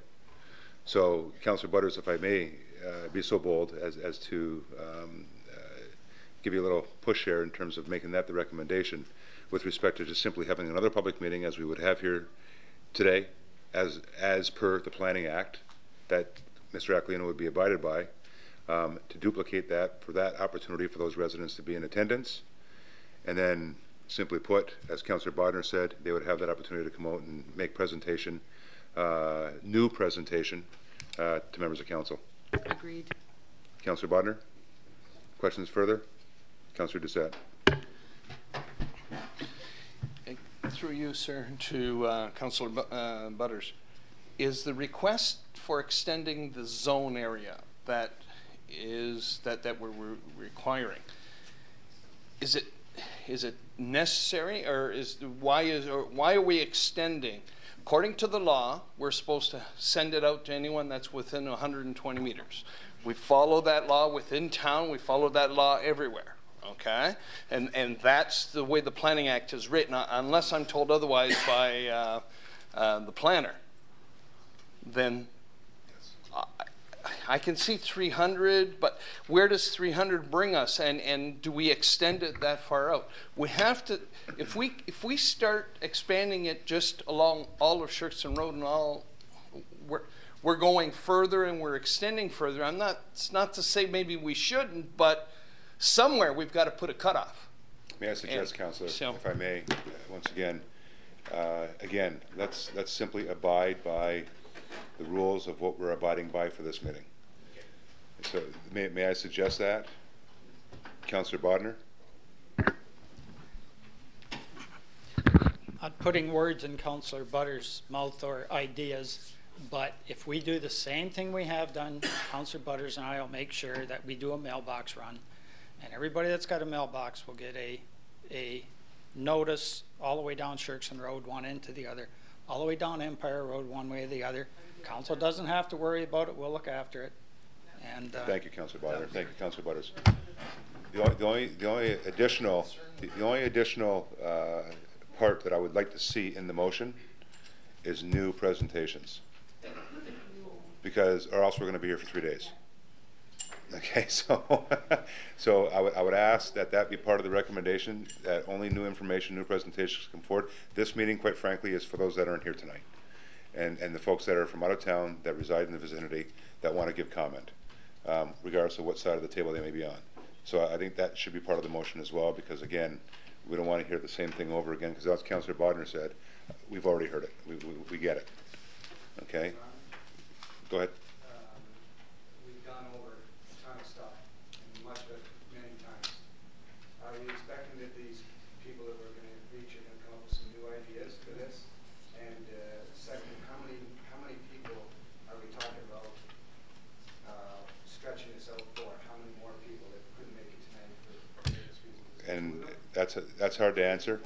That's hard to answer. It could be 1, it could be 20, it could be 200. Are we going to stretch this down into Sherkston Shores, or we'll keep that out and that on the other streets? I'll leave that up to the ward councillors, but no, there's no comment needed. But in terms of you guys dropping flyers off, that's up to you. But having said that, I'm going to the motion now, Barb. Okay, Ron, I'm going to the motion now. Is there any further questions from members of council? Yeah, date, location, Barb. We're looking at back here in the chamber again on a separate evening than a council meeting. Have to do it early May. Yeah. Before that. Let's have Mr. Aquilina come out with a date, and let's have Mr. Aquilina come forward with a date. He's got his perimeters that he's going to be working on. That's per the motion. Okay. But I'll suggest to be back here at the chamber on a separate council night to be dealt with. Okay. I'm going to the motion, members. No further questions. All those in favor of the motion? Opposed? It's lost. All that for nothing. Okay, it's lost. So there won't be a second public information meeting. We'll be expecting to report sometime in May. Mr. Mayor, as soon as we get the confirmation from the MPCA that they are satisfied, and then we will work on all the comments that have been received. May, maybe sooner. It's hard to say. Okay, thank you, Dan. Thank you, members of council. And Dan, if you want to close out the meeting. Thank you, Mr. Mayor. This does conclude the public information meeting under the Planning Act, and I thank everybody for their time.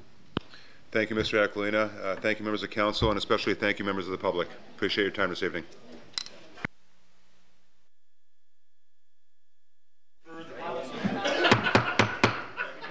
Okay, folks, if I may, we started at 6:30 tonight. It's now 10:30.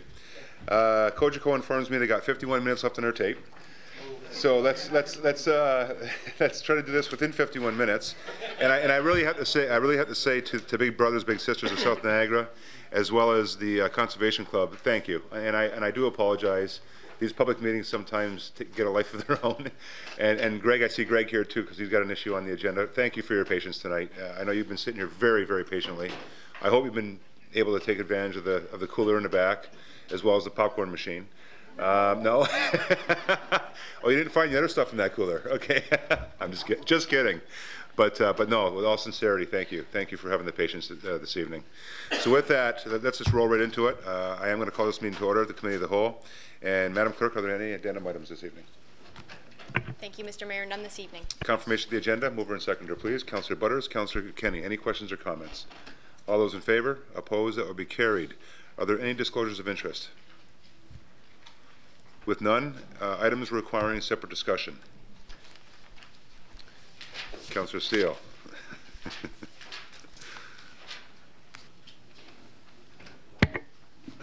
Item 5.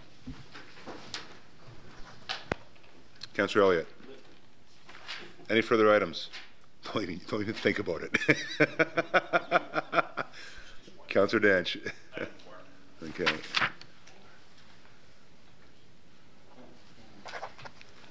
Okay, with no further items?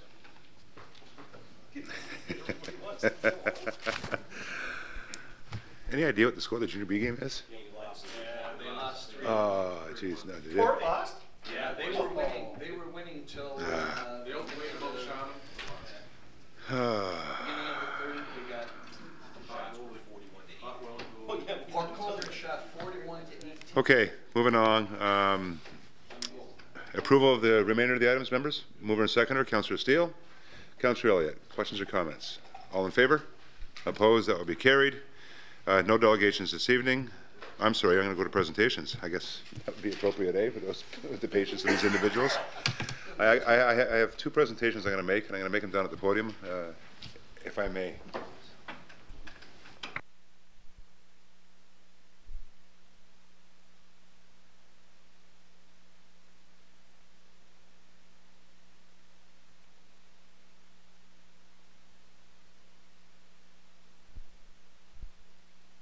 You walking like this at one time.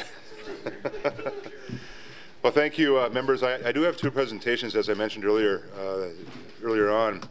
And the first presentation is to the Big Brothers and Big Sisters organization in recognition of their 100th anniversary today. Well, their 100th anniversary this year, but I have to say that this is something that stems from a presentation that was made a few months ago. It's my privilege this evening to recognize, on behalf of you and more importantly the residents of the city of Port Colborne, Big Brothers, Big Sisters on the occasion of their 100th anniversary. And I'd like to call up Barb Vanderheyden to join me with this, with what I have to say, as well as the presentations I want to make. Barb is the executive director of the Niagara branch, and as she comes up, I have to say to her, you know, Barb, it's been said once, it's been said many times, that that mentors play such an important role in a child's life. And we are so fortunate, so very fortunate, to have an organization such as the Big Brothers and Big Sisters of South Niagara to provide a vehicle to join the littles with a big brother or sister and give them the opportunity to reach their fullest potential. And I have to say, you know, seeing the bigs with the littles a lot, as well as not only throughout the community, but especially during that day of recognition, kicking off this year's bowling challenge. You really see the smiles on their faces and the impressions that they have with respect to the experiences that they're going through. And for nearly 100 years, Big Brothers and Big Sisters have been making a positive difference in the lives of our nation's youth by developing and implementing a wide range of mentoring programs.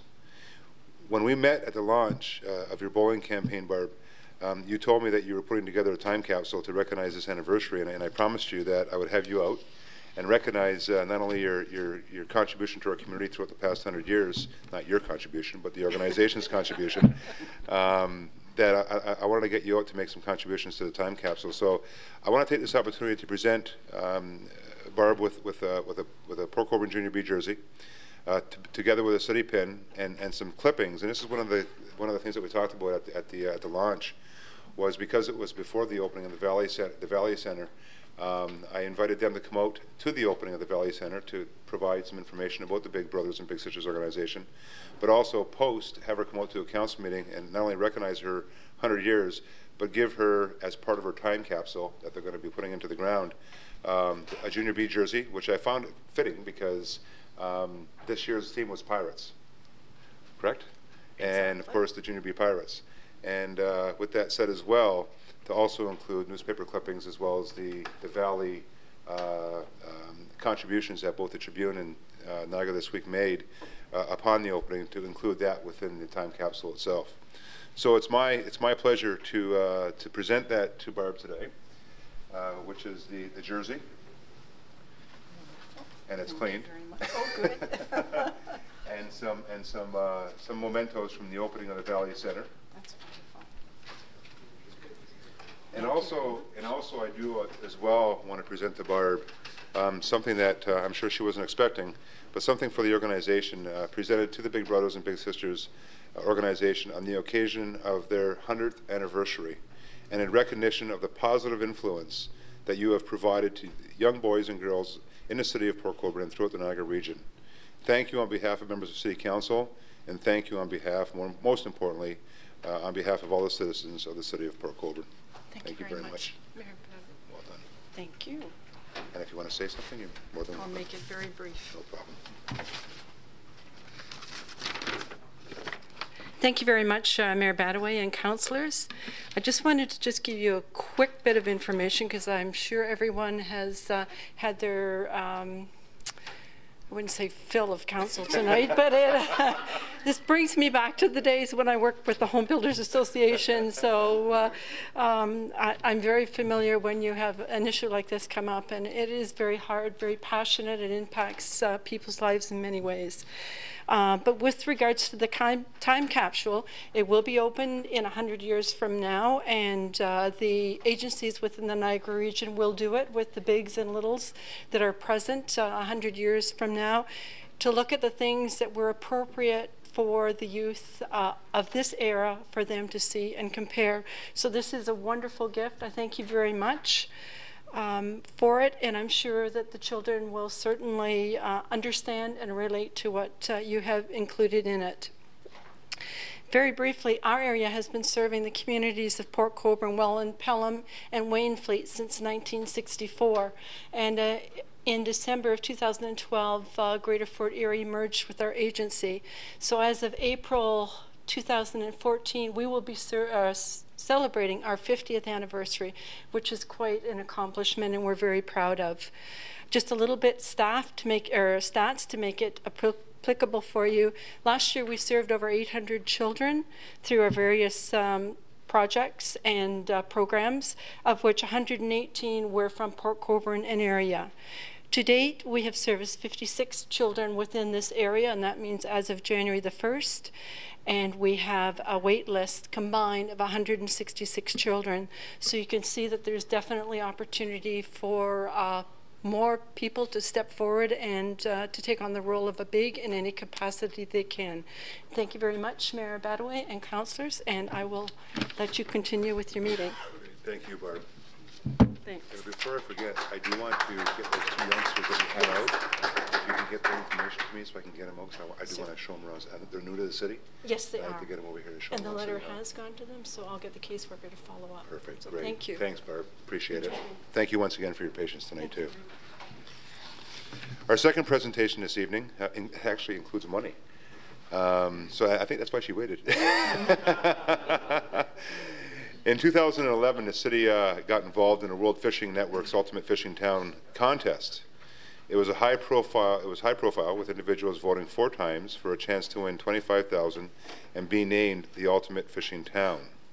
After a lot of hard work, we came in second place and received the prize of $5,000, which was used for fish-related activities in the city. In 2012, a small group of fish enthusiasts entered the city's name in the contest once again. This time there was less people voting, but this group managed to pull off another $5,000 second place finish. I would like the first, I'm not sure, is Karen here? Whitmire? No, she left. Is Colleen here? No, Van Krelligen? It's not, actually it's Kieran Whitmire and Colleen Van Krelligen. Both were here earlier, but they have since left. They really spearheaded the campaign, and a lot of credit is that they deserve. They really worked extremely hard at getting and really rallying the troops to bring in a lot of votes to once again bring $5,000 into the city, and as well, while we're here this evening, to then pass this off to the Port Colborne Conservation Club. So it's my pleasure, on behalf of you, on behalf of the community, to call upon Ms. Florian Raby, their treasurer, and I don't think Scott's here. Well, no, he had to leave. No, I'm here. I'm Okay. Kathy, his wife. Okay, so Kathy, come on. Secretary. Your secretary, Kathy, come on up. Kathy, you get the check.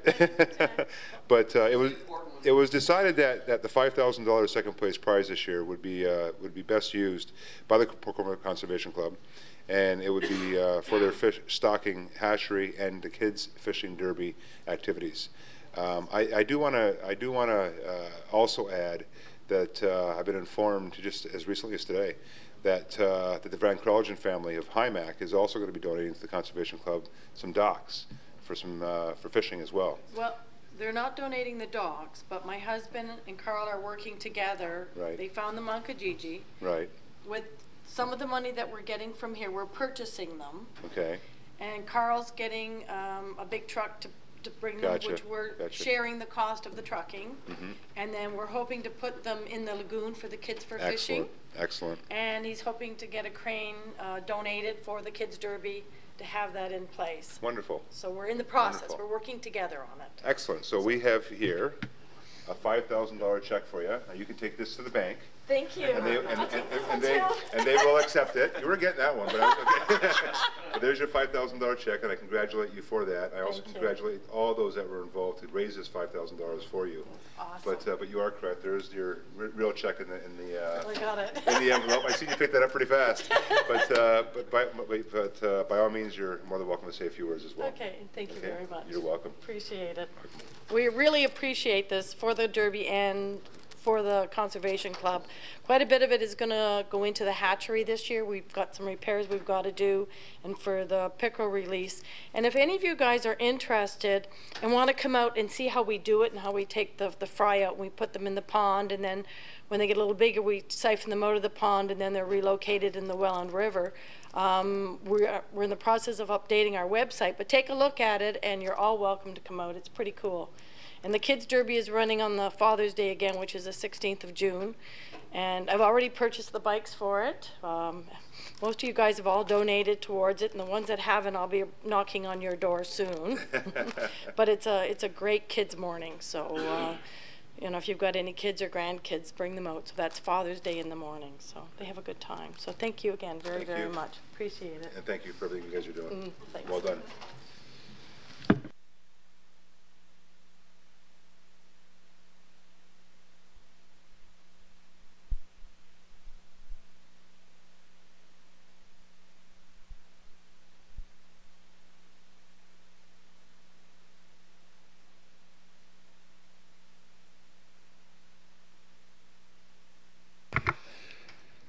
Members, we're now going to move on to my report.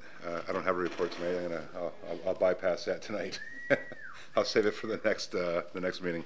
Regional Councillor Barrick, who, by the way, I have to wish him a happy birthday to, is I would assume celebrating with his family, his birthday, but he wasn't able to be here tonight, and asked that if members of council have any questions or comments to pass them on to him, or you can give them to myself this evening. And you don't seem to be jumping at me, so I'm going to let that one go as well. Are there any councillors' items or new business? Councillor Elliott. Just one thing, Mayor, through you. I did notice this morning a glass repair truck was out on Clarence Street first thing, and I just thought somebody had a window broken and they were fixing it. Then I find out that there was a spree last night where police said 6 or 7 businesses had their windows smashed. Number 6 Clarence Street, 10,000 Villages, Metamorphosis Style Hair on West, Lewis Textiles, 144 West Street, which is a private residence. Those are the 5 that where I got this from that knew were broken. So I'm just asking if anybody knows anything, has any information, just contact Niagara Regional Police. They were beer bottles and stones and rocks thrown through. So I hate to see this all in the downtown core. Costing a lot of people a lot of money. So if anybody has any information, contact Niagara Regional Police, and hopefully we can apprehend the people that did this. Thank you, Councillor. And if I may, is that dinner? Yeah. Go ahead, Councillor Kenny. No, I have just one. I have one. Go ahead. Thank you, Your Worship. As of last Thursday, the 21st, the ARC review has made their final recommendation, which is the Accommodation Review Committee for the District School Board of Niagara. And the recommendation is that Port Colborne High School remain status quo at this time. The second one was that the District School Board of Niagara implement an effective advertising campaign to advise the residents of Port Colborne that Port Colborne High School will remain open, and that it highlights Port Colborne High School's numerous accomplishments and achievements.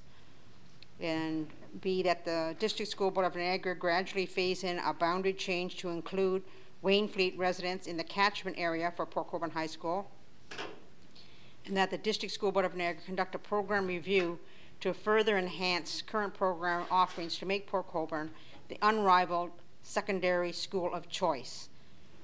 The second recommendation, that was all of part 1. The second was that a new secondary school be constructed within the town of Fort Erie to accommodate the 750 students from the Fort Erie Secondary School and from Ridgeway Crystal Beach High School, and that's supposed to be completed by September 2017. And until that time, that the Fort Erie Secondary School and the Ridgeway Crystal Beach High School be open for instructional purposes until the new school is completed. This was quite a hard. It was a great committee. Actually, I learned a lot from it, and I felt bad. I missed the meeting where Councillor Doucette and Councillor Desmarais presented the City of Port Colborne's view on a new school in Port Colborne, and apparently there were some residents of Port Colborne that after they spoke said they were not in favor of council's recommendation. So it's too bad, but the best thing about this is originally the recommendation had that Port Colborne be reviewed in 2 years, and we were able to get that off. And that was the biggest accomplishment I felt that happened. I brought it up at a meeting, and I got support from the members of the committee, which was a good thing, and because I didn't want to be part of a committee that would recommend that Port Colborne be reviewed in 2 years. If the District School Board of Niagara chooses that option, they certainly can, because this is just a recommendation from the ARC, and if they choose to do that, I guess when we sat on this and discussed it for, I don't know, 9 or 10 meetings that we had, it kept mentioning that FAST, the Fort Erie Secondary School, was the lowest renewal cost in the upcoming years. But it's because in the past 5 years, that's from 2006 to 2011, there was $7.6 million spent at the Fort Erie Elementary School, Fort Erie Secondary School, and $1.2 million at the Ridgeway Crystal Beach High School, and 3.4 were spent at the Port Colborne High School. So, of course, when you looked at it, you thought, well, geez, that's looks pretty good that they are the lowest renewal cost, but it's because a lot of money had been spent on that school. And even though all that money has been spent, they still want a new school. And many people spoke from that area, and that was their wish. And so the ARC committee has brought that forward to the District School Board of Niagara. They will get this report, I believe it's April the 9th.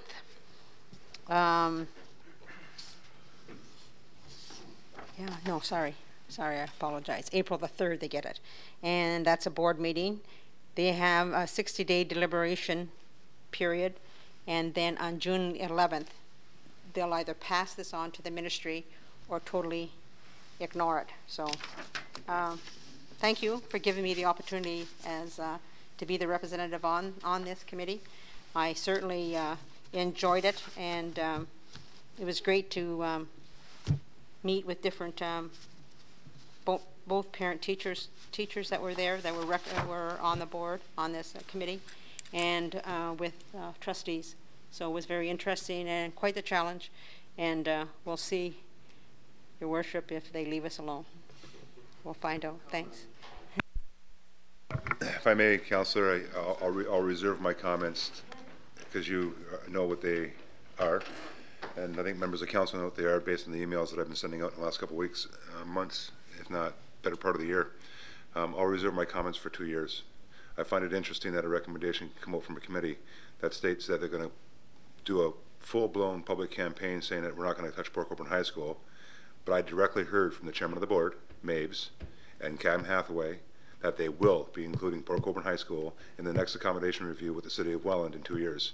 So I think it's 100% misleading to say to the residents of Port Colborne that there will be nothing happening to your school, when I heard from the chairman of the board as well as the superintendent that in fact Port Colborne will be at this process again within 2 years with the City of Welland, and we can all foresee what the outcome of that process is going to be. And I'm not very happy about it, but I'll leave it at that with all fairness to yourself as well as the committee members. And again, I'll reserve my comments for 2 years from now. Anyway, thank you, Councillor Kenny, and I want to thank you for sitting on that board too as well, because I know how difficult it was being torn between some of the, I'll use the word manipulation that was happening at the board or at the level of the committee compared to what you were bringing forward on behalf of your community. And I thank you for that. And I want to thank Mr. Howell as well. Finally, members of council, if I can also thank Councillor Doucette and Councillor Desmarais for also making presentation at the board. Unfortunately, it fell on deaf ears, but I think when 2 years comes around, those deaf ears will perk up quite rapidly. I think, again, once again, the writing's on the wall. As well, I do want to take this opportunity to thank Councillor Elliott. As members of council recognize, and some members of the public recognize, I've been somewhat laid up for the past few weeks after having a knee replacement and a right knee scope and a left knee replacement. I want to thank all the well-wishers out there, a few of the others, but mostly the well-wishers. I can honestly say I'm a big fan of fruit now, because I got a lot of that in the last couple of weeks, and I'm not kidding. I tell you, it was just wonderful getting a lot of the fruit baskets and well wishes and the cards and all that. And I want to thank all those that really took the time to bring that to myself and my family, as well as members of council. Thank you for your thoughts, and members of staff. But Councillor Elliott, to you, thank you for sitting in this chair for 2 meetings. I hope it wasn't too painful. Was it 3 meetings? Oh, the budget meeting. That's right, the budget meeting too. All quicker than tonight, David. Your 3 didn't equal this time. But time to vacate the chair. yeah, should have had that operation a couple weeks later. But no, thank you, Dave. I really appreciate it filling in for me. I really appreciate that. And once again, for all the well wishers, thank you. So with that, we're going to move on to the adoption of the minutes. We do have 2 sets of minutes here, members of council. Minutes of the 8th meeting special of committee of the whole, February 26, 2013, as well as the minutes of the 9th meeting regular of committee of the whole, dated March 11, 2013. Mover and seconder, please. Councillor Danch, Councillor Bodner, questions or comments? All in favor? Opposed? Carried. Items requiring separate discussion. Items requiring a separate discussion. We have item 4, Councillor Danch.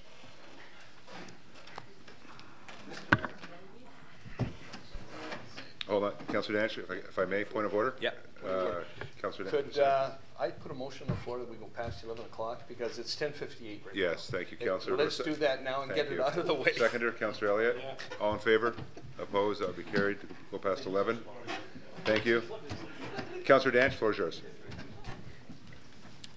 The Council of the City of Port Colborne authorizes the City Clerk and the Mayor to execute the attached vending service agreement with Sylvana's Vending and Catering Incorporated for the provisions of vending services at the Vale Health and Wellness Center.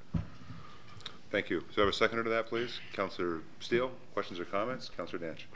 I guess we're going to go to Harry through you. I guess this is Bob and his wife again that we're dealing with here.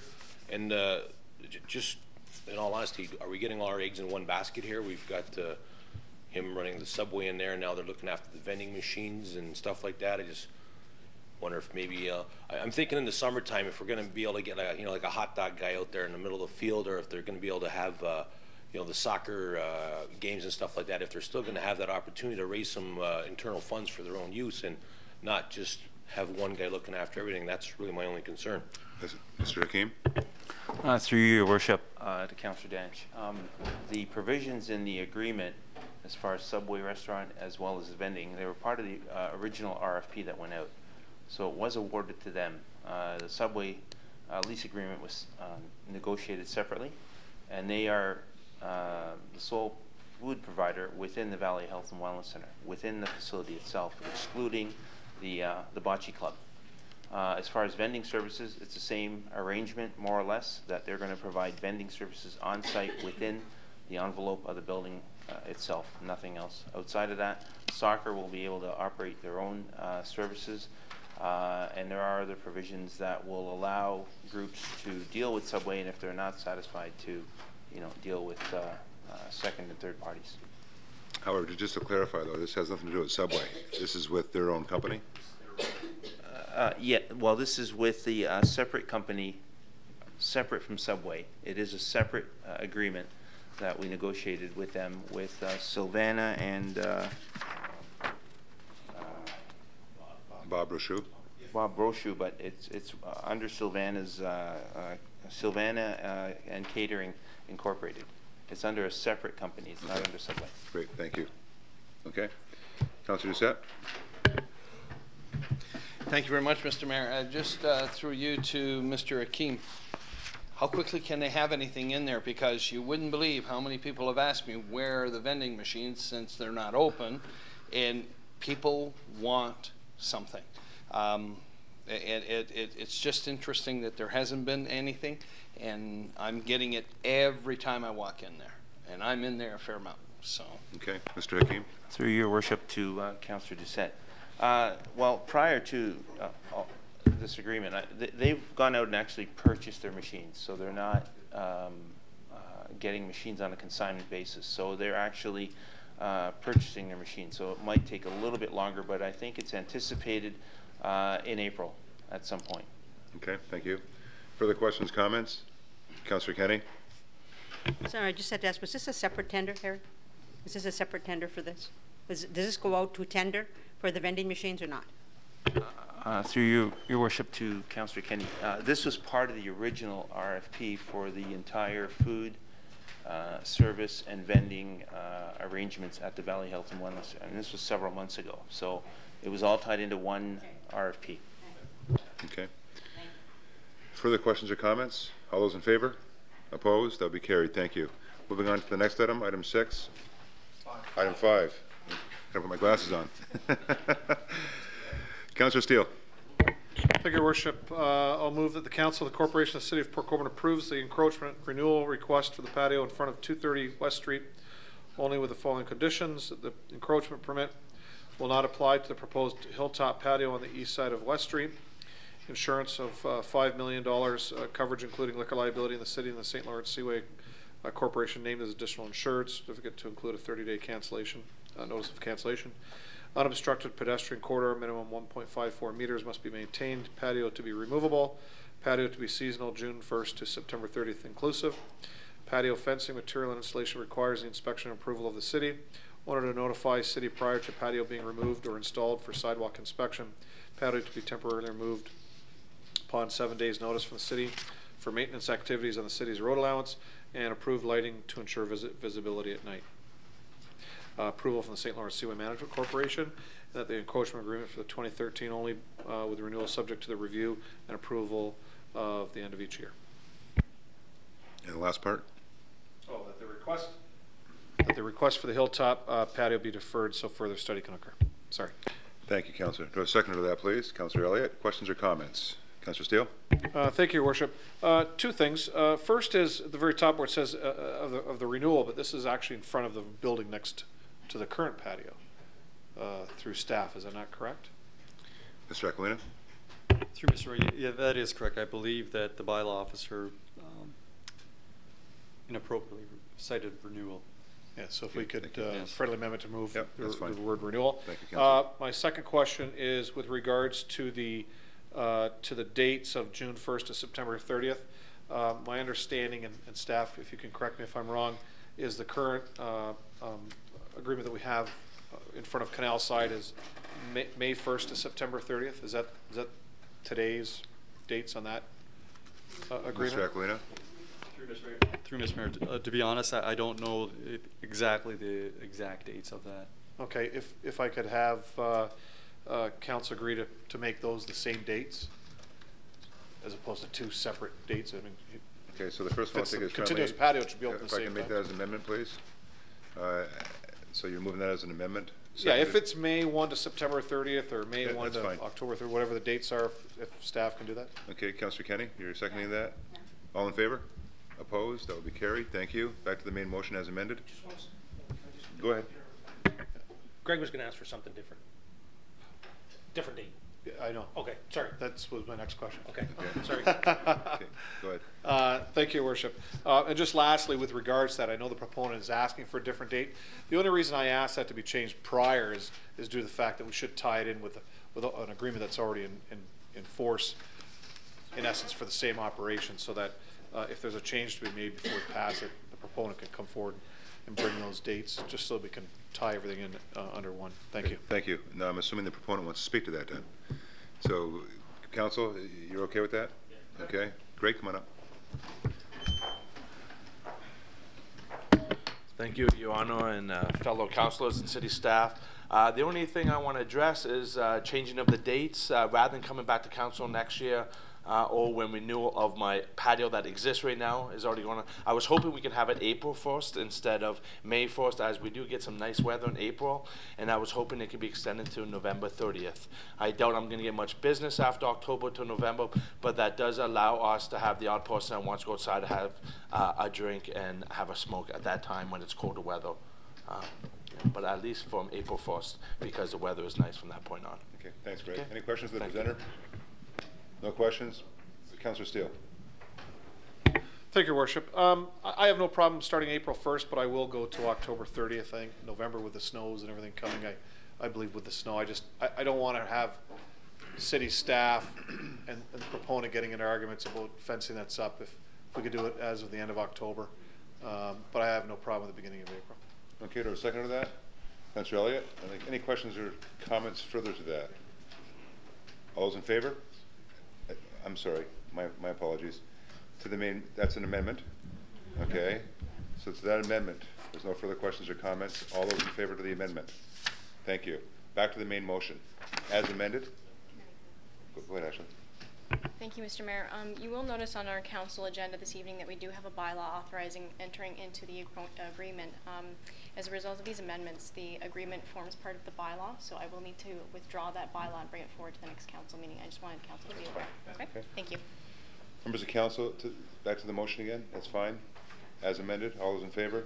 Opposed? That will be carried. Thank you. And thank you, Ashley.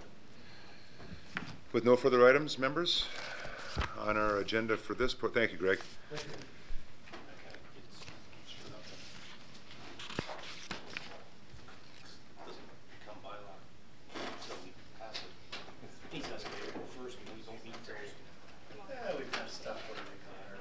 That's fine. Members, notice the motion. Motion to adjourn this portion of today. Oh, go ahead. Notice the motion. Go ahead. Sorry, Yvonne. Sorry. Thank you very much, Mr. Mayor. I'm just giving notice of motion that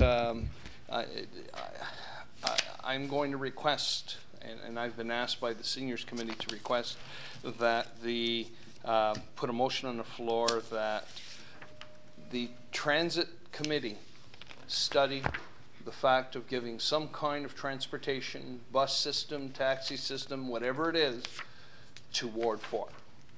The Ward 4 residents would like to have some kind of transportation in, might only be once or twice a month, once or twice a week, I should say, but they would like to have some way of getting into Port Colborne and using public transportation. And because of that, we had a couple of people talk to us about it at the Seniors Committee, and they've asked me to put a motion on the floor next council requesting that Transit study that and come back with a recommendation. Thank you, Councillor. So noted.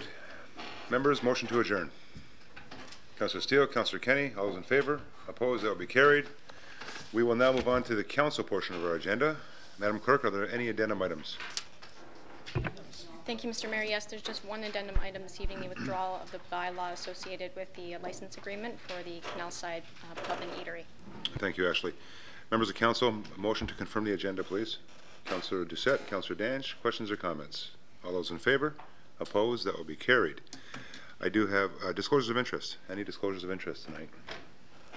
We do have two sets of minutes, the minutes of the 8th meeting special of council dated March 11, 2013, and the minutes of the 9th meeting regular of council dated March 11, 2013. Mover and seconder, please. Councillor Elliott, Councillor Bodner, questions or comments? All those in favor? Opposed? That will be carried. Are there any items requiring a separate discussion? With none, I do have, actually the items that are on our agenda. Mover and seconder, please.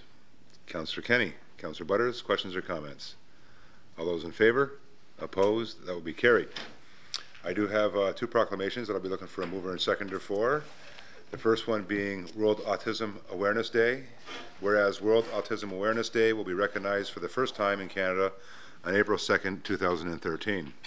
And whereas autism spectrum disorder, ASD, affects more than 100,000 Ontarians and is recognized as the most common neurological disorder, affecting 1 in every 94 children, as well as their friends, family, and community.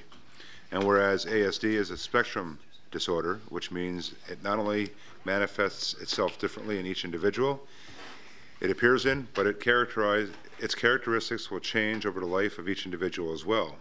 And whereas Autism Ontario is the leading source of information on autism and is one of the largest collective voices representing the autism community. Since 1973, Autism Ontario has been providing support, information, and opportunities for thousands of families across the province of Ontario. And whereas Autism Ontario is dedicated to increasing public awareness about autism and the issues faced by individuals with autism, their families, and the professionals with whom they interact. Excuse me. The association and its chapters share the common goals of providing information education, supporting research, and advocacy. Now, therefore, I, Mayor Vincent Badaway, proclaim April 2nd, 2013 as World Autism Awareness Day here in the city of Port Colborne. So I have a mover and seconder, please. Councillor Kenny, Councillor Steele. Questions or comments? All those in favor? Opposed? That will be carried. Second proclamation. That whereas the transgender and gender diverse community in the city of Port Colborne has applied to the city to proclaim March 31st to April 6th, 2013 as Transgender Awareness Week. And whereas the city of Port Colborne welcomes and enjoys an abundant and richly diverse population of transgender and gender diverse people. And whereas the city of Port Colborne envisions a society in which transgender and gender diverse people are assured basic rights and can be open, honest, and safe at home, at work, and throughout their community. And whereas Council at its meeting of March 25th, 2013 resolved to proclaim the week of March 31st, April 6th, 2013 as Transgender Awareness Week. Now therefore, I, Mayor Vincent Badaway, proclaim the week of March 31st to April 6th, 2013 as Transgender Awareness Week, and proclaim the day of March 31st, 2013 as Transgender Day of Visibility here in the city of Port Colborne, and encourage all citizens to help eradicate gender stereotyping by educating themselves on the issues faced by the transgender and gender diverse community, and recognize that members of Transgender Niagara who work hard to increase awareness and provide recognition and support to the transgender and gender diverse community, their families, friends, partners, and allies. Do I have a mover and seconder, please? Councillor Bodner. Councillor Butters. Do I have any questions or comments? All those in favor? Opposed? That would be carried. Thank you, members. We'll now move on to the minutes of boards, commissions, and committees. Minutes of the Port Colborne Historical and Marine Museum Board of Management meeting of January 15th, 2013. The minutes of the Accessibility Advisory Committee meeting of February 13th, 2013, and you'll note those are in draft form. And the minutes of the Long-Term Master Plan Fire Department meeting of June 6th, 2012. Members, mover and seconder, please. Councillor Doucette. Councillor Butters. Questions or comments? All those in favor? Opposed? That will be carried. Notice of motion. Councillor Doucette. Thank you very much, sir. I will be bringing a motion forward for what I just finished talking about a few minutes ago. Is that acceptable, Madam Clerk? I think she got it. Thank you, Councillor Doucette. Introduction and consideration and passage of the bylaws. Madam Clerk, you got the floor. Thank you, Mr. Mayor. That the following bylaws be read 3 times and finally passed. Bylaw 59313713, being a bylaw to exempt certain lands from the provisions of Bylaw 59142113, being a bylaw to designate a site plan control area. Bylaw 59323813, being a bylaw to adopt the estimates for the City of Port Colborne for its own operations for the year 2013. Bylaw 59333913, being a bylaw to confirm appointments to various boards and committees. Bylaw 59344013, being a bylaw to authorize entering into a vending service agreement with Sylvanas Vending and Catering, Inc. for the provision of vending service at the Valley Health and Wellness Center. And finally, Bylaw 59394113, being a bylaw to close temporarily to vehicular traffic sections of various streets for purposes of the 2013 Many Hands Project Reveal Celebration. Thank you, Madam Clerk. What was that for? I just can't get over the fact that we lost tonight. Having a hard time with that right now. Well, it's payback for blowing that 3-0 lead. Yeah. Sorry, Ash. Mover and seconder for the bylaws, please. Councillor Elliott, Councillor Danch. Questions or comments to that? All those in favor? Opposed? That would be carried. Confirmatory bylaw. Ashley?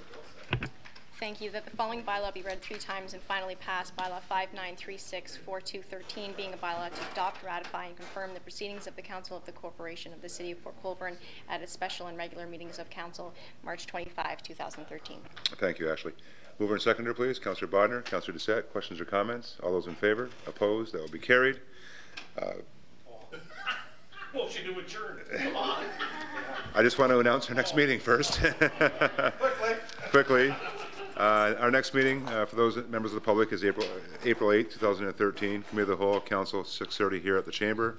April 22nd, following that, once again here in the Chamber, beginning at 6:30. And yes, I would be remiss, after hearing the news, the terrible news, that the Pirates got beat 3-1 tonight by the Welland Junior Canadians. But still, I would like to take this opportunity to congratulate the Welland Junior Canadians for a hard-fought series, but as well congratulate our Pirates once again for a hard-fought series. Went to Game 7. Every game was close, well, to some extent.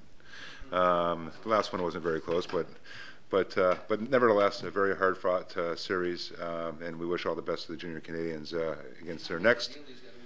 No, there was no bet this year. But all the best to the Junior Canadians. Represent us well here in South Niagara. I would only assume, well, I'm not going to say it, but in the next series, even though I think I know who's going to win the next series, I'm not going to say it because I'm not going to get that one to come back and haunt me. But again, congratulations and best of luck in the next series. So with that, I will entertain a motion to adjourn. I do have Councillor Elliott moving that motion, and Councillor Steele seconding that motion. It is 11:18 p.m. So folks, go home and get right to bed for tomorrow. And I do now adjourn. Have a great week.